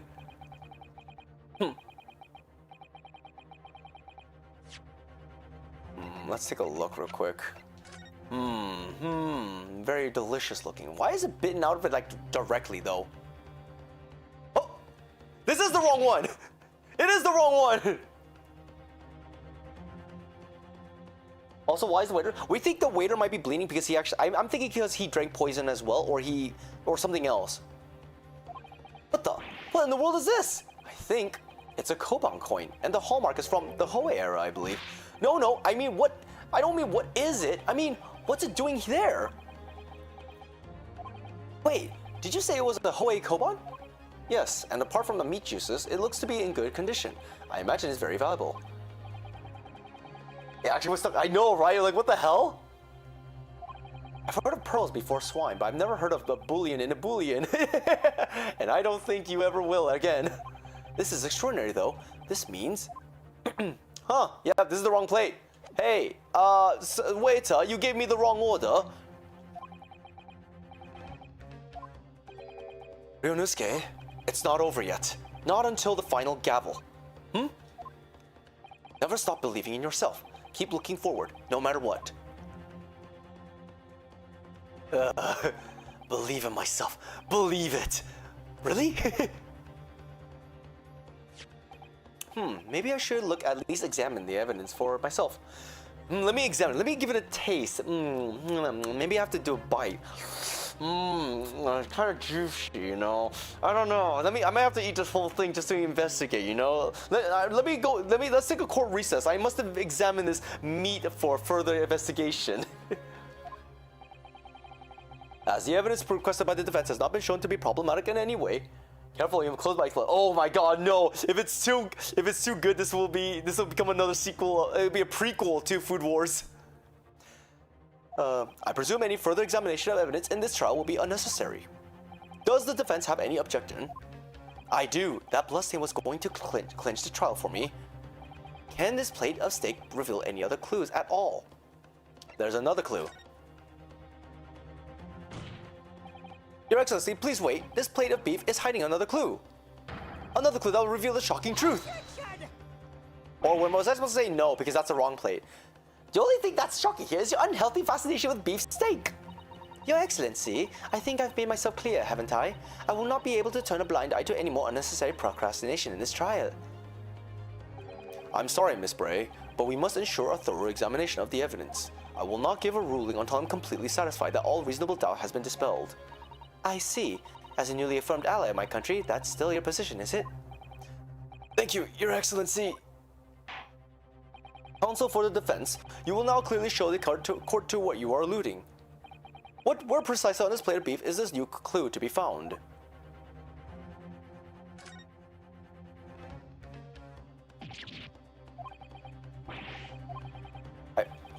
I have to. Sorry, I have to press present, not examine.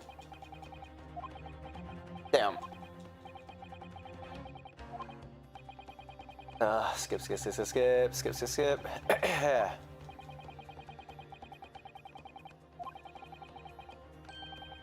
Oh my god, this is the slow talk too.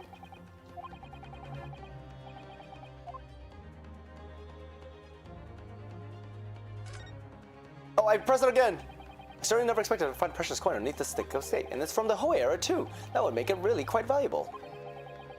Ultra Ball for a Magnezone. Ooh, good luck. It's a weekly quest weight-based Pokemon. A-tier spawn. Very A-tier.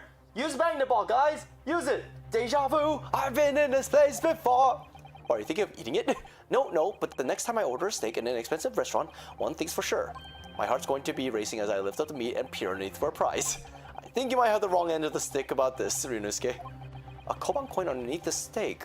There's only one logical explanation. Got it.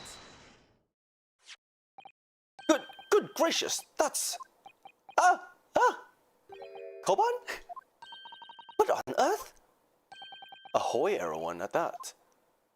Miss Bray, this is in fact the beefsteak that you ordered at the restaurant on the day in question, is it? Tell me, why is there an old coin seemingly hidden underneath the meat? Don't tell me to shut up. What a ridiculous question. How should I know? I've never seen that thing before in my life. I don't know what it is, but I want no part of it. Oh. I fail to see this is how this is irrelevant. A coin under the meat? That could simply be a careless mistake by the chef in a moment of distraction. Don't be absurd. We're supposed to believe that this happened by accident in the kitchen? A rare Hoei koban just happened to be hidden underneath that piece of steak? If this turns out to be irrelevant to the case, I'll rip up my ticket to Great Britain right now! He's right. It can't be a coincidence. Your Excellency! Yes, Counsel? A rare Hoei koban just happens to be hidden underneath that piece of steak. If this turns out to be irrelevant to the case, I'll give up my lawyer job right now! By all means, don't let us stop you! No one invited you anyway! Perhaps, little boy, you should realize that it is you who is irrelevant. Even though I'm the one on trail here. The point is, it's essential that we ask the owner of this coin if he can explain what it's doing underneath that steak. The owner? Yes, it's obvious. There's only one person it can belong to. The owner of the koban that was found underneath the steak is... Take that! Obviously, it can only be the antiques dealer and owner of Rasute, Kiryo Koretuka. I just realized his name. I'm an idiot. Fucking hell, his name, Kiryo. Kiryo. What the fuck? I just realized this. How the hell did I just realize this now? I'm so late in realizing this. What the fuck? His name, Kiryo. He deals in curios. Oh my fucking god, I hate this. Curie, as in Mr. Cucumber something?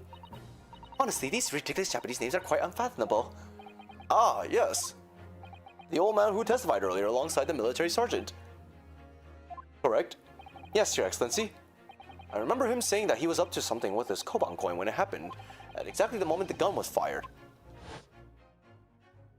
That's all the great Ace Attorney games though for the names. That's also fair, yeah. The gunshot interested me not. I was far too busy on the floor. Too busy on the floor? Sorry, what were you doing? It was Mr. Cucumber! Veggie Tales! Hunting for treasure. Indeed, the Hoei era koban, my prize coin! Then this Hoei era koban, do you mean to tell me? No, please, why would Korekuta's koban be sandwiched between the victim's beefsteak and its plate? It makes no sense! Yes! It makes no sense, which is why I'm asking to bring Korekuta-san back to the witness stand so we can ask him. Officer, bring both witnesses that testified earlier back in here. Without a moment's delay.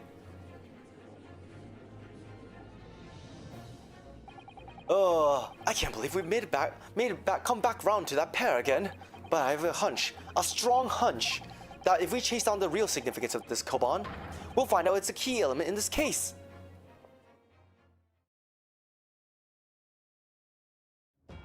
Wow, everyone's on board.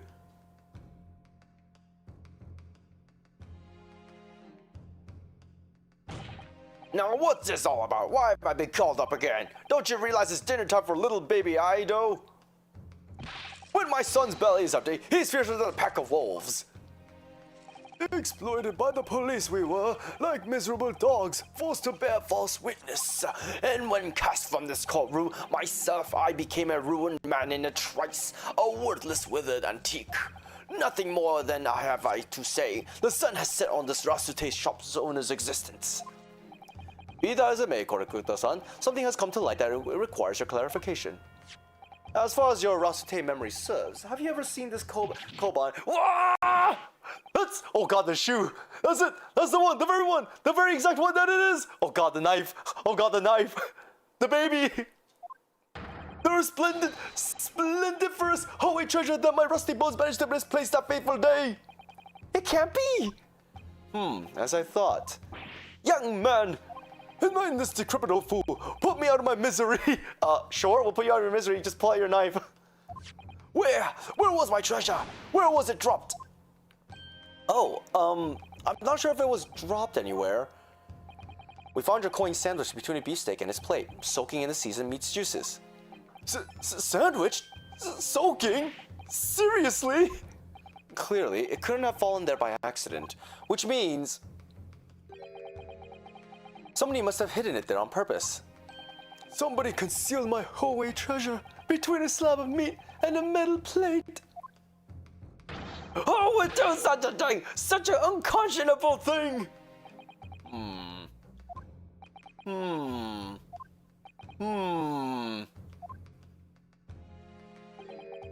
Excuse me.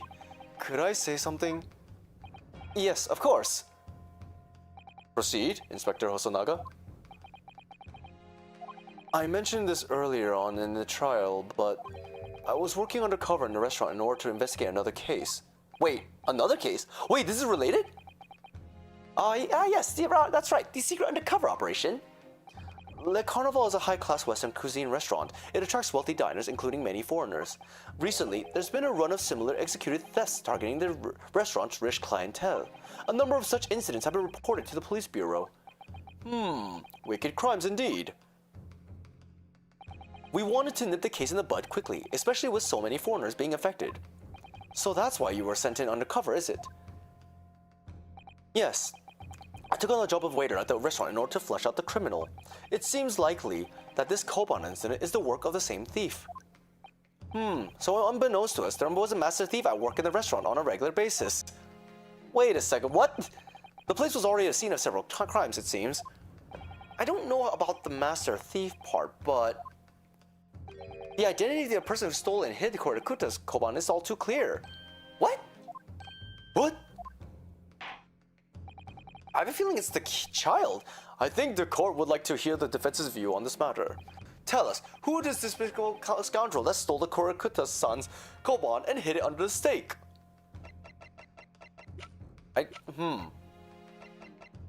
Okay, so for sure, it feels like it would be him. But it's not him. It can't be him because there's no point in, like, actually for him to do it. These guys were not there. He's dead. There's no point in him doing it. Plus, he wasn't even near the table. He's literally the only person who could have done it.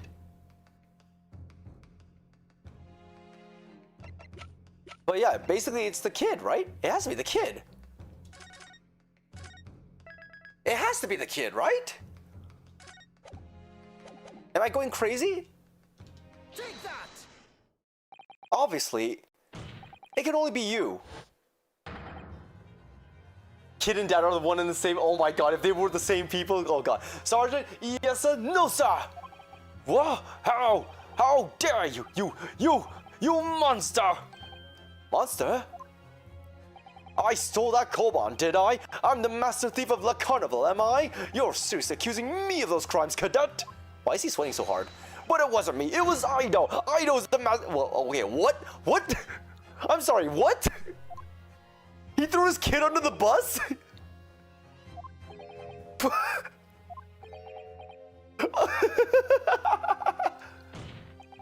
I had a feeling it was a kid just playing around.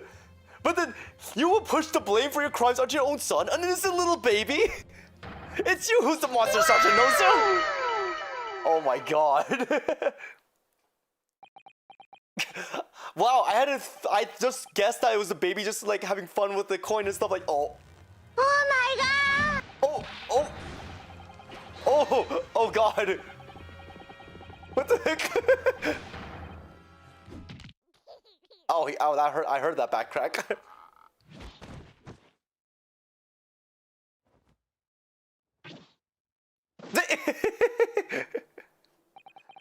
Newborn Imperial Army Sergeant Iyasunosa, preparing to stand down in the Supreme Court, sir!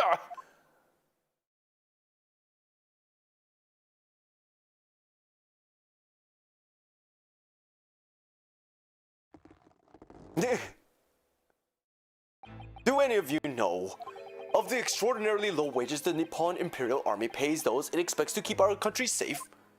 I understand that the temporary increase in taxation owing to the recently ended conflicts remain in place, and I have heard it's hard for lower-ranking soldiers to make a living, yes. All I want is to put a hot meal on the table for my son. That's why you were stealing things at the restaurant. The place is heaving with money. Every 3 days, I'd go there and do reconnaissance for a rest target. And I'd enjoy chopping my way through a good steak at the same time. It sounds like he doesn't bother with a knife and fork, even, which is worryingly believable. Yeah, that's true. We saw that, guys. We saw that in the photos. The bite marks. The bite of 86. And your target that day was the old man and his koban? Yes, sir. He was an easy mark. I slipped the coin into my pocket without any trouble at all. A veritable phantom thief you are. I was all set to leave the steak I was halfway through devouring when it happened.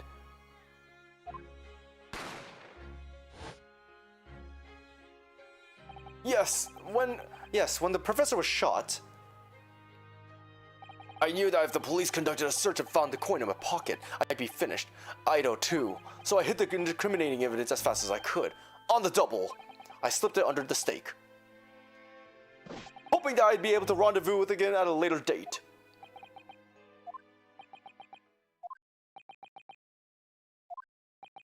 Well, that explains some things. One case closed, I guess. This is ridiculous. Perhaps you could carry on with this absurd prattling in your own time? Well, Miss Brett.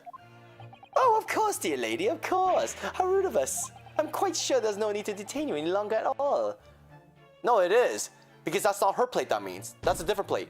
May the esteemed gentlewoman please be excused, Your Excellency? Indeed. The theft of the koban was clearly perpetrated by this baby-saddled sergeant, who would certainly appear to be unrelated to Dr. Wilson's murder. No, it is important. What are you talking about?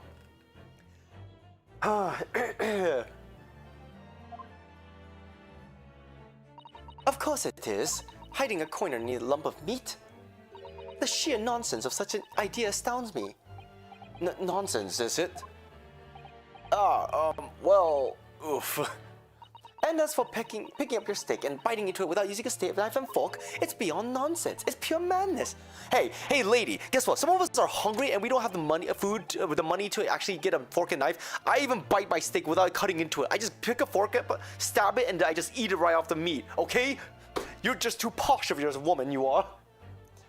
Very well. Now all that questions concerning this witness's testimony have been answered. I see no further justification for detaining her. Miss Brett, you are free to leave. Thank you, Your Excellency.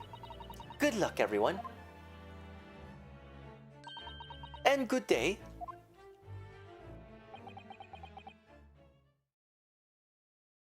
Bro, realize it. Realize it. Oh, no, it's just... Ryunosuke, what's wrong? Oh, no, it's just... Something about Miss Brett's parting words got me thinking. I can't quite work out what exactly. But something she said jarred with me. Wait, she said something? I feel like there was a contradiction in there somewhere. Something that didn't quite add up. If that's the case, well, don't just stand there thinking. Make your voice heard. Sorry? You can think later, but if you don't call out now, it'll be too late. The trial will be over. What did she say? Hold it! I didn't pay attention, actually. Wait, Miss Brett! What is it now? I'm afraid, just one last time, there's something I'd like to ask you. I'd like you to explain the contradiction in your parting words from just a few moments ago. What are you talking about? What contradiction? Objection! What new student nonsense is this? Well, what parting words are you talking about, Ryunosuke? Hold on, it looks like we're not going to look into it, so hold on.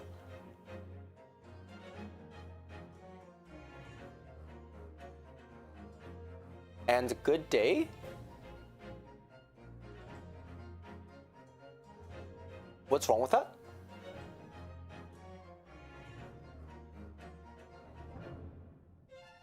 Oh!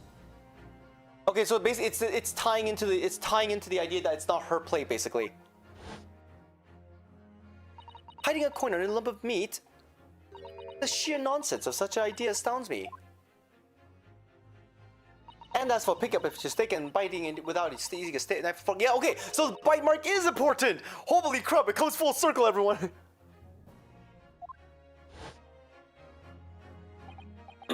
Yes, I'm right. What she said there exposed an undeniable contradiction. I'm going to need to see evidence, Counsel. If Miss Brett's words were truly contradictory, where's the evidence to prove it? Alright, what do we got? Oh, it's a Viper. Good luck with the catch. It is a B tier poison type. Great. Weak against the ground of psychic, and also takes half damage from bug, fairy, fighting, grass, and poison. Use a Cypher Ball if you guys wish to capture it.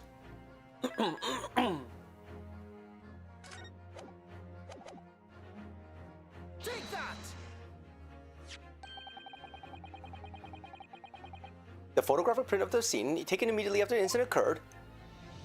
What's interesting is the plate of steak that you can see on the victim's table. For a moment I got lost. I was like, wait, should I proceed to show the plate itself? The steak that Miss Brett has been eating before the professor was killed. Yes, go on. More accurately, Your Excellency, the steak that was on the victim's table just before the professor was killed. Now you're just splitting hairs! Not true. Doesn't something about the steak strike you as very unnatural? Unnatural? What on earth do you mean? It's extremely obvious. I'm talking about the shape of the edge where it's been eaten. That's right. I see you've noticed it too, Miss Brett. Noticed what exactly, Counsel? Just a few moments ago, Miss Brett claimed no English woman would even contemplate picking up a steak and biting into it without using a knife and fork. Nice, Frank. Good catch, good catch. Of course she did. She's a refined English woman, gentlewoman herself.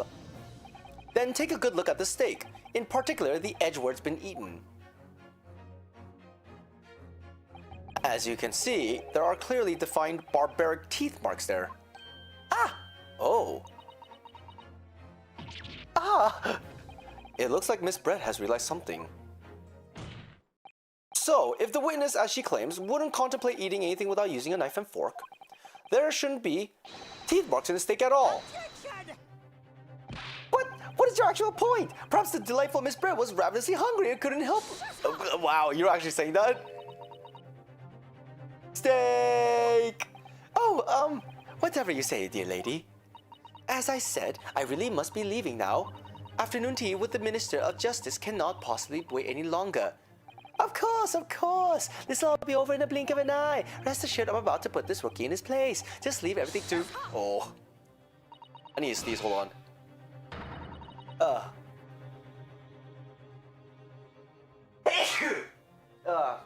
Oh. I've heard enough, you irritating little spectacled samurai relic. Of course. Dear lady. What's the matter, Miss Brett? Have we ruffled your feathers? Clearly, the witness knows what this means. She's realized the catastrophic implication these teeth marks in the steak have for her. Runescape, do you know where you're going with this? Yes, I do. Yes, now at last, it's all come together. Not really, we still don't know about the gun mark. These mysterious teeth marks in a steak that had allegedly been eaten with cutlery. The reason why the bloodstain I know I saw somehow seems to have disappeared.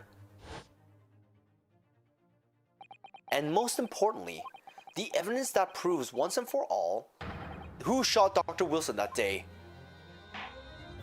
I accept that these teeth marks in the steak are a little unnatural, as you put it, Counsel. But what exactly are you suggesting that tells us? Everything, Your Excellency. Everything? Yes, I believe that these barbaric teeth marks in the steak here amount to conclusive evidence in this case. Evidence that will prove beyond any doubt who shot Dr. Wilson. Come, motherfucker! Conclusive evidence? How many times have I heard that today? That's true, yeah. How many times have we heard that word, conclusive evidence? You wouldn't know the meaning of the phrase, typical Japanese empty threats. How can you be so sure? Oh, it's quite simple. If you really had such conclusive evidence, you would have presented it to the court long ago. Actually, the evidence I'm talking about hasn't been brought before the court yet. Has it been? What? But just because it hasn't been shown yet, doesn't mean that the evidence does not exist. What? This is absurd! The trial's run several hours already, and you say there's evidence yet to be brought forward? There can't be! I don't believe you have it! I don't, but there is someone who does have it. Someone in this very courtroom. Of course, it's him. And if that person is willing to submit the piece of evidence I'm referring to, it will solve every remaining mystery about this case. Very well. I have a feeling that this will be my last request of the defense in this trial. Who possesses the conclusive evidence that will reveal the truth about this whole affair? It has to be him, right?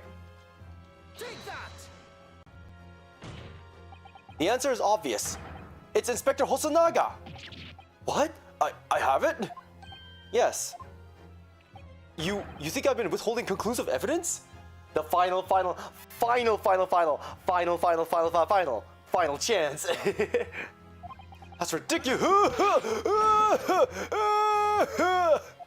No, I'm not saying that.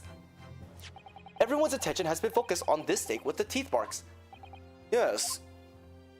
Now, earlier this afternoon, Sergeant Nosa told the court the following. I'd enjoy chomping my way through a good steak. And as well as admitting to stealing Korakura's coin, he told us that he slipped it under the steak. You, watch it, cadet! I'm a superior officer! Sergeant Nosa, could you please confirm something for me? Okay, well, I choked.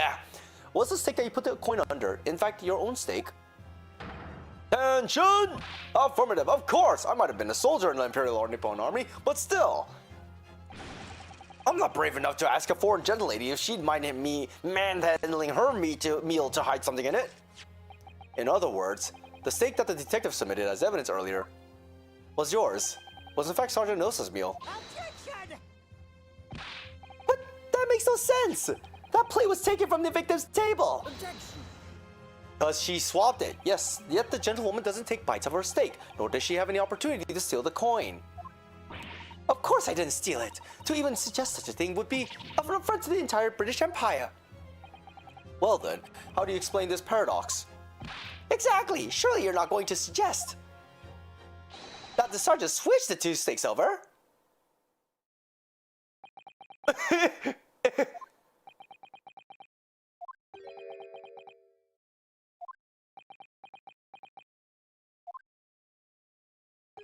You did switch the plates!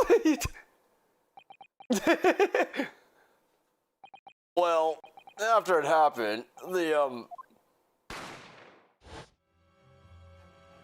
when I saw the civilian had been murdered right in front of my eyes like that, I panicked. As I said, I immediately lifted my steak and hid the coin underneath it. But when the waiter announced that he was an undercover policeman, I thought I had it. If he decided to investigate my slab of meat, that'd be it. I'd be getting my marching orders. So when the cadet here was arrested and taken off the kitchen, I seized my chance.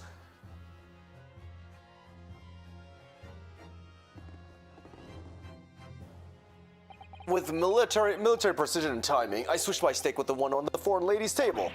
What? You can't have! I never saw you do such a thing! It was called Operation Lightning Bolts. There was no time for strategic planning. It is do or die, I tell you. So yes, I did what had to be done. Unbelievable! However, fear not, prosecutor son. What now? I swear on the brass buttons of my button uniform, that's all I did, sir. All you did? That's plenty, Sergeant. Yes! Yes! My God! May God save the Queen! So Sergeant Nosa switched the plates over. It means he took the Miss breadstick and the plate it was back to his own table. Yes, that follows. Inspector Hosonaga. Yes. Earlier in the state trial, you told the court this. You said that you had not only taken Miss Brett's steak after the incident, but also the sergeant's. That to preserve evidence, you had taken both. Ah! That's correct. Then please present it to the court now. The plate that was actually on the victim's table at the precise moment he was shot. Shut up! No, I will not shut up. What can that possibly tell us now? I mean, a cold slab of tough meat, I can't have the slightest bearing on the case. Objection! Oh, we already confirmed it, Mochi. It was the baby all along. The sergeant pinned it onto his baby. No, you're not wriggling your way out of it this time, lady. I beg your pardon? Surely you're not that forgetful. Surely you remember the reason why the steak pan promises to prove such a problem for you, no? You're the ones who decided it was a problem, not me. The reason the defense asked to see what the plate was to confirm something the defendant remembers seeing. Tch, things he remembers. I'm quite sure of what I saw, Miss Brett. On the side of the plate that was on a table directly behind Dr. Wilson, there was a clear splattering of blood from the gunshot wound to the victim's chest. I believe the defendant's memory serves him well. And now we have the evidence to prove it. The plate you were eating from, Miss Brett. Let us not prolong this any further. Inspector, you will show the evidence to the court. Present the beefsteak and the plate that was originally on the victim's table at the time of the incident. We still don't know why the waiter is still coughing up blood, though. Yes, sir! Is this it? Yeah, this looks right.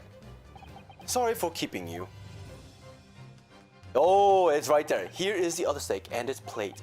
Please feel free to examine it. There it is, the blood. The blood stain. It's clearly visible. Look! Yes! Now this makes everything clear. The blood you can see on the side of the plate shows that the moment the victim was shot. Dang, look at the ketchup. Man, he really was a terrible shot with the ketchup. Like, come on, how can you miss the steak with the ketchup? Like, literally, it's like you're in a shotgun's range with a shotgun, but you literally turned around and just fired it. Shows the moment that the victim was shot, he was facing the table with his back to me. In other words, it's impossible for Naruhodo-san to have shot the victim. It can't be! In fact, there's only one person who could possibly have shot Dr. Wilson from the front. I'm sure everyone knows by now who that person is. That's right, Miss Jose Brett. It's you! The baby!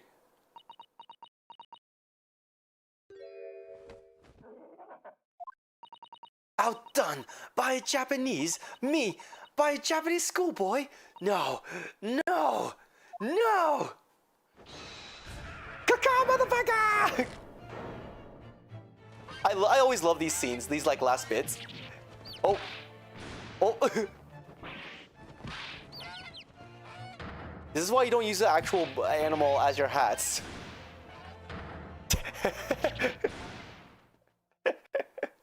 I love these scenes the most. What the? Where is she ascending? Why is she ascending? Where is she going? Don't let her go! Why are there chicks everywhere?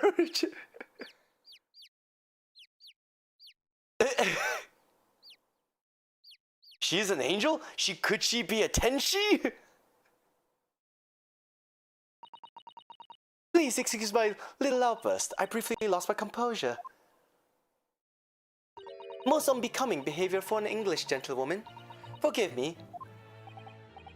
Of British elegance. Well, Miss Brett, I think it's time you told the court what actually happened that day. The truth this time.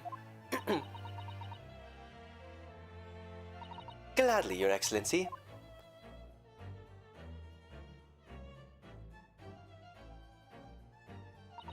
It was I who took the professor's life using curare. As you surmised, I chose that particular day for one very important reason. The professor had a dental appointment for the extraction of one of his teeth in the morning. So you planned to kill the professor, knowing that no trace of poison would be found in his water. Because curare is unheard of in Japan. Yes. Of course, I never intended to remain at the restaurant for as long as I did.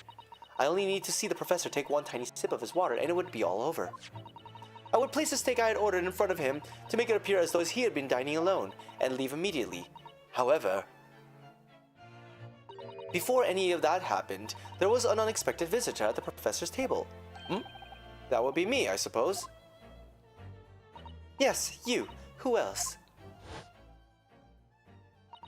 Such a trifling matter, but the fact that you decided to come over to greet the professor meant that I had lost my chance to slip away unnoticed. In due course, the professor took a sip of his water and was paralyzed. I made sure he was sitting in his chair such that he wouldn't fall.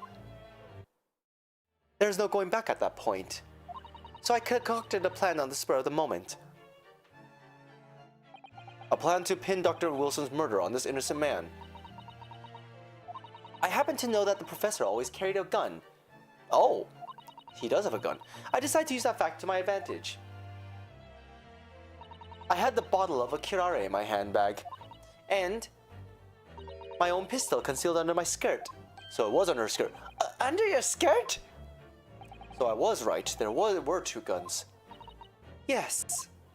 And then I finished my coffee and got up to leave. That's when I noticed the professor's gun, which you had presumably placed on the floor. Place where you were sure I would notice it. And everything went according to plan. You noticed the gun as I intended. And then, just as you bent down to pick it up,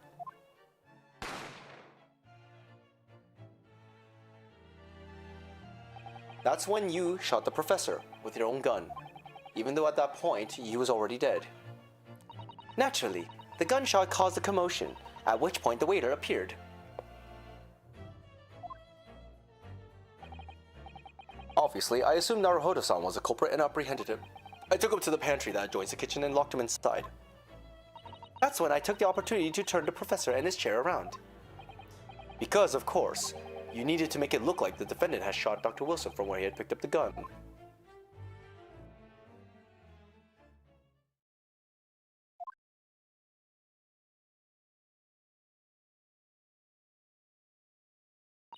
So there you have it.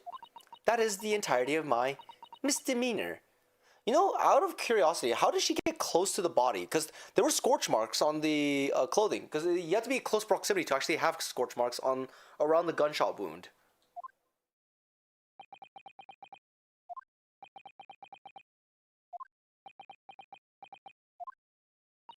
Your Excellency. Yes. I wonder. Might I speak with you in private later? That's suspicious. I shall call on you. I bet she's actually part of. I bet she's actually part of like a big organization on the British side. Then, I wonder if it's because I wonder if she's a secret agent, intelligence agent from Britland, who's ordered to take him out and had to make sure that there's no evidence of her existing. So she might have ties to like a big government thing, which may make her get released, which is gonna be a pain in the ass, but whatever. I hope you can forgive me, Naruhodo-san.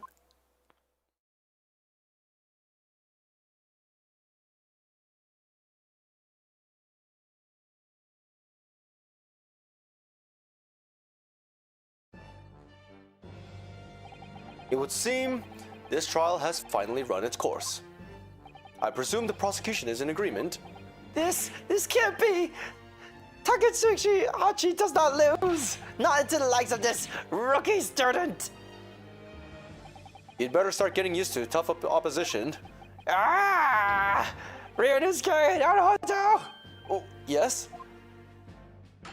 This insult to the Hachi family name will never be forgotten! He'll probably remember us all the way to the current timeline of Phoenix, right? You've become conceited with the Age Council. Oh, I just realized, you know the finger wagging that Miles does? Kazuma's kind of doing it, so you know what? Yeah, that's also another hint as well. You're in other games too, so yeah, we'll see you in another game. It's the way of the world. May you never forget that. No! Tis, tis, tis. Tis.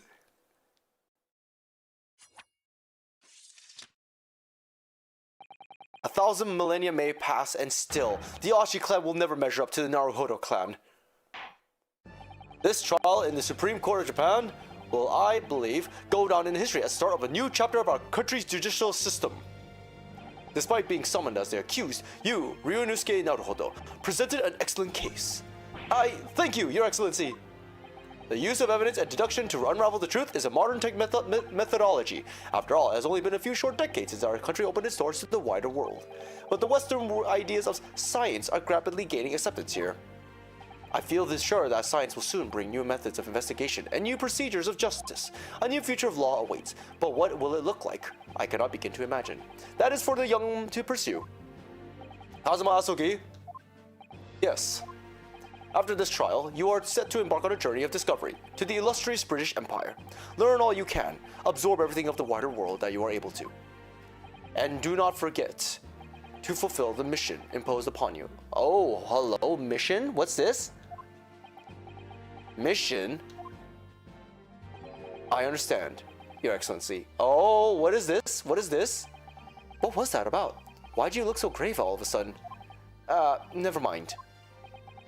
As for you, Ryunosuke Naruto. Oh, yes! In you, I sense, how can I put it, unusual potential. I very much look forward to seeing how you carry that onwards. Thank you, Your Excellency. He's going to the hidden great British Empire to become a Hokage one day.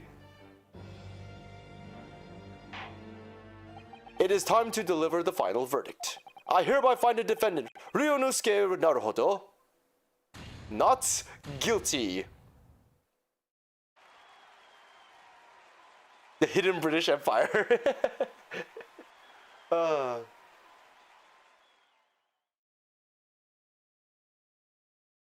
Oh, my throat's it's parched. Holy crap, I talk so much. The court is now adjourned. Yes, raining cherry blossoms in the court. Yep, that's how it works.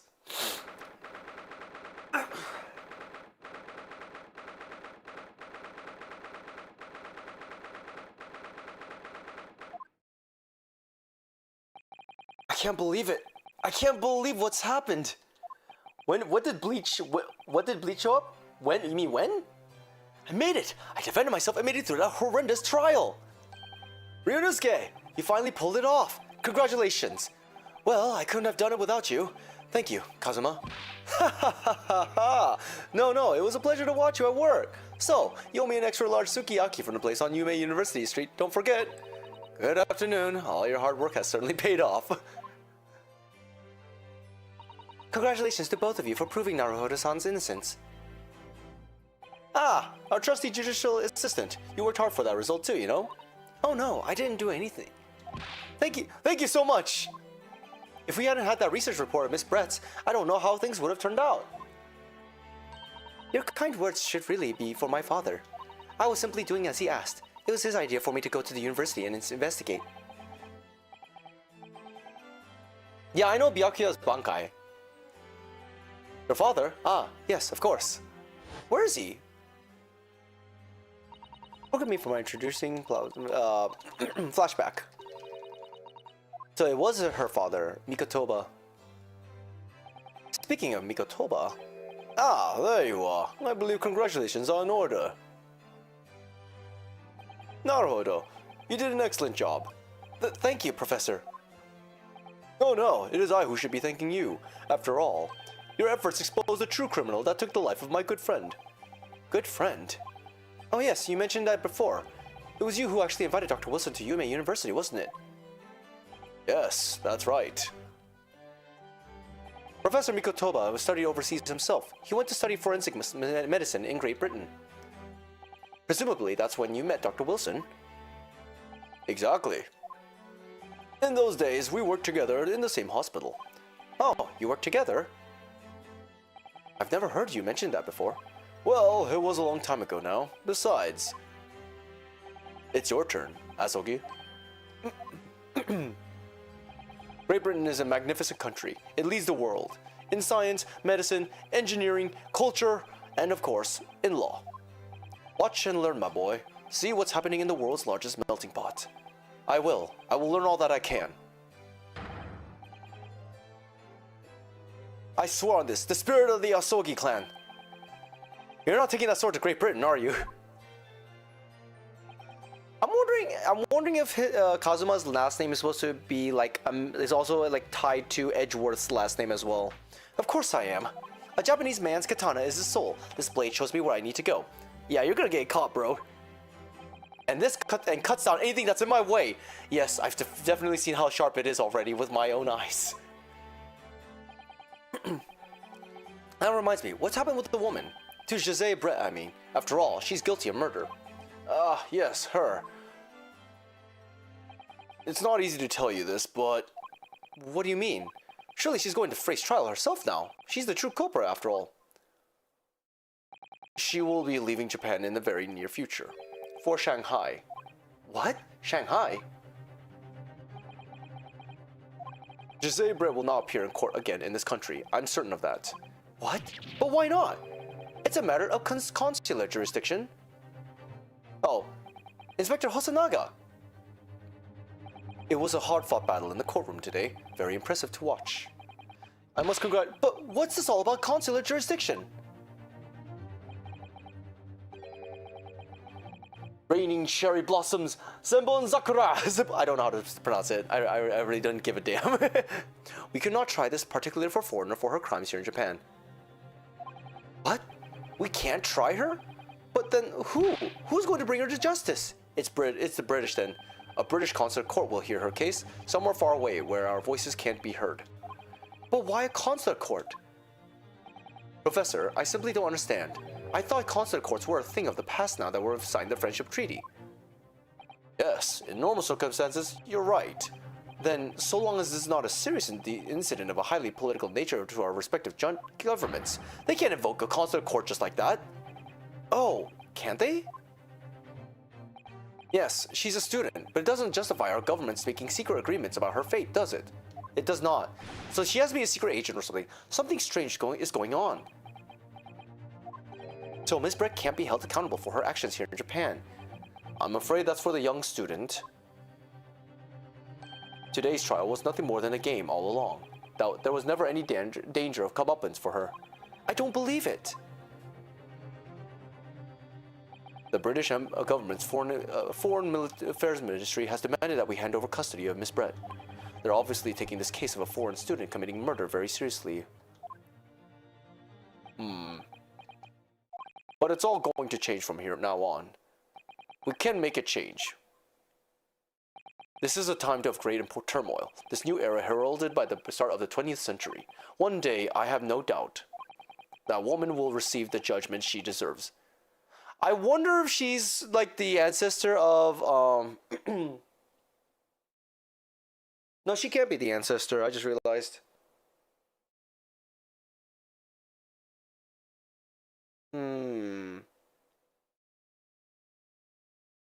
She's British. She's British. Is there a character that's British that also got judged in the sequel in one of the more older games? I'm trying to remember. I swear there was a British person involved, but I can't remember who. Yes, change is coming, and we're the ones driving it. Either that, or we're gonna probably find out later in this game, actually. Well, I think that's enough seriousness for now. This evening calls for a celebratory drink. But Professor, you're right. This is no time for gloomy faces. We should be celebrating Ryunosuke's not guilty verdict. Let's start having some fun. In that case, might I suggest Le Carnival? As the head waiter, I should be delighted to provide you with ample food and drink. You're a detective, Hosonaga-san, aren't you? Let's not worry about details for now. To Le Carnival, will you accompany us, Professor? Of course, Le Carnival's food is second to none. I shall go and attend to the paperwork for Naruhodo-san's release. Oh, yes, thank you. She's handling all the paperwork? I guess, yeah, I guess that would make sense. So Jose Brett won't be tried here. I suppose that means I'll never know. I'll never find out why she killed Dr. Wilson. Kazuma? Yes, Ryunosuke? I just want to say thanks again, that's all. You really saved my skin today. They had an affair. Wait, who? Wilson and Gisette? Maybe. Actually, that wouldn't be too surprising now that you mention it, huh? I didn't do a thing. You were the lawyer here and there, weren't you? That defense was all your own work. I don't know. I mean, hey, who knows? I don't know. I don't know what they've been doing together. Your skills made the difference, though. One day I bet you'll be the best lawyer in the world. I'm not so sure about that. To be honest, something kept occurring to me over and over again during that trial. I couldn't help thinking that maybe you're the one destined to become a great lawyer, not me. What? Come on, be serious. If I helped you today, it was only right at the very start of the trial. But you have a natural talent for it, for being a defense lawyer, I mean. Oh no, not me. All that tense verbal combat? I never want to go through that ever again. I did what you told me to do, that's all. Because I knew I could trust you. That's the point. Sorry? What do you mean? That's the point. Listen, Ryunosuke. Do you know what the most crucial weapon is that any lawyer needs in order to win? Knowledge of the law? No. The ability to believe. To believe? To believe what? A defense lawyer has to fight for his clients. He has to believe in them at all times. Like you believed in me when I said I didn't do it. I'm human, just like you. I don't have some superhuman ability to know the truth. But you have to make a choice about what to believe in and stick to it when you're defending someone. Sometimes in the courtroom, you can really be backed into a corner. But being able to remain faithful to what you choose to believe in, even then, well, that's not something that anyone could do. It takes a special kind of some person. Believing in your client. Just look at today's trial. I'm a student lawyer with a precious little real experience, but you never stop believing in me. Well, lie. You face seemingly hopeless situations time and time again, but you never stop looking for the truth. Oh, good luck. Oh, you tried to go for the hound door. Unfortunately, it went away. And in the end, you found it through your own efforts and because you never stopped believing in me. Thanks, Kazuma.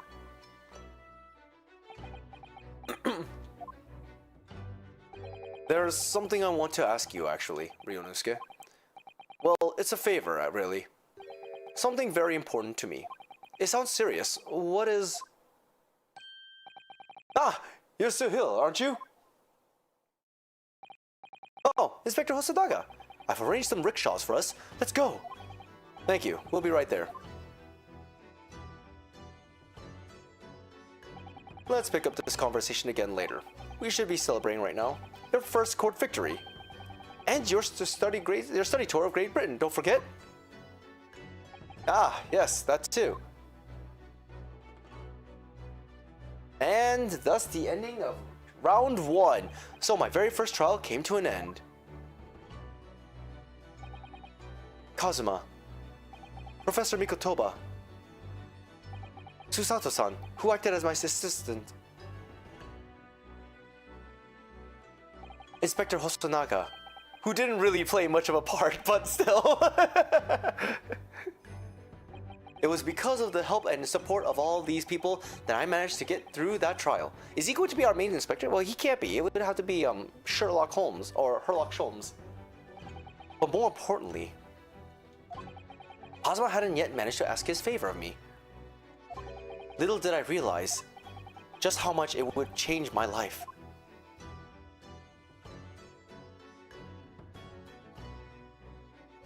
And it's the end. Oh, I'm blocking the text. End.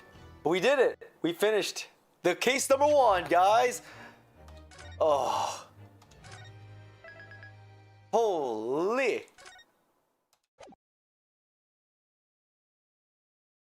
Ooh, how many are there? 3, 4, 5. So there's 5 cases. Okay, cool. The Hound of the Baskervilles? Oh, that's a Sherlock Holmes right there. The Clouded Kokoro. The Clouded Kokoro. Runaway Room.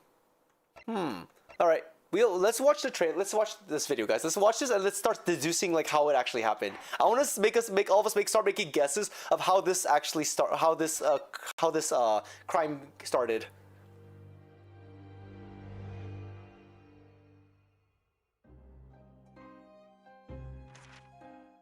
In a corner of that small, dark room, Sholmes and I... Sholmes!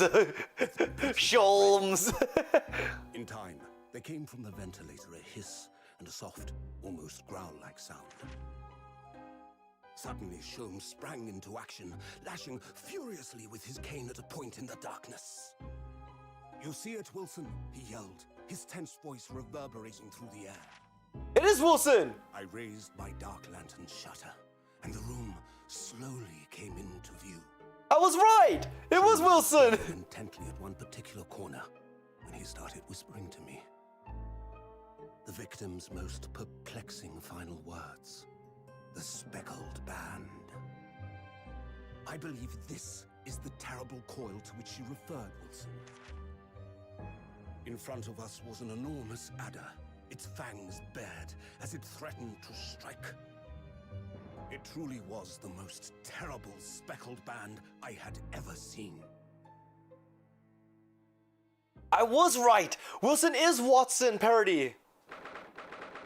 Oh my god, I just guessed it, I guess it was right! What the heck?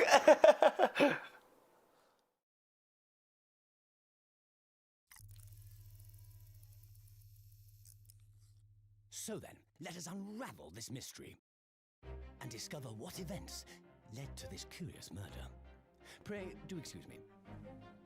The cabin door was bolted from the inside when the man was killed. No marks to suggest the bolt was tampered with in any way. So, this would appear to be a locked room mystery. In his final moments, the victim scrawled a message on the floor. Almost certainly with the ink from this upset bottle. A Russian word. So the victim was a Russian man then. And the letters are well formed, suggesting he was compos mentis at the time. This is a most extraordinary script. And evidently not penned by the same hand as this message. In fact, I deduce it was written by someone of a different nationality.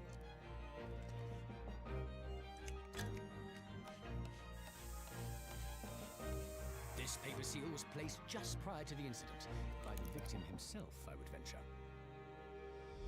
Well, what have we here?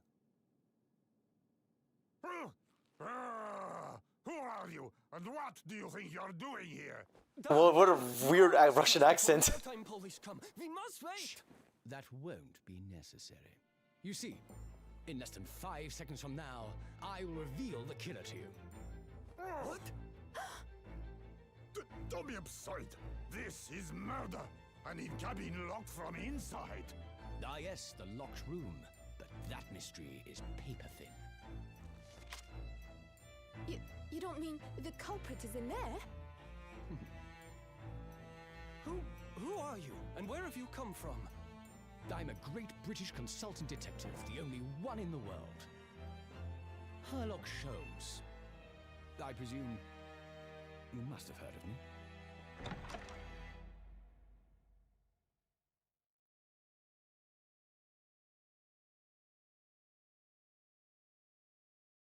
Well, I have no idea what this case is all about. I'm already lost already. Wait, what time is it? What time is it? 7:48? Should I continue? You know what? We'll continue for like another couple hours. We'll see what happens. Ugh, my head is throbbing. What's going on? Something's not right here. There's trouble in the air.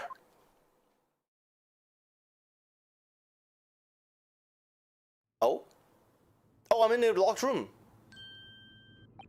Wait, I can't move. What the heck? Gah, what the? Why am I in handcuffs? Humph. So you wake up now, Oh, it's a sailor. What? We had to drag you out of the wardrobe. I do not believe how you could not wake up. You are a true cold-blooded man. You found me then? We found you. And now you pay. Criminal! How long are you hiding in that tiny wardrobe, Ugh, sorry. Now you have been found. It is time to admit your crimes. Unless you want to find out how cold the ocean is, No, I'll tell you everything. What is going on? Why am I in there? There's only one thing I'd like to know from you. Isn't that... Okay, so it is her, okay. Why did you do it? Why did you take his life? Mr. Sato? Wait, what did you just say? Take his life? Where is he? Where's Kazuma? Oh, is Kazuma killed? Ha! You pretend you don't know. You are a wolf in the sheep's belt. You are the killer. Do not try to make excuses. What? Kazuma-sama's body was discovered not long ago. Here, in this very cabin, that was bolted shut from the inside. His body? Please, do not try to tell us you were doing this terrible thing in your sleep. Kazuma's dead? But he can't be. And these handcuffs, surely you don't think I have to know. Why did you take Kazuma-sama's life? Answer me, please! Well, can you at least let me know what's happened? Oh god, but Kazuma's dead? Yo, Kazuma's lineage just ended right there. Kazuma, it was just 2 short weeks ago. Are you sure about this? Won't we get in trouble? Ha ha ha ha ha. Don't you find it fun being a stowaway? Besides, how else would you come to England with me to study? I was a stowaway? It was really something else when they brought your luggage in here earlier, though. The way that Russian crewman just tossed your traveling case onto the floor, I thought I was going to die. Yes, I still can't quite believe that. Really didn't think you'd be able to fit inside my trunk. You must be even less of a man than you look. Hey, honestly, I thought I'd broken every bone in my body. Well, it's about 50 days until we dock in Great Britain. But if you confine yourself in my cabin here, I don't expect anyone will discover you. Ugh, I hope not. I get the feeling that these Russians wouldn't be very forgiving of a stowaway. They're a sturdy bunch, that's for sure. What I want to know is, why do we need to keep it a secret from the young lady? From our faithful judicial assistant, Mikotoba Isumi, you mean? From your close friend, more to the point, surely we could confide in her, couldn't we? I don't believe she'd give me away. No, but if she knew what we'd done, that would make her guilty by association. It's best that only you and I know about this. I suppose so. Anyway, it's about the time that the steward is supposed to come and clean the cabin. I know it's cramped, but you better get in there, I think. It won't be for long. And anyway, compared to hiding inside my traveling case, it'll be a breeze. Yes, but what if the steward decides to open the wardrobe for some reason? Then I'll be in it for it. Stop worrying. I tell you what, why don't you write keep out or something on this piece of paper? What? Then I can stick it over the wardrobe doors once you're inside. I don't know. So literally I'm a stowaway going to the British lands, and what the fuck? Ugh. How could this have happened? We were supposed to be going on this adventure to England together. Oh my god. We leave you at next port. Stay quiet then. Don't make more trouble for yourself. Murderer. No, I'm not a murderer. Die, you said before. You said you admit everything about your crimes. No, that's not right. I mean, yes, I did stow away on the ship, but murdering my best friend? No one else could have done it. Admit the truth. Susato-san? She doesn't believe me, does she? Please, tell me what happened. I need to know. Very well. But there is something I would like to ask of you, too. Ugh, those eyes. She looks like she's ready to destroy me. This nightmare is getting worse by the minute. I suppose all I could do is try to find out what really happened. He really has been killed, hasn't he? This isn't just a bad dream? And these handcuffs, they think I did it? They think I'm Kazuma's killer? When they found him, the cabin was locked from the inside. What do you mean? There's no access to the cabin via porthole window, and the bolt on the door can't be operated from the outside. In other words, after the crime, the culprit couldn't have escaped these 4 walls. What? Or to put it another way, the culprit can only have been somebody inside this cabin. Or do you have some other explanation? This is impossible. How did he die then? What happened exactly? Are you still going to deny the charge, even despite the circumstances? Please, Susato-san, you have to tell me. The cause of death is still undetermined. It's undetermined? What? They don't know how he died? The ship's doctor is examining the body, but of course, he has no post-mortem analysis experience. I don't suppose we shall learn more until an expert has been consulted at our next port of call. So presumably that means there were no obvious external signs of injury then? That's true, yes. The heck? Can't anyone tell me what actually happened here in this cabin? I don't understand it. Why would anyone want to kill Kazuma? Presumably that's something you know the answer to better than anyone. Please, whatever you say, you were here in the cabin after all. Well, yes, I was, but... He would always wake up before dawn and do his training first thing in the morning. I was waiting outside his cabin as I have every day so far on his voyage, but this morning he did not come. I could sense that he wouldn't. Does that mean he was already dead when Susato arrived at his cabin door, I wonder? I knocked, but there was no reply. Then I started to become worried, so I went to find this member of the crew. The crewman forced the cabin door open, and that when we managed to get inside, there was Kazuma-sama, collapsed on the floor. But that doesn't make sense. Does he know Russian? And the white tape there now shows exactly where he was found, I suppose. I had no idea anything had happened. I must have been asleep in the wardrobe somehow. I wish it wasn't the case, but that's just very hard to believe. This is all very hard to believe for me too, trust me. Now I've told you everything that I know, so it's my turn to ask you a question. Yes, alright. Ugh, my head feels so heavy. I'm still throbbing like anything. I wonder if I was drugged. Why were you even on board the ship, Naruhodo-san? You said something before about being a stowaway, didn't you? Oh, yes. I'm afraid that's true. It's 2 weeks since we left Japan now, and I've been shut up in this cabin the entire time. I had no idea. But how could you have occupied Kazuma-sama's cabin for so long without him noticing? No. That would have been impossible, obviously. Yes, of course. Kazuma invited me. He wanted us to go to England together. He actually asked you. But why? I'm afraid I don't really know the reason myself. I don't understand. Kazuma, why do you want this? What's the real reason? Why go to such extreme lengths to smuggle me to England with you?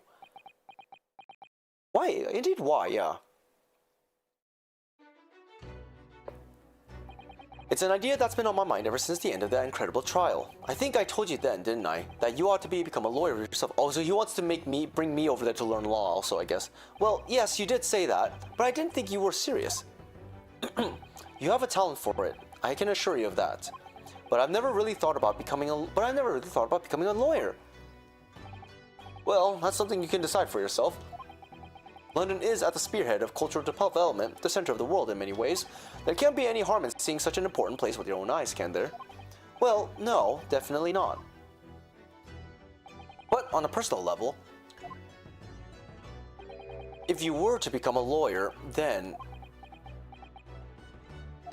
what? Nothing. Forget it.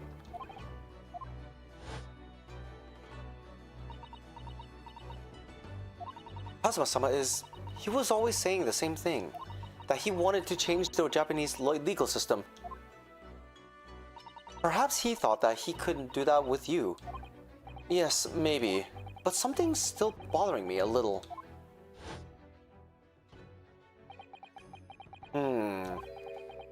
The look in his eyes, it was darker than I've ever seen it before. Susato-san, I'm sorry that we kept it a secret from you. My stowing away on the ship, I mean. If I know Kazuma-sama, I expect he was trying to protect me, to avoid me from becoming guilty by association. That's exactly right, yes. Word perfect, in fact. So what about last night, though? If you're not the culprit, then tell me, what happened last night here in the cabin? Well, the thing is, I don't really remember. Kazuma brought me something to eat, just like he always did. And then I got myself into that wardrobe over there, just like I always did. After that, I fell asleep. Well, yes, I mean, that makes normal sense. So deeply that he didn't even stir when Kazuma-sama was killed. Well, yes. I was drugged then. I know it sounds unbelievable, really, I do, but it's the truth. If only I'd woken up, then perhaps I wouldn't be in this predicament. And for some reason, my head's still throbbing like not anything. Really?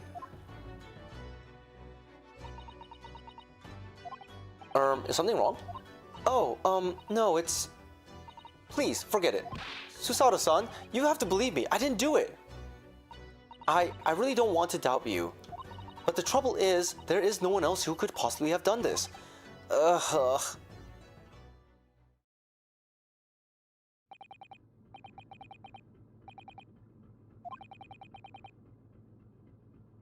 Ugh. Okay, alright, I guess we're gonna start investigating soon. Don't try to go anywhere. I don't think I can. You're the perpetrator of this crime. You can't leave. I can't allow that to happen. I'm sorry, but Kazuma was killed right under my nose here, and I didn't do anything to stop it. And now I'm supposed to just sit around, my hands tied, while whoever did this walks free? No, I can't allow that to happen. Well, what do you propose to do then? Then can I investigate? I'm going to investigate. I'm going to find out exactly what happened here. I'm going to work out who took Kazuma's life and how and why they did it. So I'm sorry, but you're going to have to excuse me. Oh gosh, did she throw me across the room? Oh gosh, she did. Oh god. What the? That was a Susato takedown. Oh gosh, she knows martial arts. Susato, what martial art form is that? I'm going to need you to prove it. Sorry, prove what? Prove it?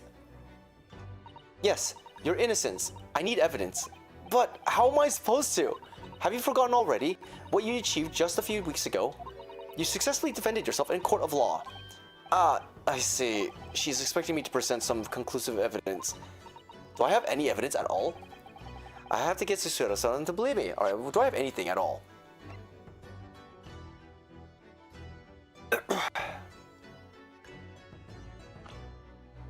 Well, I only have that sign as that's the thing, so that's it. I'll show her some evidence right now that proves I'm not guilty of this awful crime. Is this it? Yes! Tell me, when I was discovered in a wardrobe before, was this piece of paper stuck over the doors? Oh, yes it was. Is it because, like, it's the reason why that I can't put it on myself? I thought so. Kazuma always put it in place whenever I went to sleep in there, just in case the cabin steward or another crew member decided to look inside. So naturally, he did the same last night as well. Oh, yes, of course. The gentleman who discovered you peeled the sign from the wardrobe doors before he opened them. But if I were truly the culprit, I couldn't have climbed back inside the wardrobe and stuck this on the outside of the doors on my own. Yes, that's quite true. In other words, it's impossible that I killed Kazuma.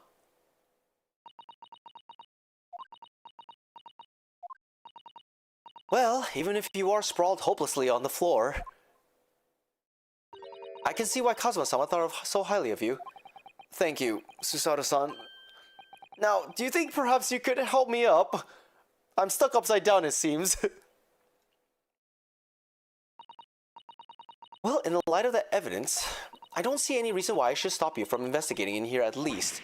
Thank you. So you finally believe me? To a degree. I'm sorry. No. What? I'm not sure yet. I can't rule out the possibility that you used some sort of conjuring trick to put the sign back in position. What does she think I am, a magician? I mean, hey, girl, brother, we've seen enough magicians also in the later games, so who knows. For now, I suggest you investigate as thoroughly as possible in here. I'll do the same. Alright, let's get to work, Susato-san. Please don't misunderstand me. I still have my doubts. Oh. I shall be watching you, to make sure you do nothing that might disturb the crime scene. I wouldn't want you using your conjuring tricks to destroy evidence, for example. Right. If I had any conjuring tricks. Well, anyways, I should make a start on investigating in here. Examine everything I can. Kazuma, I swear, I will avenge your death. What if he pretended to die and is actually alive still? Yeah, we already talked to her about everything. Okay, let's go examine. Russian man. Perhaps I can see what this Russian crewman makes of the scene of the crime. Excuse me? What? I was wondering how it's going. The investigation, I mean. Grandmother told me Japanese people do not make jokes, but it's not true, I see. Sorry? The criminal asking investigator for information about this crime. Very funny. Oh, it wasn't supposed to be for a joke. He doesn't appear to be laughing either. He's convinced that you're guilty. You might have useful information, though. I have to keep trying. So, last night, did you notice anything out of the ordinary at all? Yeah, of course not. Now back to the corner of the room and bake silent. I say no more to you. Did I hit a nerve? Just for a minute there, he seemed a little flustered. Was he asleep on the job? Oh dear, that won't do. Oh, what's the matter, Susato-san? Whenever I'm examining things, I always find myself so focused I forget to look around properly. Ah, yes, that's not good. I don't suppose you're as foolish as me in that regard, are you, Naruhodo-san?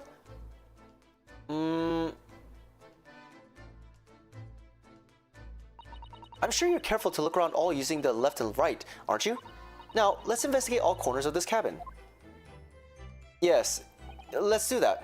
I suppose my field of vision has been rather small until now. It's a small world I lived in. That's Kazuma-sama's precious sword. He never went anywhere without it. Yes, he was always saying that a Japanese man's katana is his soul. I believe he had to work very hard to convince the government to allow him to bring it on his trip. I suppose that just shows how important it was to him. And now he's gone. But I'm not ready to let his spirit go just yet. Aw. A chicken bone on the ground. That's my dinner from last night. Wow, I was eating it like a dog. A roast chicken. It was really tasty. Yes, it was very delicious, wasn't it? But, did you eat it on the floor here? I'm not a dog, Susato-san. I ate it at the table, of course. Which begs the question of when and how the plate ended up on the floor. But Kazuma-sama didn't like chicken at all, did he? No, that's right. So he didn't touch it.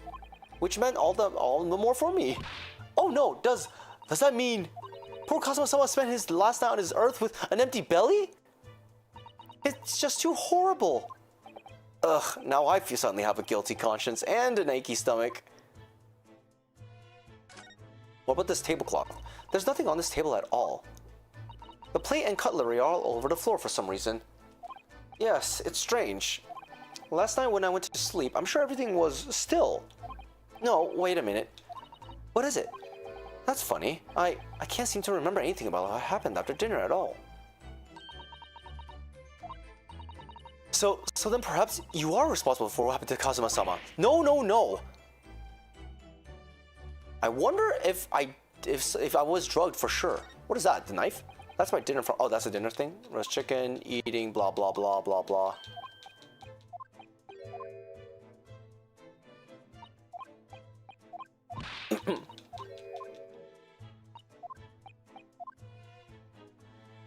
What's this?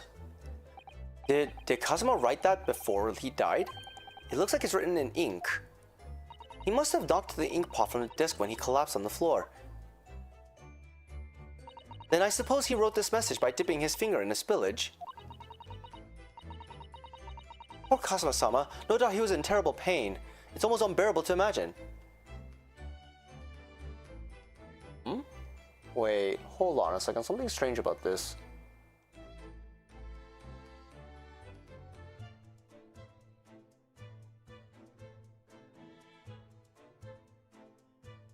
Wait, hold on a second, is this upside down?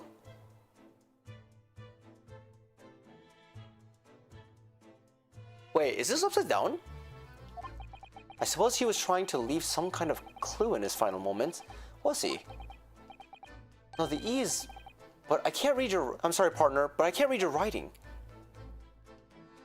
I don't think that's Japanese, Naruhodo-san. What? Then, what language is it?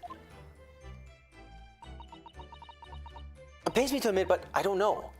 It's not a foreign script I'm familiar with. What does it mean, I wonder? Doesn't... Even in terms of Russian, I don't think it's Russian either.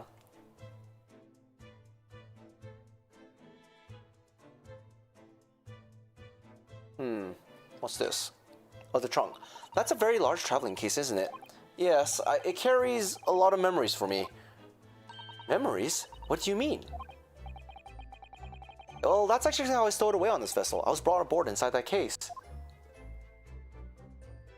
Ah, yes, I see it says this way up, in Japanese, which in hindsight I should have realized that foreign crewmen wouldn't be able to read. I was turned over and over and over, and then I was tossed on the floor in here. Oh dear, being a stowaway isn't as romantic as it sounds. Well, it was a less painful than a Susato takedown. What about these bookshelf? The books have fallen over on the shelf. Look, they've all toppled the same way. And what's this? A statue of some sort, some god of the sea, although he's fallen over as well. Yes, it's almost as if the whole shelf has been ransacked, and everything mown down at once. Why? I wonder if... Perhaps it was Kazuma-sama doing his morning sword practice training, do you think? I seriously doubt it.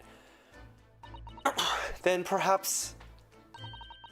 It was you, Naruto-san, in a fit of rage? I wouldn't have bothered leaving the wardrobe just to mess up a few books and a statue.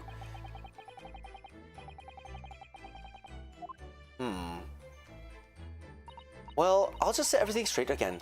And I don't like to see a mess. I think you should leave it, Susato. Oh well. I wonder what that sign says. These are the rules of passage for travel aboard the SS Buria. It's essentially a list of requests from the captain to all passengers on board. Passengers must not keep weapons or other dangerous objects in their cabins. Pets are also strictly forbidden.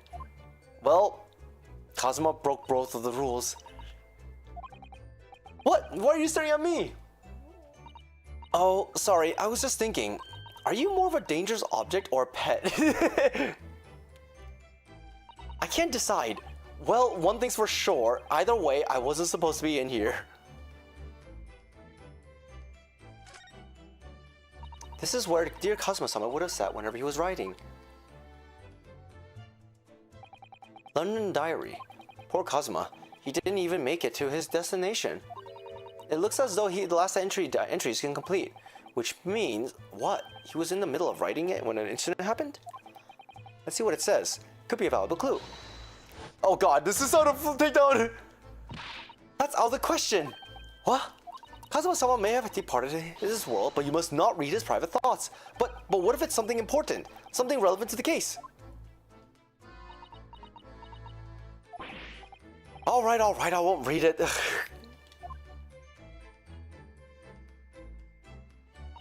Poor Kazuma-sama. I don't like prying into people's personal matters either, but in this case, isn't the need for clues more important? It really is important, honestly. Oh well.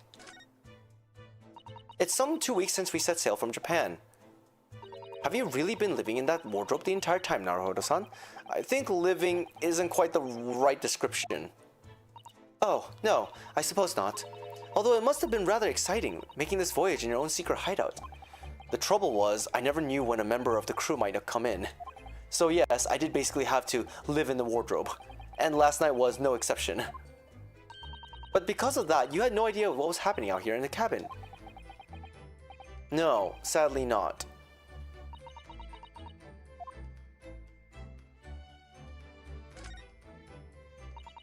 I think that's some kind of opening for a ventilator. A hole through which fresh air can circulate into the cabin.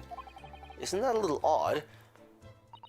What do you mean? Well, this is ventilator. If that's what it is, looks like it must connect to the next door cabin.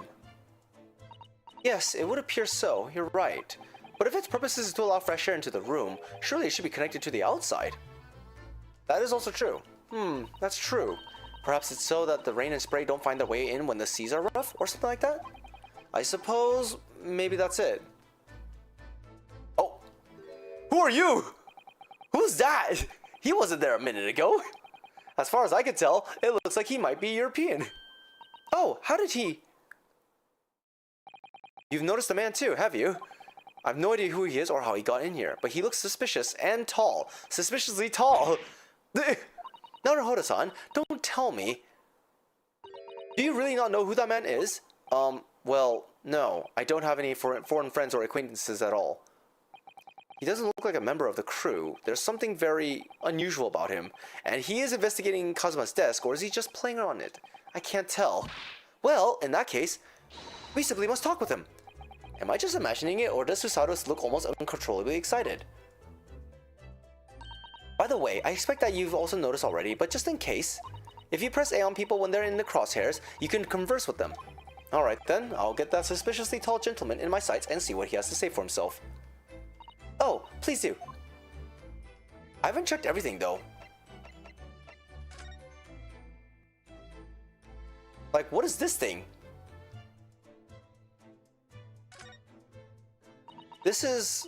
yes, it's a bell cord contraption, I believe. Oh, to call in service? What do you mean contraption?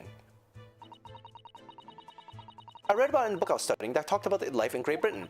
Large households often have bell cords like this, which you can pull to ring a bell to summon servants. Really? That sounds almost magical. Wait, what? Shall we give it a little try? Yes! In the interest of cultural research, obviously.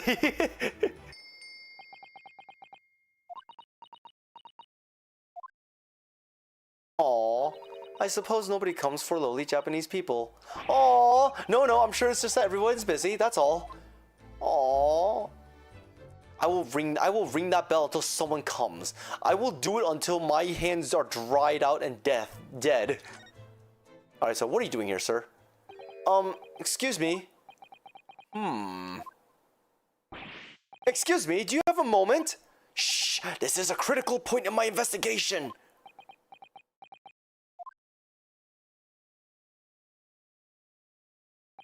Maybe I should leave him alone. He seems a little unfriendly.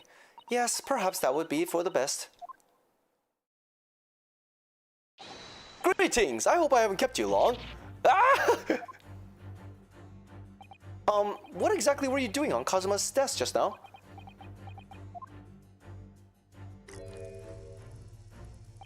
Ah, I see. Fascinating. Sorry? What do you see? It feels like he's looking right through me. Oh yes, everything is clear now. The train of reasoning has run its course. My deductions have crystallized. You have been in Afghanistan, I perceive. Just recently returned, if I'm not returned. Well, sorry, what? What the fuck did you get the idea that I was in Afghanistan?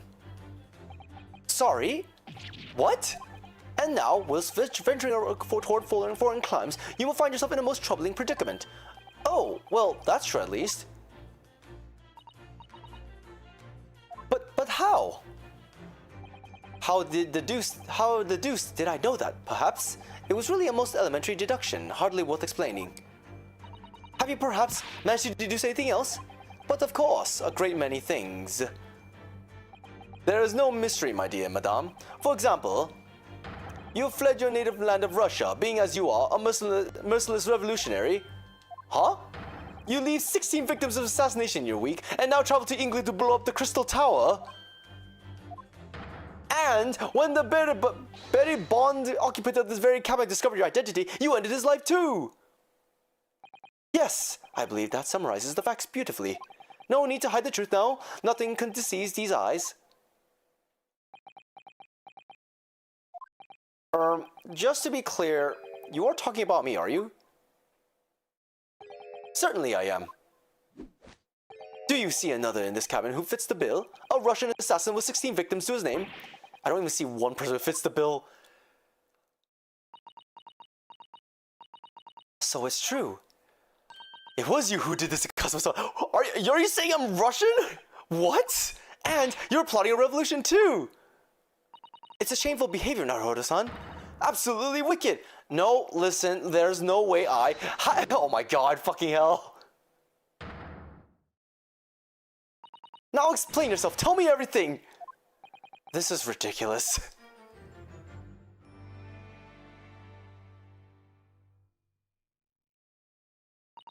How could you do it? For pity's sake, open your eyes. I'm not a Russian revolutionary, obviously. Oh, forgive me. And as for you, what kind of deduction was that? You were just saying the first thing that came into your head. Ah, but was I not right? Whilst venturing toward foreign climes, you do find yourself in a most troubling predicament. Do you not? Well, yes, maybe. Ha! There you have it. You see. What did you make of that, Well, to be honest, this ship is en route to England, and I'm in handcuffs at the scene of a murder. So, I'm not really sure you could call it deduction. It's more plain observation. Indeed, an observation, my dear boy, is the basis of all deduction. My method is founded upon observation of all trifles. You see, I announce my findings with a brassy certitude, and more often than not, I'm right. Ha! I don't think you introduced yourself. Ah, my apologies. How remiss of me. I am none other than the greatest detective of the century, known to men and women the world over. The inimitable Sherlock Holmes. So, it's really you, the actual Sherlock Holmes? How do we know this idiot? The very same, the inimitable, actual Sherlock Holmes. Do you know this man, Susato-san?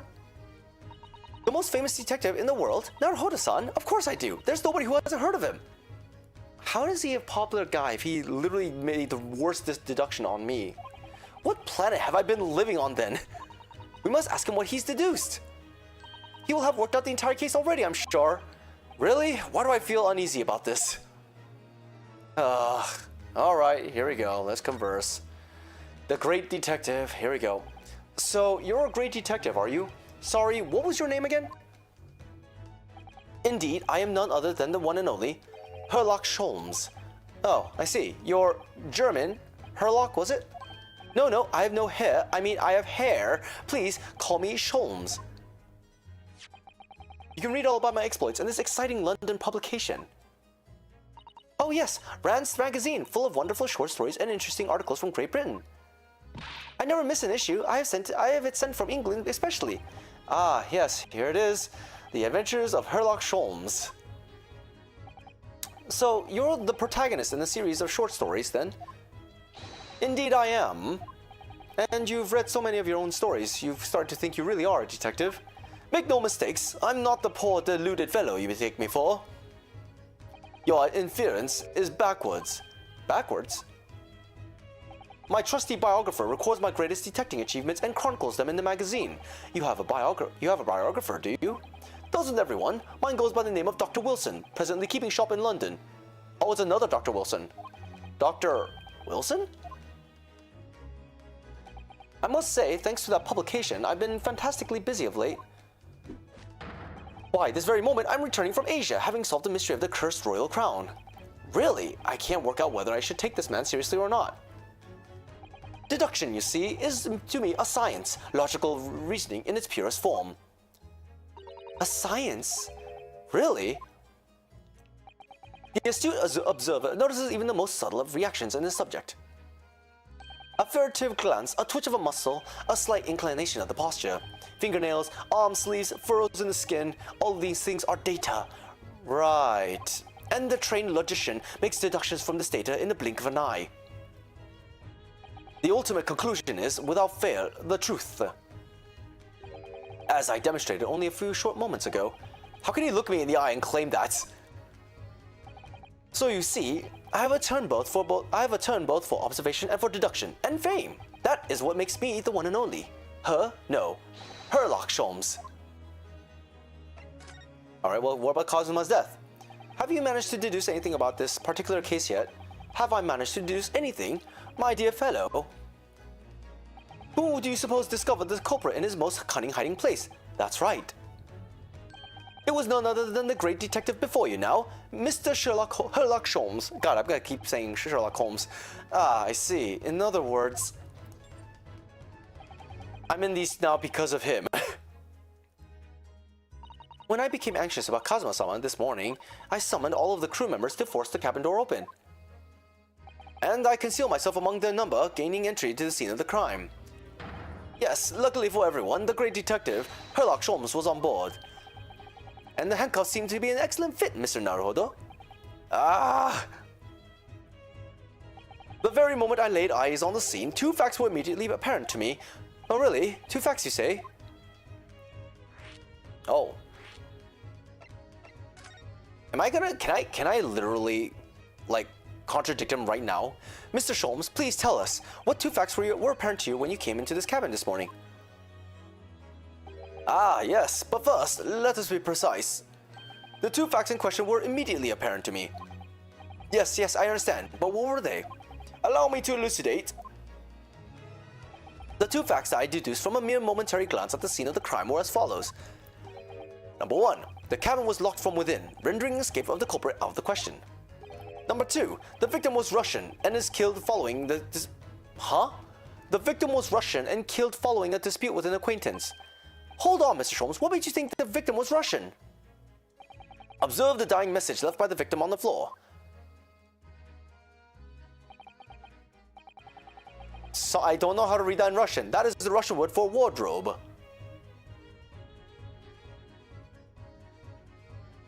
Really? That's Russian? I guess it is Russian. I thought that wasn't because it looked inferior, but I guess it really is Russian. Do you really think Kazuma-sama would have left a dying message in Russian? People, I don't even think he even knows Russian. In their final moments, many find their native tongue filling their head. For this young man, Russian. Kazuma was Russian? Was he? Initially, I considered Godrobe maybe the name of the killer. Isn't Robert God, perhaps? Is this a reference to an actual, like, Sherlock Holmes, like, actual antagonist? But in the interest of the thoroughness, I decided it would be wrong not to look inside the wardrobe there at least, where you found Mr. Naruhodo sleeping soundly. Quite so, I found you, the renowned Russian revolutionary killer. Why is it that I'm Russian too? I observed that you were wearing the same attire as the victim. In other words, you were acquainted. And if my memory serves, that outfit is traditional dress of the Russian people. No, it is not! Our school uniforms are traditional dress of the Russian people? I had no idea! And I had no idea a detective could get something so wrong. I took a photograph of the victim and the message, and I might analyze it for possible hidden details.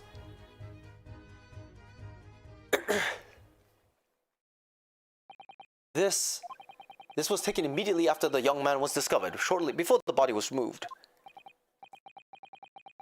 Yeah, Kazuma had already been taken away when I woke up. This is the first time I've actually seen him like this. Why does it look like he's saying something on the top right? That dot over there.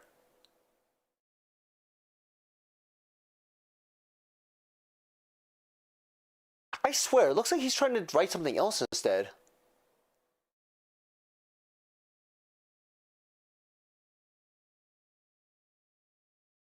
It looks like he's trying to write something else. The word on the far right looks like it's actually a 5 with a line drawn on the left side.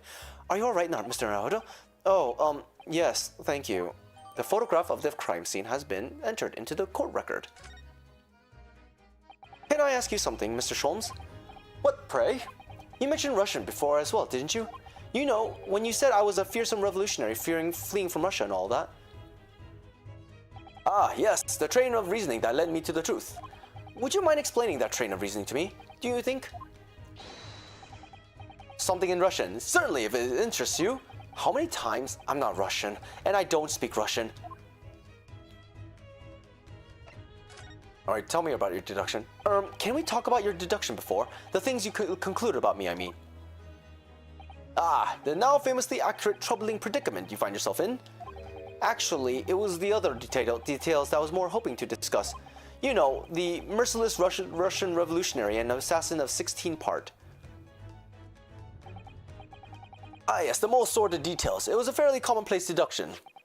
Here we have this morning's paper. The main headline reads, Revolutionary violent Bolshevik flees Russia via Shanghai. Shanghai? This vessel made port call at Shanghai yesterday, and last night the young Russian was murdered.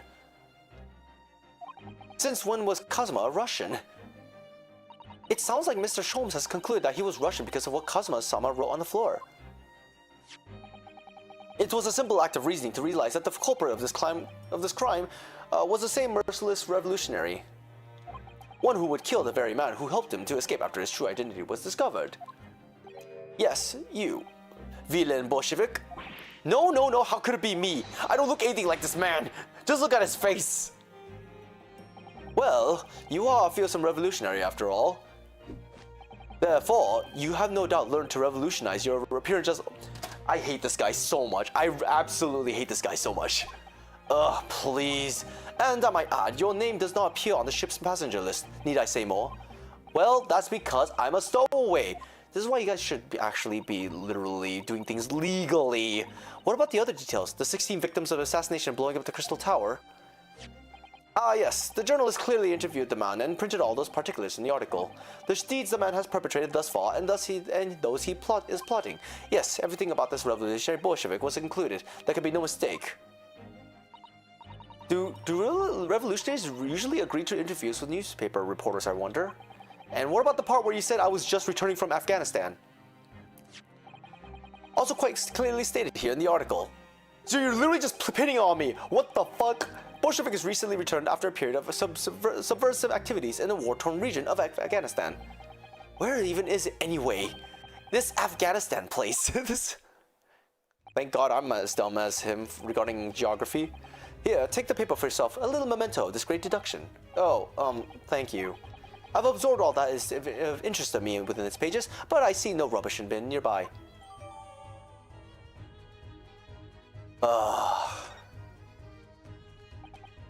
And you may find the article on the back page of interest as well. On the back. Cast your eyes over it sometime if the interest takes you, though you may need someone to interpret. It's all written in Russian. I couldn't hope to read it. But I suppose it wouldn't hurt to just glance at the article. Maybe there might be a picture or two. And what were you just investigating? Actually, that's actually a good important question. I'm gonna go sit down now. I'm gonna move the desk down. Oh God. Ow.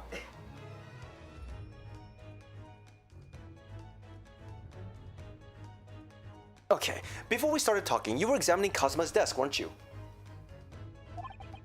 Kazuma? Ah yes, the victim. Did you not notice anything useful? Anything at all? Observe for a moment the desktop of the victim. We see that the victim was engaged in penning some text. London diary. Kazuma was keeping notes of the trip. But I don't think you should read his private writings. It could upset people. Tragic! And something you ought to perhaps elucidate before the act of reading. You mean you've read it already? It is my business to know what other people do not. Yes, believe it or not, I know a smattering of Japanese. Oh, I see. Well, you're about to know what a Susato takedown is. Susato-san? Aren't you going to throw the detective with one of your trademark takedowns? I'm sorry, Naruhodo-san. What on earth do you mean? Life is so unfair.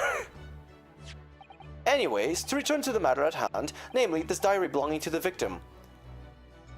It would appear the final sentence is incomplete, as if the author were cut short. Tell me, what is the nature of the writing? Pray be precise as to the details. Oh, but I thought you knew Japanese. A smattering, dear boy, a smattering. Sayonara, bonsai, mikado. Nado. I trust you're suitably impressed. Ha. But this diary is littered with complicated looking characters, of which I can read precisely none. I hate this guy. So what was all that showing off about before then? Oh my god, I hate this guy. If you would be so kind as to show me, I would be happy to read it to you, Mr. Sholmes. Susato, what the hell? I'm much obliged, my dear madame. The final entry here in Kazuma-sama's diaries, it consists of just two short sentences. The first reads, 1:23 a.m. I can hear a faint whistling sound. A whistling sound? These are very deep waters. Pray, go on. The second sentence reads, 1:35 a.m. What looks like some sort of speckled band is dangling from the ventilator grill. Speckled band? A snake? Wait, isn't this a snake that was referenced in the trailer? What on earth does that mean?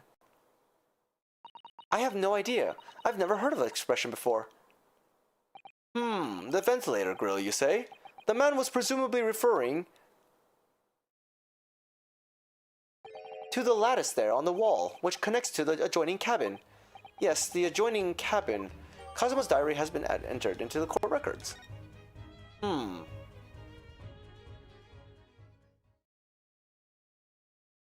So, I believe I've given you enough to consider for the time at least. Do you have somewhere to go? As it happens, the victim's writings in his diary have piqued my interest. The matter warrants further investigation, I believe, and if I am still too long, the seasickness takes hold. Oh, I suppose you're thinking of investigating the cabin next door, which is the ventilator connects to. Great detectives are a curious breed. Our minds rebel at stagnation. We crave mental exaltation. So yes, I intend to investigate. Hence, the truth will become clear soon enough. Do you think perhaps that we could go with you? No, that would be somewhat complicated. What? But why? A simple glance at your wrist should reveal the answer. Oh, these. After all, you're the prime suspect in this matter. No. There's no point in trying to turn it into a question. You're the one who decided I was the culprit in the first place. Whatever do you mean? I have no recollection of naming you as a culprit at any point. Wait, huh? You must be joking! You just said it only a moment ago! Dear me, you are clearly misguided. I would have no cause of saying such a thing. Then who said it? Well, actually, Mr. Sholmes, I did hear you say that too. You're quite sure? Well, that's very strange. I wouldn't have said you had the face of a criminal, you know? Not really. So what were you looking at my knees before? So what, you were looking at my knees before? Some great detective you are. Well, anyway, that was then and this is now. I hate this guy so much. What do you mean? What I mean, sir, is this. If you are the culprit, then you must play the part more convincingly. Roll over and accept your fate. Oh my god, I hate this guy so much. Now he's just being plain rude. And off he goes, having just laughed in my face. His sense of humor is as twisted as his name. Naruhodo-san, what are you just standing there for? We must go and investigate the cabin next door as well. Aren't you forgetting something? What about these? There's no way I can... Did she literally throw me across the room again? After Kazuma-sama spent his dying moments struggling to leave us a clue, you're willing to give up? You're just going to roll over and accept your fate? Ugh, as if you gave me any choice in the rolling over part.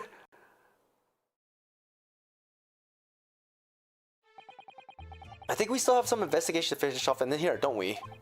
Let's carry on examining what we can in this cabin while we wait for the chance to slip next door. Good idea. Ugh, the situation doesn't look good for me, but there are still things I can do to help myself. And I owe it to Kazuma to do everything I can to find a way out of this. And bring the real culprit to justice. Oh, right, I should probably look at the newspaper, actually.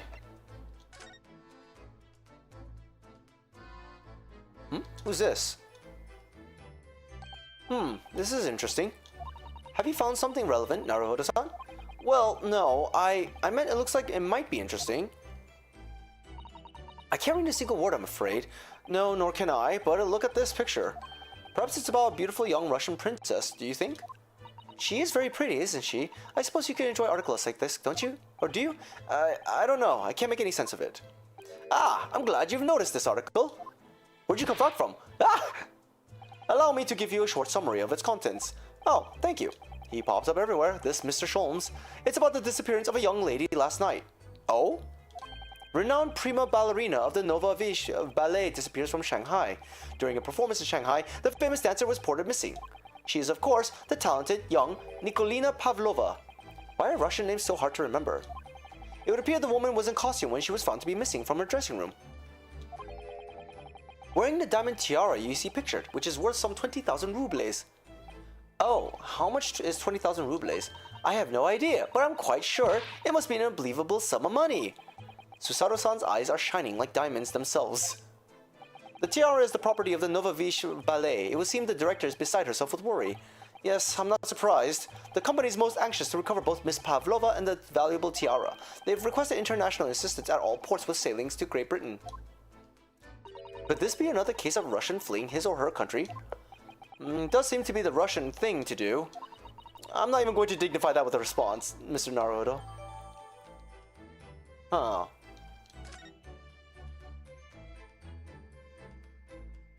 Okay, so that came with a photo, so that's interesting.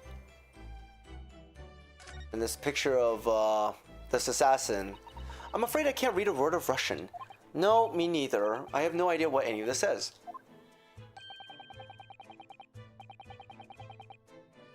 The pair of you floundering is a sorry sight. Let me offer some assistance. The article on the front page of this newspaper is concerned with the fearsome Russian revolutionary.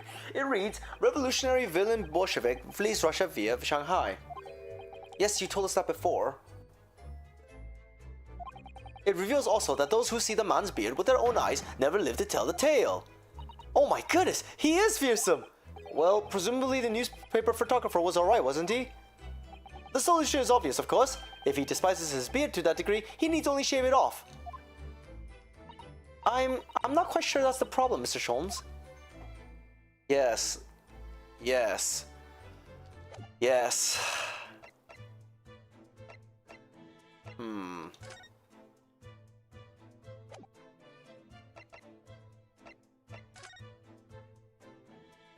So, yeah, the far right letter, that looks like a 5 rather than like a Russian letter. So if I actually take that into consideration, if it actually says 5, that doesn't make sense then.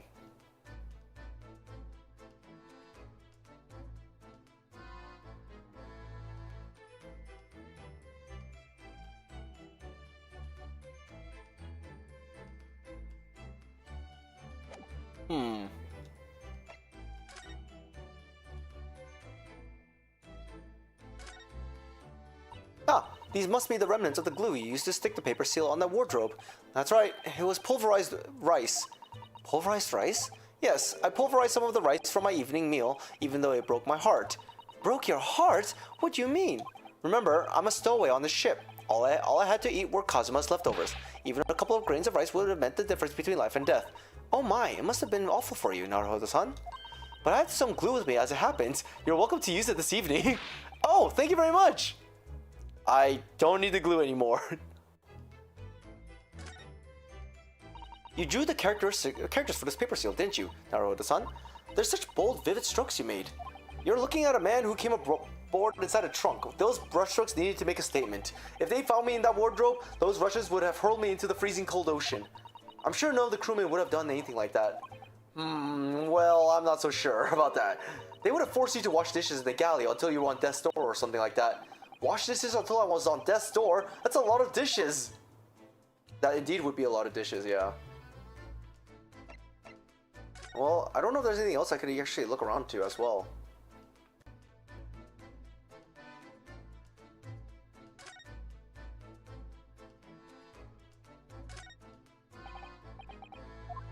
Can I talk to this guy and ask him for help? Oh, would you mind if I investigate a little outside, sir? Grandmother told me Japanese people do not make jokes, but it's not true. Okay, no, it's the same thing.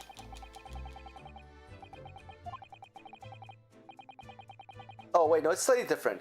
We're in the middle of the grandmother, Japanese person, the criminal asking him to escape from the outside. We're in the middle of the sea. There's no chance of me escaping. Niet! You stay in this cabin until next port. Then it's up to Hong Kong police to decide what they do with you. You stay. There's no way for me to escape, bro. There's no point in trying to appeal to this man's better nature, that's for sure. What the fuck, man? When I went for help and the crewman forced the door open, this bolt had been firmly closed.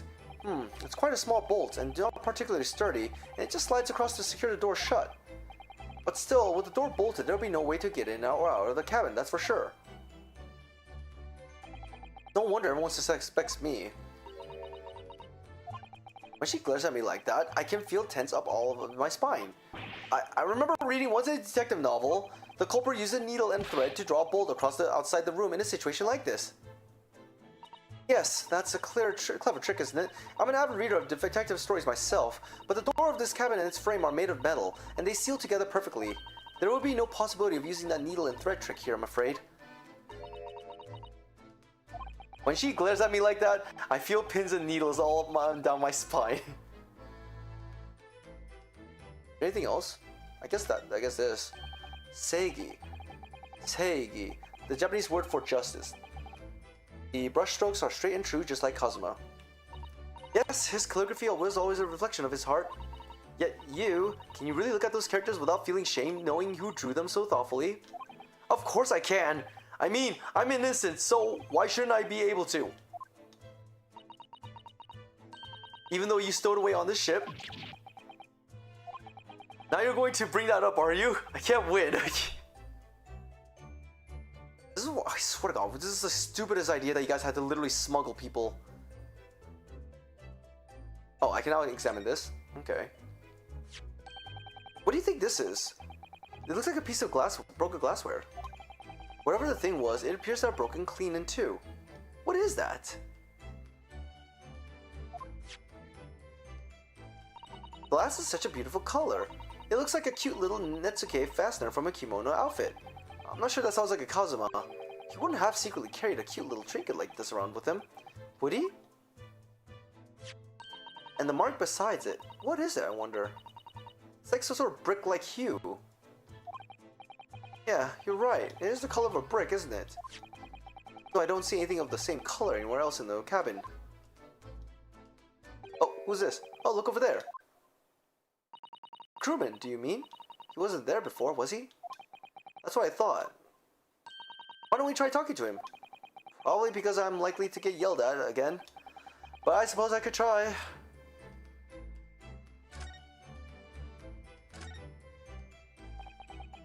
That? Is something wrong, Naruhodo-san? Oh, no. It's just that crewman standing by the door. I can't help feeling I've seen him somewhere before. Wait! Is that the detective? Oh, you're right. He does look familiar. Excuse me, sir. Oh, it is him! It's the detective!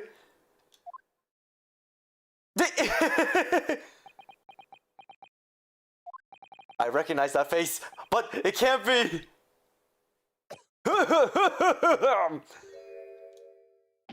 It is! I didn't know you were here, Inspector Hosonaga!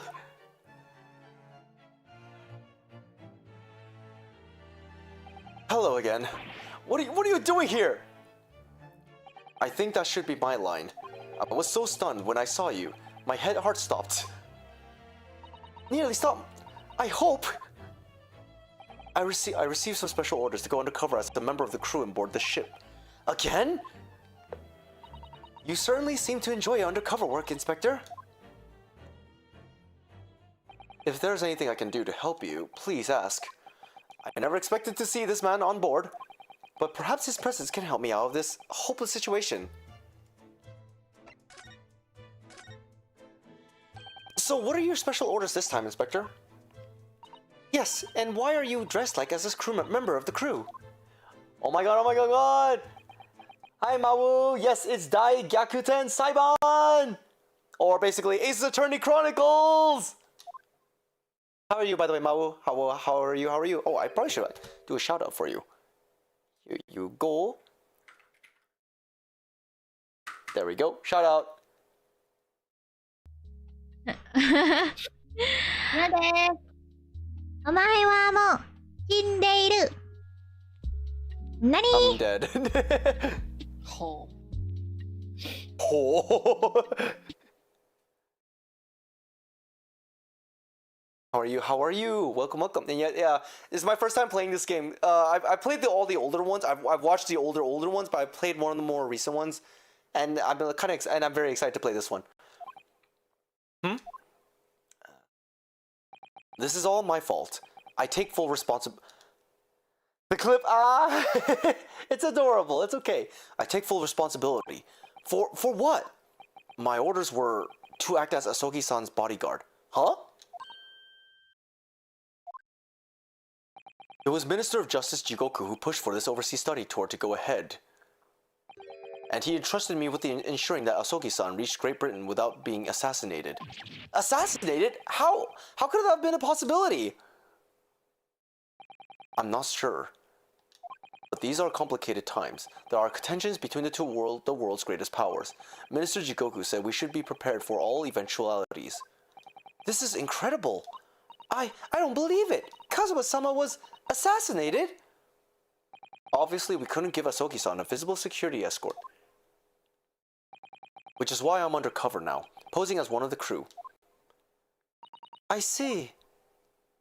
And I didn't take my eyes off him the entire time we've been on board, from morning until night, every day. But I never imagined it would happen here, inside his own cabin, not here on the first-class deck. I'm on a first-class deck? I failed miserably at my assignment, and Asogi-san is dead as a result. I'm a disgrace. All I can do is humbly apologize. Inspector. What's with the timer counting down on stream? Oh, that's the Pokemon community game. If you play Pokemon, if you play that, at least you'll be able to catch Pokemon. So if you wait 4 minutes from now, random Pokemon will come up. One of the bots will tell you what it is, and another bot will tell you what kind of Pokemon type it is and what balls you should use. But yeah, it's basically a Pokemon game on stream that is connected through a global server. So if you go to another stream that has the same timer or similar game setup, you can also play the game there as well. And all your Pokemons are saved across all of those accounts. So like literally, if you catch something here on my stream and go to another stream, your Pokemons are still going to be there. If you scroll down on my Twitch, you'll see the extensions panel for the Pokemon thing. If you want to start playing, you just hit exclamation Pokestart, and then it'll give you a starter Pokemon and some Pokeballs. And any Pokemon that come up, you use Pokecatch to like catch them. You can also buy Great Balls, Ultra Balls, and all that stuff. And you can do Pokemon battles in the extension as well. So if there's anything I can do to help now, just say the word. Permission to investigate. We're doing what we can to investigate Kazuma's death ourselves. I thought you might be. You didn't do it, did you? You're not the killer. Of course not! We'd really like to investigate the cabin next door. Yes, so we need to be allowed out of this cabin. I'm sorry. What? You've been deemed a risk to the ship's safety. If you move to even touch the handle of the cabin door, that stormy-looking seaman there would surely snap your neck in two. I suppose I'm not just a stowaway now. They think I'm a murderer as well. Would it be possible to give me something to work with, do you think? I'm going to need something persuasive. What do you mean? If I had a solid reason why the next door cabin should be investigated, for example, I'd do everything I could to persuade the captain to allow it. Really, I'd lay my life on the line if I had to. But I don't see how... Evidence! I have something. I think I have something. There may be a way. What? Really? Think of how you tried to persuade me of your innocence, Naruhodo-san, by presenting me with a piece of evidence that you already had in your possession. Evidence? It's just the same as when you are in court. You must have done it many times during your trial. Simply press the present panel and choose some evidence that Inspector Hosonaga could use. So, evidence that could give us a viable reason to investigate the next door cabin, is it? Alright, yes. Oh, wow, I love this game so much, honestly. I hope you enjoy. I'm going to get up out of bed now because people are coming over later. Lolo. Oh, no worries. Thank you. Thank you for coming by and saying hello. I also love the series as well. I hope to enjoy this game as much as well. But yes, you go and prepare. Have a good day and hope you have lots of fun with your friends. Thanks for coming by. Thank you. You also have fun. Let's see if I can present the evidence with the evidence he needs to persuade the captain. Have fun. Thank you. Okay, let's go ahead and present. I think the best thing is his diary. What's that? It's Kazuma's diary. Just before he died, Kazuma-sama wrote something rather strange in his diary. Strange? In what way? He wrote, what looks like some kind of speckled band is dangling from the ventilator grill. A speckled band? That is strange. Yes, we're still trying to work out what he meant by that, but what I'd like to know is... Don't tell me, the ventilator, is it? You're very astute, Inspector. That ventilator clearly joins the next door cabin. That's right, so if we could investigate in there, we might be able to work out what the speckled band was. Alright then. I can't leave this cabin at the moment. I'm stuck here until we arrive at the next port. The captain has given me strict orders to guard the scene of the crime, you see. I'll have to entrust the investigation to you. Really? You're willing to do that? Yes, as long as you don't leave the first-class cabin area. I'm afraid I can't remove those handcuffs, though. But what about the captain? Aren't you going against his directive orders? His direct orders? I'm a man of my word. And I promise you that I'll lay my life on the line if that's what it takes to convince the captain. After all, I failed to keep Asogi-san safe. This is the least I can do. Thank you. Let's seize the moment then, Naruhodo-san. Just like move and we can leave this cabin at last. Move. Alright, let's move!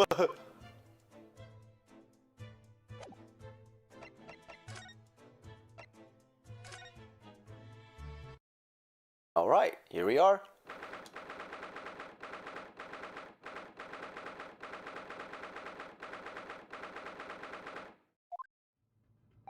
Whew, I'm finally out of that cabin. I have to admit, this isn't quite what I was expecting. It's less spacious out here than I thought it would be, and this is the most luxurious accommodation. Yes, indeed. Kazuma-sama was being sent on a study tour by the government. That's why he was being put up in a first-class cabin.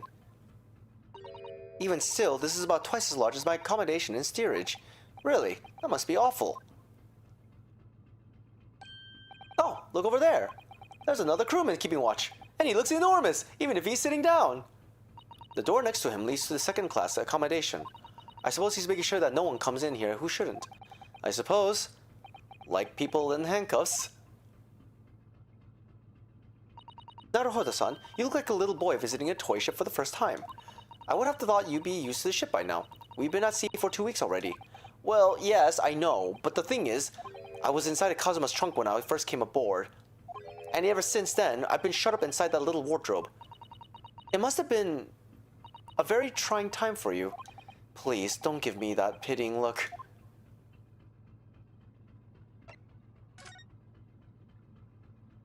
Okay, let's see what we've got here. That's a huge book on top of the table over there, and there's a pen next to it. Yes, that looks like the ship's log. Shall we have a little look through it?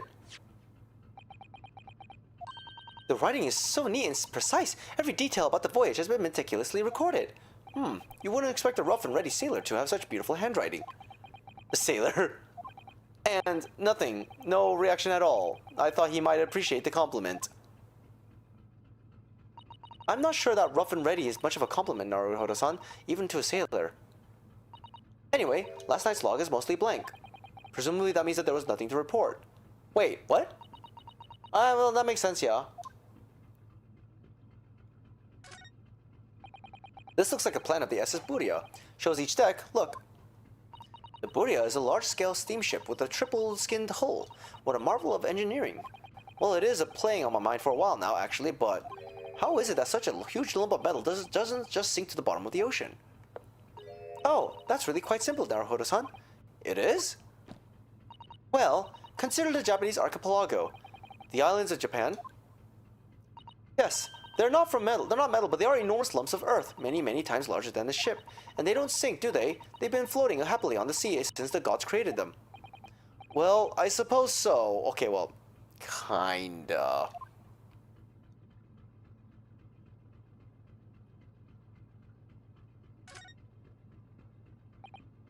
Excuse me, but could I ask you something? You little stowaway murderer! That wasn't a good start, was it? Alright, let me try instead. Good day, Mr. Sailor. I'm so sorry to trouble you, but could I perhaps ask something of you? Yeah, Lazy, you did it! I did it! You little third-class lady's maid! Aw, how dare you! Oh, we seem to have caught this sailor on a bad day, Susato-san. I'm not sailor. My mother gave me a name. Oh. I am senior crewman, Beef Stroganoff. Oh, he's Beef Stroganoff. He's Beef Stroganoff. Oh, you know, I kind of want some Beef Stroganoff. Huh. Whew. The best thing is just to avoid contact, I think. Mr. Stroganoff, about this first-class cabin area. Here we are in the finest part of the Buria steamship for very important persons. What sort of very important persons?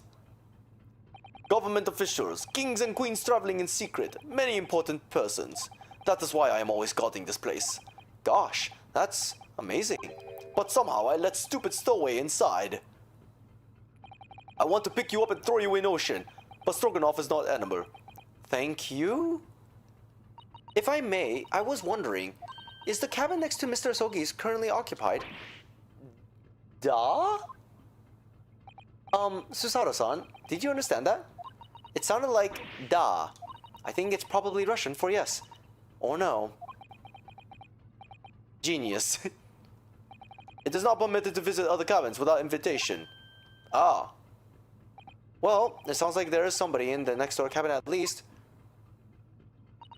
Yes, it's tantalizing. Alright. Could you tell us who's traveling in the cabin next to Mr. Asogi's? His name is Mr. Grimsby Roylott. Grimsby Roy... What is it? The name sounds weird and familiar.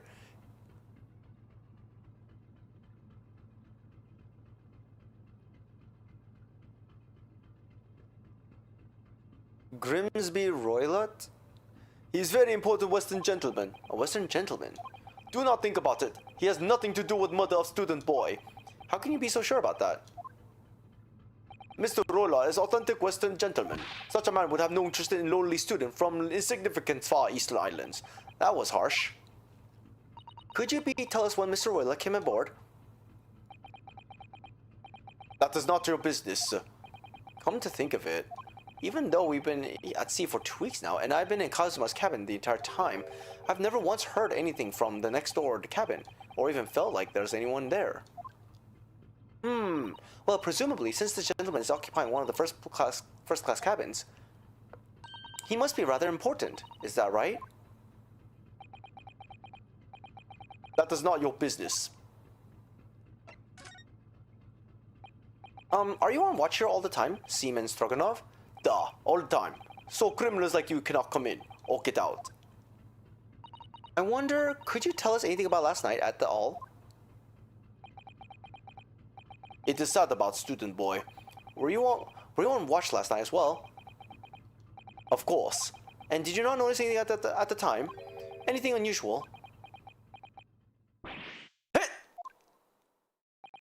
Susato-san, did you understand that?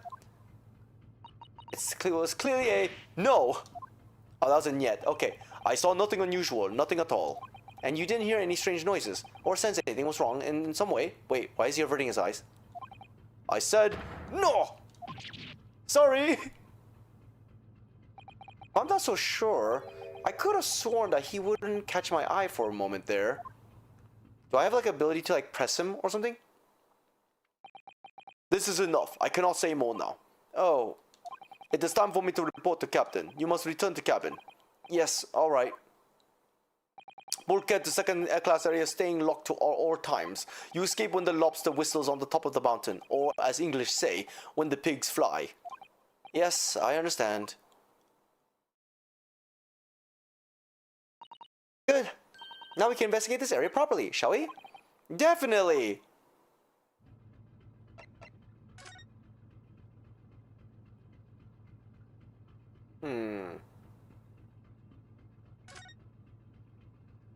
What is that down here? Ah, a trap for catching mice. Yes, we have plenty of those back home in Japan. Although they seem to be using a lump of chalk or something as bait. Let me see. Yes, I think that's what is called cheese. It's made from the milk of cows. Cheese? Oh yeah, that's right. They don't have cheese as an idea. I wonder what that tastes like. You can't eat it, Naruhodo-san. That trap will snap shut on your fingers. Really? But... I suppose you're right. You weren't actually going to try it, were you? All I've had to eat for the past couple of weeks is Kazuma's leftovers. You don't know how hungry I've been in that wardrobe. Poor you. I'll find a little snack for you later. What do you think this is? It's a very pleasing shape, isn't it? That's the emergency alarm. It's probably best not to touch it. Oh, an alarm. It says, press only in times of emergency. It looks as though it set alarm bells ringing all over the ship, and brings the vessel to a complete stop. Oh, this is all... What are you doing, Naruto-san? You mustn't touch it! But this is an emergency situation! Just look at these handcuffs! You know full well that's not what the alarm is for. If you're going to bring this vessel to a standstill for no good reason, you'll be in an even worse situation. I wish everything would just stop. This ship included. If you have to do something foolish, at least make it something that doesn't affect everyone else.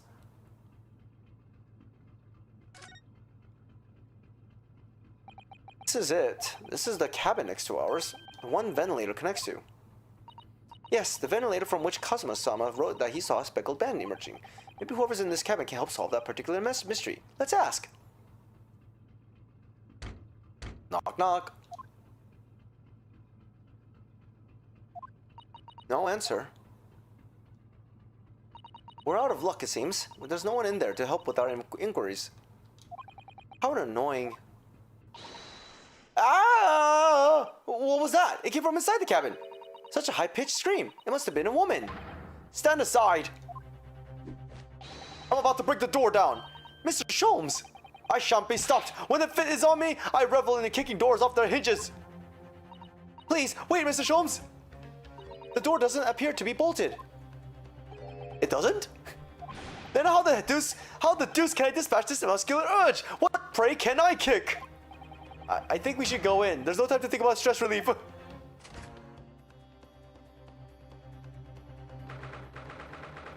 Uh-oh.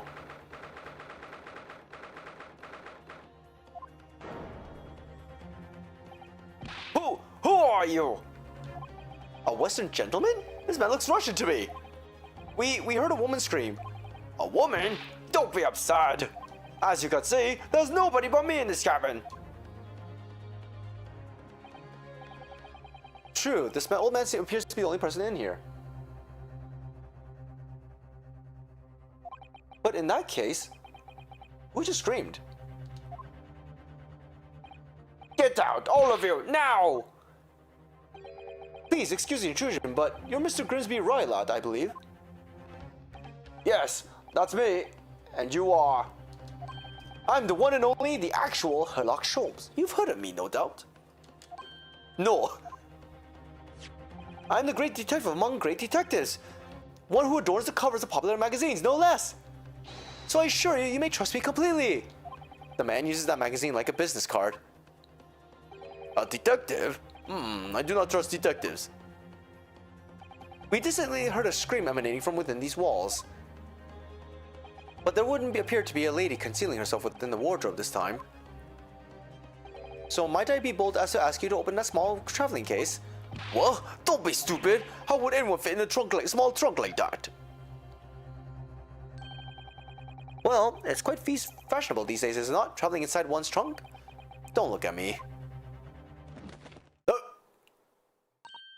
Oh my! Did you see that, Mr. Hanaroda? Yes, the case just shook! Leave now! Otherwise, I'll call the steward! So this is Kazuma's neighbor, Mr. Grimsby Roylott. There's no doubt about it. The strange Russian man is hiding something. I couldn't agree more. Let's see if we can find some clues before that burlier sailor returns.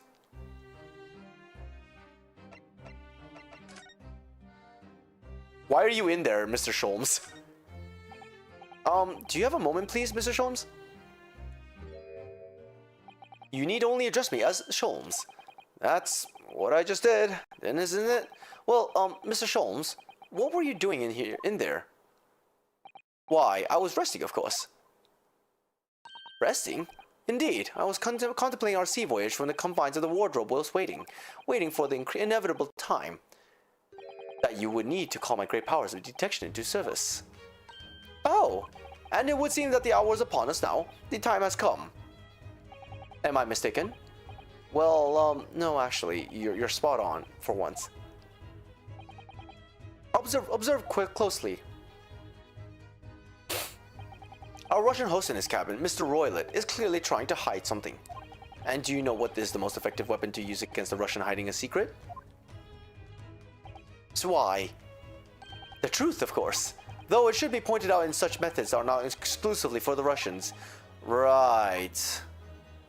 Can you imagine how the Russians will react when the secret he got so closely is exposed? Would you like to witness it? Oh yes, please. Well then, what you are about to see may well astound you. For I am about to apply my great detective's greatly admired great deduction to the case.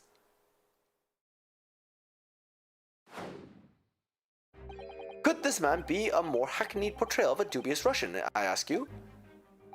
What? From time to time it occurs to me,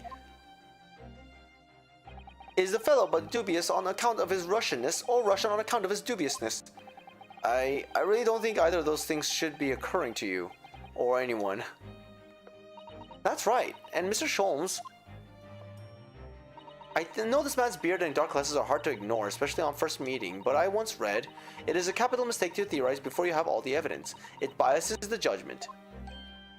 Shh! I must have complete silence. What are you doing? Why are you peering at my face like that?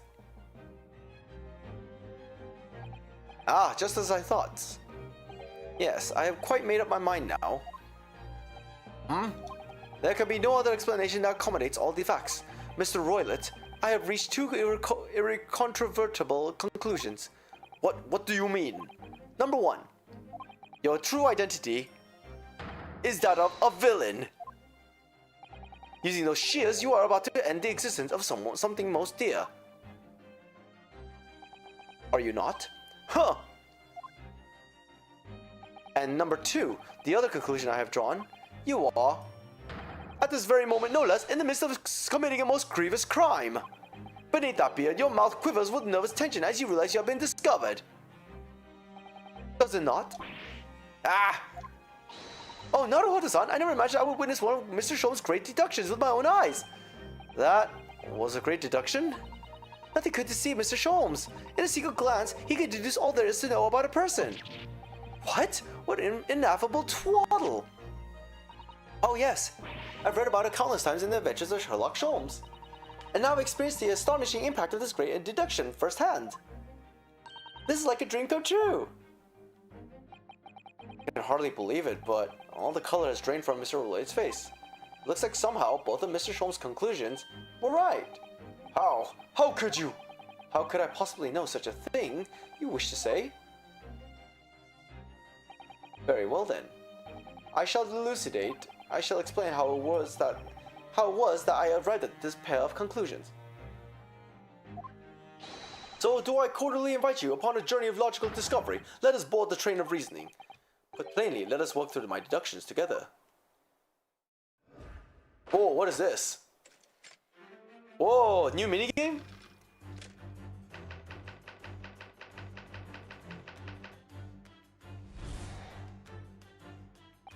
So, this dubious-looking Russian, Mr. Royle, obviously what catches the eye in the first place, shears, is the enormous pair of shears in your hand. Now we must ask ourselves, what could you possibly want with such an implement? The answer, of course, is staring us in the face. You were on the verge of using the shears to cut away the copious beard of your sport. Wait, the copious beard of your sport. Now, moving along. The question that then begs is this: why would you decide to rid yourself of this magnificent beard, Mr. Roylord? Once again, the answer is plain. We have clear evidence to shed light on the matter. Huh? Regard, if you will, this morning's newspaper, in particular, the fascinating front-page article, which it would appear you have read also, Mr. Roylott. I'm sure it needs no further clarifications. The evidence that reveals your true identity is the article about the revolutionary. Oh, he was confused about that. In translation, the headline reads, Revolutionary villain Bolshevik flees Russia via Shanghai. As you cannot fail to observe, the subject of the article possesses an extremely copious beard. Having noted the article yourself, you decide to remove your incriminating facial hair before it gave you away. In short, your true identity is beyond doubt. You are the fearsome Russian revolutionary himself, Villain Bolshevik. Not that I've heard of you myself, you understand.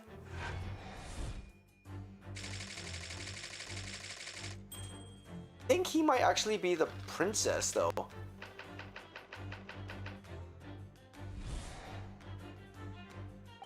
Now, as for my second conclusion, you are, at this very moment, on the brink of committing a most grievous crime.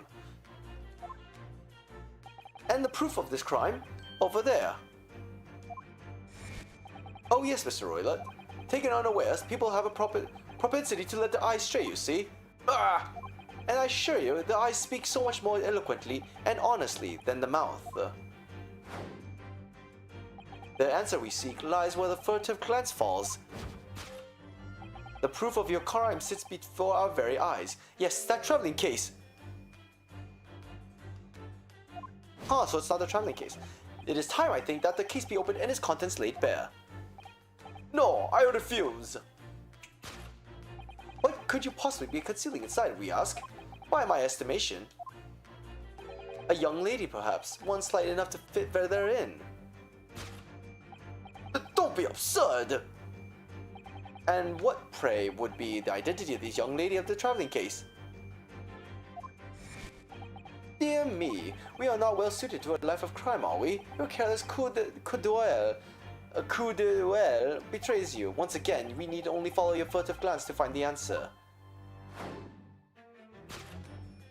Yes, the reason you refuse to open your traveling case can equally be found in the pages of the newspaper. Therefore, there's another most stimulating article. Is it the girl? If we turn in from the fleeing revolutionary to the back page, renowned prima ballerina of the Nova Vish Ballet disappears from Shanghai. Such a headline can lead us to but one conclusion. God, okay, as soon as I'm done with this deduction, I'm gonna stop. My throat's starting to hurt. Or I could probably just play this quietly and just read it. Oh God. Oh, my voice feels like it's gonna die soon. Oh my God. Or I could just play this. You know what? I'll just play this while just like reading normally. Your crime is that of abduction, and according to the article, the young lady's name is Nikola Pavlova.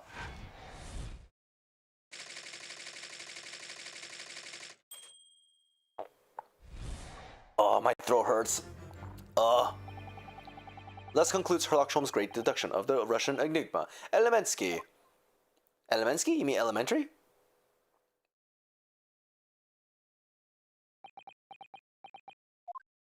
Susato-san, that wasn't one of the great deductions I've been hearing so much about, was it?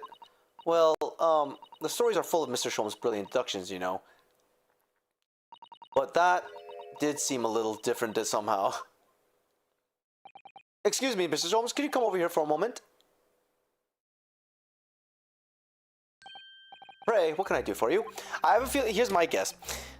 That guy, Mr. Roylott, is actually Nikolina Pavlova. And she's hiding an animal in the thing? Because there are no pets allowed, but it is against the law in the ship that does not carry a pet, so I would assume it is a pet. It's about your deductions, would you mind? Not at all, go on. Well, to start with, there's the newspaper article. I think we had the same discussion before, but these two men look nothing like each other. Ah yes, I recall our discussion earlier, and at the time, I believe I told you that the man is a revolutionary, will be able to revolutionize his own appearance. In fairness to Mr. Sholmes, Mr. Roylott does look more like this man than you do. That's not the point. And another thing, the part about him abducting the ballerina. Indeed, a truly startling revelation. Yes, she can't fit in that. At first glance, the case would appear too small to accommodate a young woman. Not just at first glance, it is too small. Oh my God. Oh. Understand! Oh, I can't sing. I'm so sorry. Hello, Senpai. Thank you for the raid.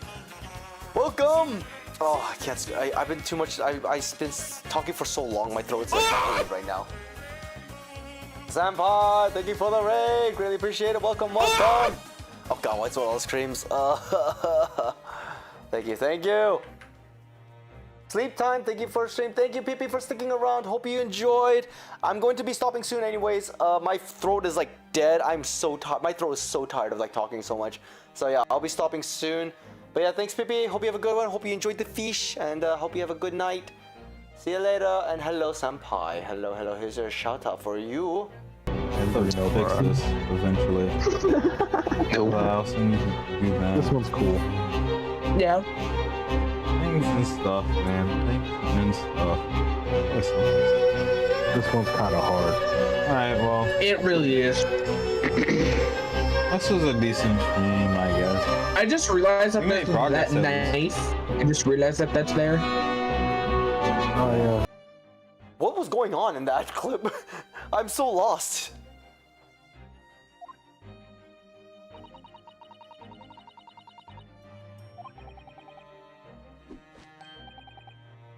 The young lady's 15. Yeah, she would not fit in there. No, I didn't know. How could I? Well, if she's 15, then 10 years worth of her would be poking out from the case. Yeah, I don't know what that clip is. Like, what is that clip? Some years ago, I read something pertinent, I believe. A troop of men consuming vinegar daily in order to promote a certain litheness to their bodies. Vinegar?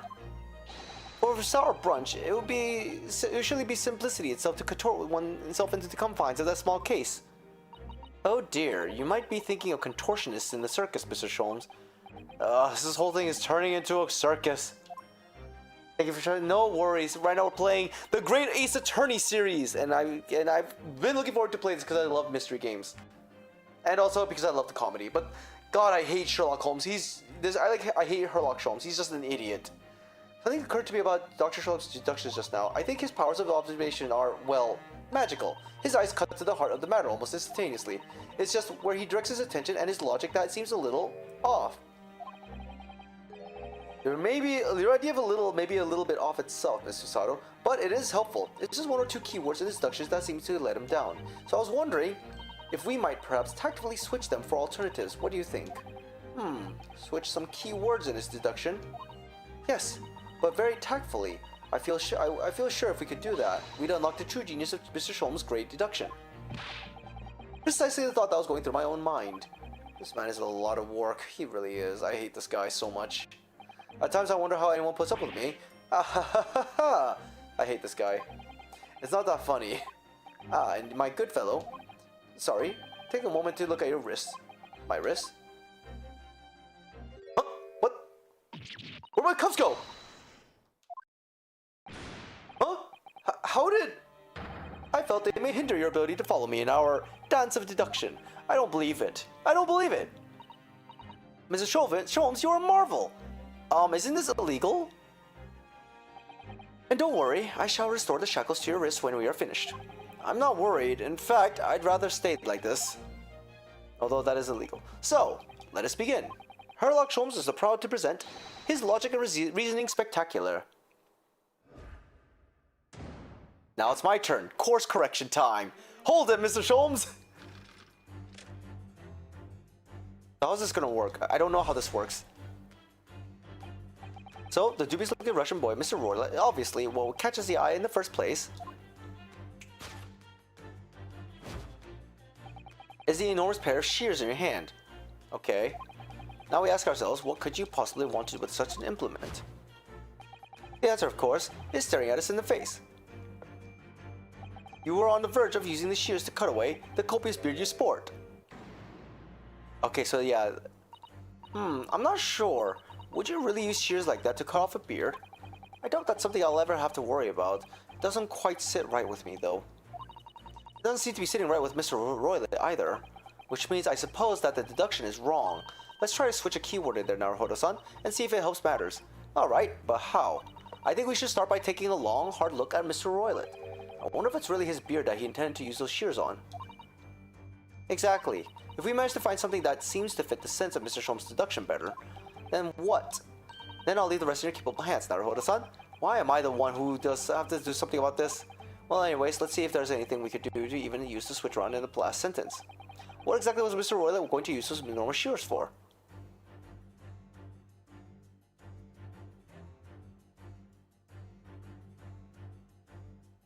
I wonder if it's the hat.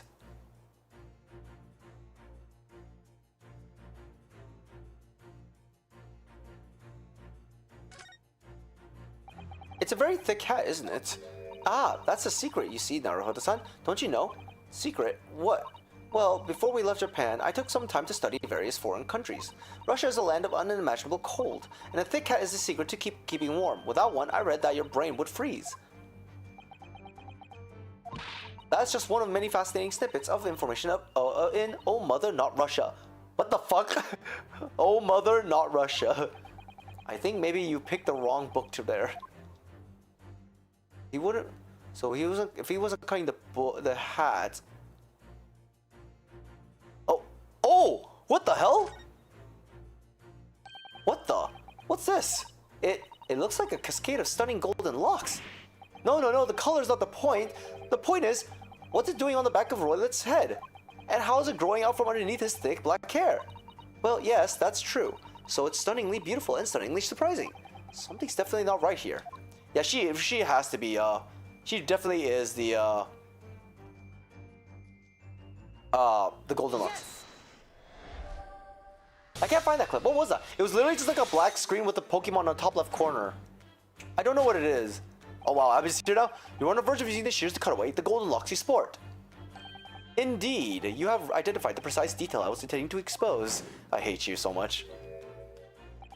Such lush golden hair certainly does not befit an old man. You're not a man at all. You're a woman. And judging from the length and sheen of your hair, one's still very much in her youth. Oh no. Oh, was it not Pokemon? Oh, I thought it was Pokemon. What was it on top left? It was like a character. I forgot which one it was. It looked familiar. Goddamn. If I only had managed to cut off my hair, no one would have suspected. The question then begged is this: why would you desire to rid yourself of these magnificent locks? Once again, the answer is plain. We have clear evidence to shed light on the matter. I'm sure it needs no further clarification. The evidence that reveals your true identity. The article about the revolutionary. There we go. Oh, Dawn. There we go. It was Pokemon. Okay, so it's Pokemon related, not the Pokemon. Well, that was a shock. I had no idea that old man was a young woman in disguise. Did you? What? Why are you staring at me like that? Yes, it was a surprise, Naruhodo-san. You're enjoying this, aren't you? Sorry? You look like you're in your element as you dance around the room deducing the facts with Mr. Sholmes. I'm just doing what we agreed. I'm not having fun or anything. This is strictly business. No strictly come... Yes, I understand. Say no more. Well, anyway, let's focus on this next part of Mr. Sholmes' deduction, shall we? Yeah, she's not a Pokemon, but she is in the Pokemon universe, yeah. The evidence that he took doesn't fit the facts at all now. No, that's true, given that Mr. Royal is actually a woman. Exactly. He, or rather she, can't possibly be this merciless revolutionary. I suppose it's because deduction as a whole was taking a different direction now. Yes. Let's switch the evidence for something else. Something that fits the facts as we now understand them. For some reason, this woman needed to try to hide her true identity. I feel as though I've either read or heard something about a young woman in a situation like that recently. Alright, I'll do my best. Yes! There we go.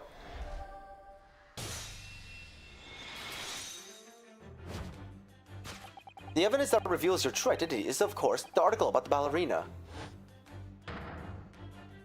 That's right, you've hit the nail on the head. Renowned prima ballerina of the Nova Vish Ballet disappears from Shanghai. It would appear we are finally able to address you by your true name. Yes, because your true identity is that of Nova Vish Ballet's prima ballerina. Miss Nikolina Pavlova. Oh, I was about to say, the scissors dropped.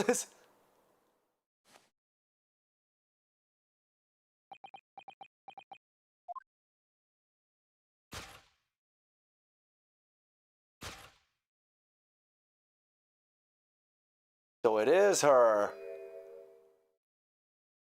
Wow, she looks pretty though. You're right. My real name is Nina. I mean Nikolina Pavlova. Nina's a cute name too.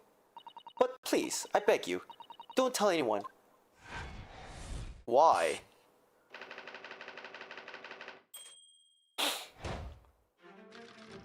So now we're on topic 2, the wrongdoing. Now, as for my second conclusion, you are, at this very moment, on the brink of committing a most grievous crime. And the proof of this crime, over there. Okay, so she looked at the direction, but it's not the case. But it's not the case, though, because she responds differently to it. Is it the glass, though? The proof of your crime sits before our very eyes. Yes, the traveling case. And she's so lost about that part. This woman is the ballerina, and she's right in front of our eyes, so clearly she can't be inside that traveling case as well.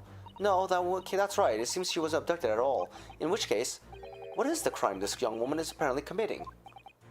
I can see I'm going to have to do a step in and fix that great detective's mistake again.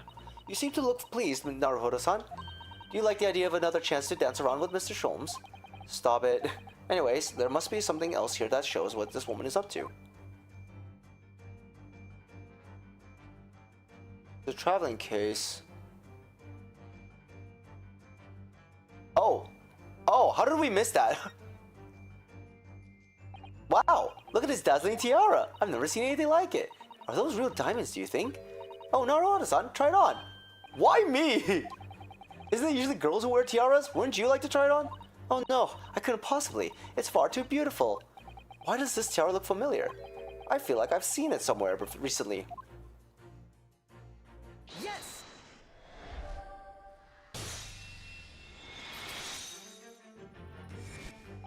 proof of your crime is surely this tiara. I believe this tiara is worn on stage by dancers in the Nova Vish ballet, is it not? Indeed, it would appear to be identical to the tiara pictured here in this newspaper article. And if the reporting is to be believed, it's an item worth 20,000 rubles. In summary,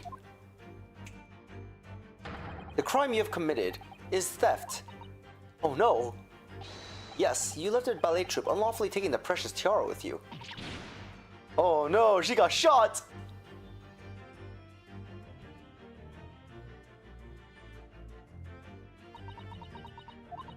I have no one, no family, no friends. I am all alone, and I need money. But I did not steal the tiara. It was a present from, how do you say, an Earl of Prussia. It belongs to me. This girl is only 15 years old, and she's on a runway all by herself. She must have been extremely lonely. Alright, I will tell you everything. There's no point to hiding it now. Come, let us not be hasty. What? There remains one unsolved mystery about you. Mystery? Is it the case? You have so staunchly refused to open this traveling case of yours in our presence. Is it reasonable to conclude, therefore, that there exists some reason why you wish to remain closed? Is that so, Miss Pavlova? My dear girl, there is no sense in playing games with me. I'm pretty sure it's a pet. Nothing escapes my attention. Indeed, I have a very good idea of the contents of your case, even before I've ever laid eyes on them. Dear me.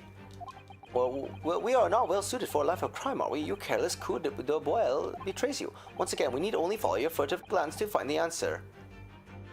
She was looking at something. What was she looking at? Oh, the bowl dish, the dish on the ground. Yes, the reason why you refuse to open your case is written on the books on the shelf. That's not it, no. He's completely changed tack with his deduction now. I think Mr. Sholmes is adapting his logic to the changing circumstances, don't you? Maybe, but why has he suddenly brought the bookshelf into all this? So, well, yes, surely. Oh, do you think so?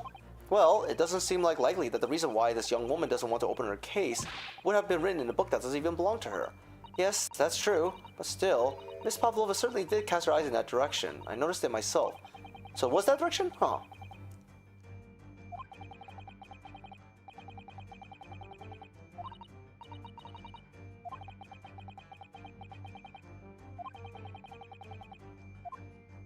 Huh.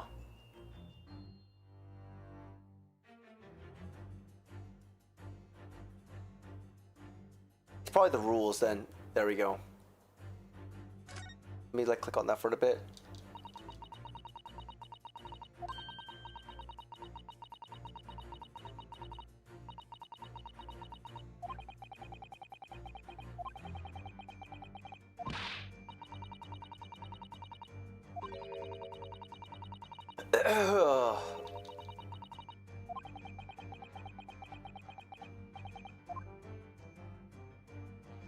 Yes!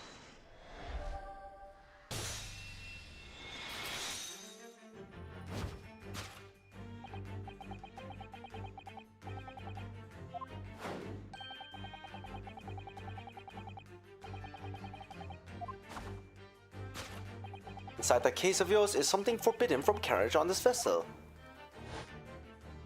That is the real reason why you refuse to open it, thus revealing its contents. Oh boy. As we've seen, the trunk wobbles from time to time, but no weapon or other dangerous items would move of its own accord. Which leaves but one possibility, Miss Pavlova. Inside your traveling case,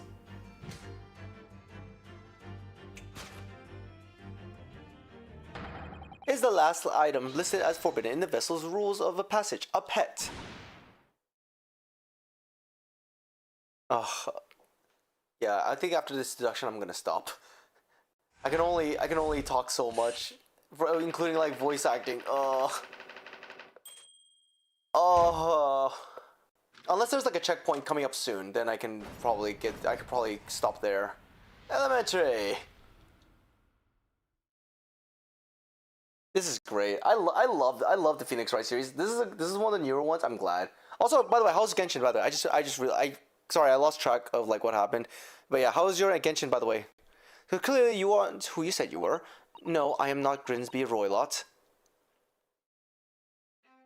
My real name is Nikolina Pavlova. Everything you said was correct. It was good. Nice. Were you just exploring the new land? Oh god, I'm forgetting the name already. The Waterlands. Oh god, I can't remember the name. You absconded during one of your ballet's company's performances in order to escape your homeland. Later that same night, you stole aboard this vessel, which couldn't have been easy. That Buria is a large, huge steamship with a vast crew. Could she really have snuck on board without being noticed? In order to obscure your true identity, you somewhat recklessly took the guise of an old gentleman, and you intended to sever all links with your past by severing your long hair. I fought some evil water with a friend that had 3 million health. What the fuck? Your friend had 3 million health? What the hell? Or the boss had 3 million health. Oh, yet to be a woman. Yet a woman, her hair is no trifling matter. My personal recommendation is to leave well alone. So, if it was just you, how about cut off your own hair? Who was it that let out the scream we heard from outside the cabin? That veritable tinkling of a bell? Why, none other than this young lady, naturally. More like a full set of pipes, if you ask me. I was so scared when I ran away in Shanghai. I was sure they would come looking for me. That's why I decided to, how do you say, disguise myself so no one would recognize me. It's disguise, technically. Hold on.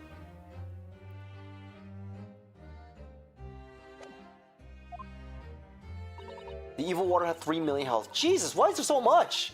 Why does that have so much? As a result, you transfer yourself into that questionable old man. I see. I put on the fur hat and fake beard. Then, just before you came in here, I saw it in the newspaper. Right on the page, there was a picture of me. I was so frightened, I couldn't stop from screaming. I knew if I didn't change my appearance completely, they would find me. Heard it a lot, oh dear. So I decided to cut all my hair as fastly as possible. I picked up the scissors in my hand, and at that precise moment, we walked in through the annoyingly unlocked cabin door. Things happen like that sometimes, don't they? Things do indeed happen like that, from time to time. I mean, if you scream out loud, someone outside is definitely going to try to come in and ask what's going on. Are those two even talk about the same thing? There's just one more thing I'd like to know. What exactly do you have inside your traveling case? You were right, it is my dear friend inside, my only friend in the whole world. Please, don't tell anyone. If the captain finds out, if you say to any of the crew, your secret is safe with us, I assure you, but in return, you must tell us in much as detail as you can muster about the events of last night. Ah, here we go. Yes, alright, I will tell you. One attack dealt like 20,000 damage. How do you survive that? Well, Mr. Naruto, wasn't it something? Mr. Sholmes' great deduction?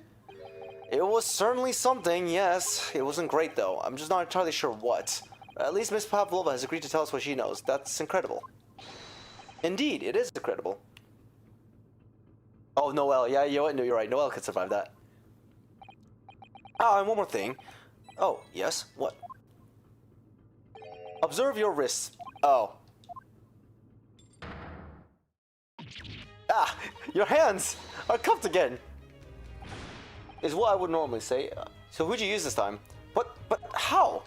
True to my word, I have restored your shackles. When and why? Oh, who tells fast? Oh yeah, she does have good iframes. There's still a shadow of guilt cast over you, Mr. Naruhodo. I'm sorry to say, it can't be helped at this moment. Can't it really? Anyways, let's listen to what Miss Pavlova has to say. I can't go on not knowing. I have to find out what the speckled band that Kazuma-sama wrote about his diary really was. And Raiden heard it a lot. Ooh, yes, very good stuff. All right, I'm going to go ahead and get ready to stop here, guys. My voice is dead. My voice hurts a lot from just talking, and I am tired. So I'm gonna go ahead and end it. I've been streaming for 7 hours now, so yeah, I'm gonna go ahead and stop. But thank you guys for coming. Hope you guys enjoyed. Sam, thanks for Thanks for the raid. I appreciate it. Sorry that I'm gonna end it though. Like a little soon after you raided me, but I am just so dead tired right now. Ugh. I wish I could go on farther, but I don't think I can go any further at this point. I'm just dead tired, and my throat hurts a lot right now. I hope to. I think I'll be playing this again on Sunday or something else. I don't know. I'm at the moment. Maybe I'll continue this on Sunday so we can make more progress on this game much faster. Rest well, thank you. Voice feels better, thank you. I hope so too. I think a simple rest will be fine. Unless I'm gonna get a sore throat tomorrow, which is gonna be a pain in the ass, honestly. I hope it doesn't turn into a sore throat. Yeah, I'm just tired. I just did a lot of voice pretending to be Naruhodo, Kazuma, what's his name, Achi, the court order guy, and then Mr. Hoshinogo. I forgot his name already. The inspector. Yeah, I'm just tired. Oh. All right, let's go find someone to raid. Let me see who we can raid. This person streaming, this person streaming, this person streaming, that person streaming, that person streaming, this person streaming, them and them.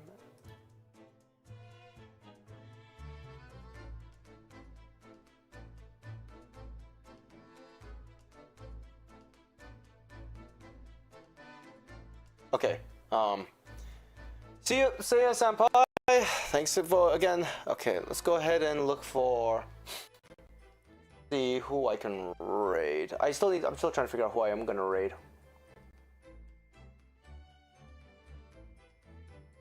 So someone's playing Prime, Exo Primal. Someone's playing Apex. Someone's playing Final Fantasy. Someone's doing art. Someone's doing what is that game? Cyberpunk. I think that's Cyberpunk. Yeah. I don't know what they're doing, and the other one's playing Resident Evil. Who did I raid recently? You know what? We're playing a puzzle game in a way. We're gonna raid Zia. She's playing Resident Evil right now. I think it's Resident Evil 2 remake. So let's go ahead and give her a raid and let's give her some support. She's a great streamer. I will also be meeting up with her at TwitchCon, so we're going to be hanging out together. But yeah, do check out her stream and watch her kill some zombies. I think she's right now struggling because she got lost last time she was streaming this, but yeah, she should be doing pretty okay now, I'd say. Alright, thanks again. Let's go do the raid. Alright, see you guys tomorrow when we play some Astroneer with friends and maybe more games beforehand. We'll have to see if I wake up in time. Until then, see you guys later. Bye-bye.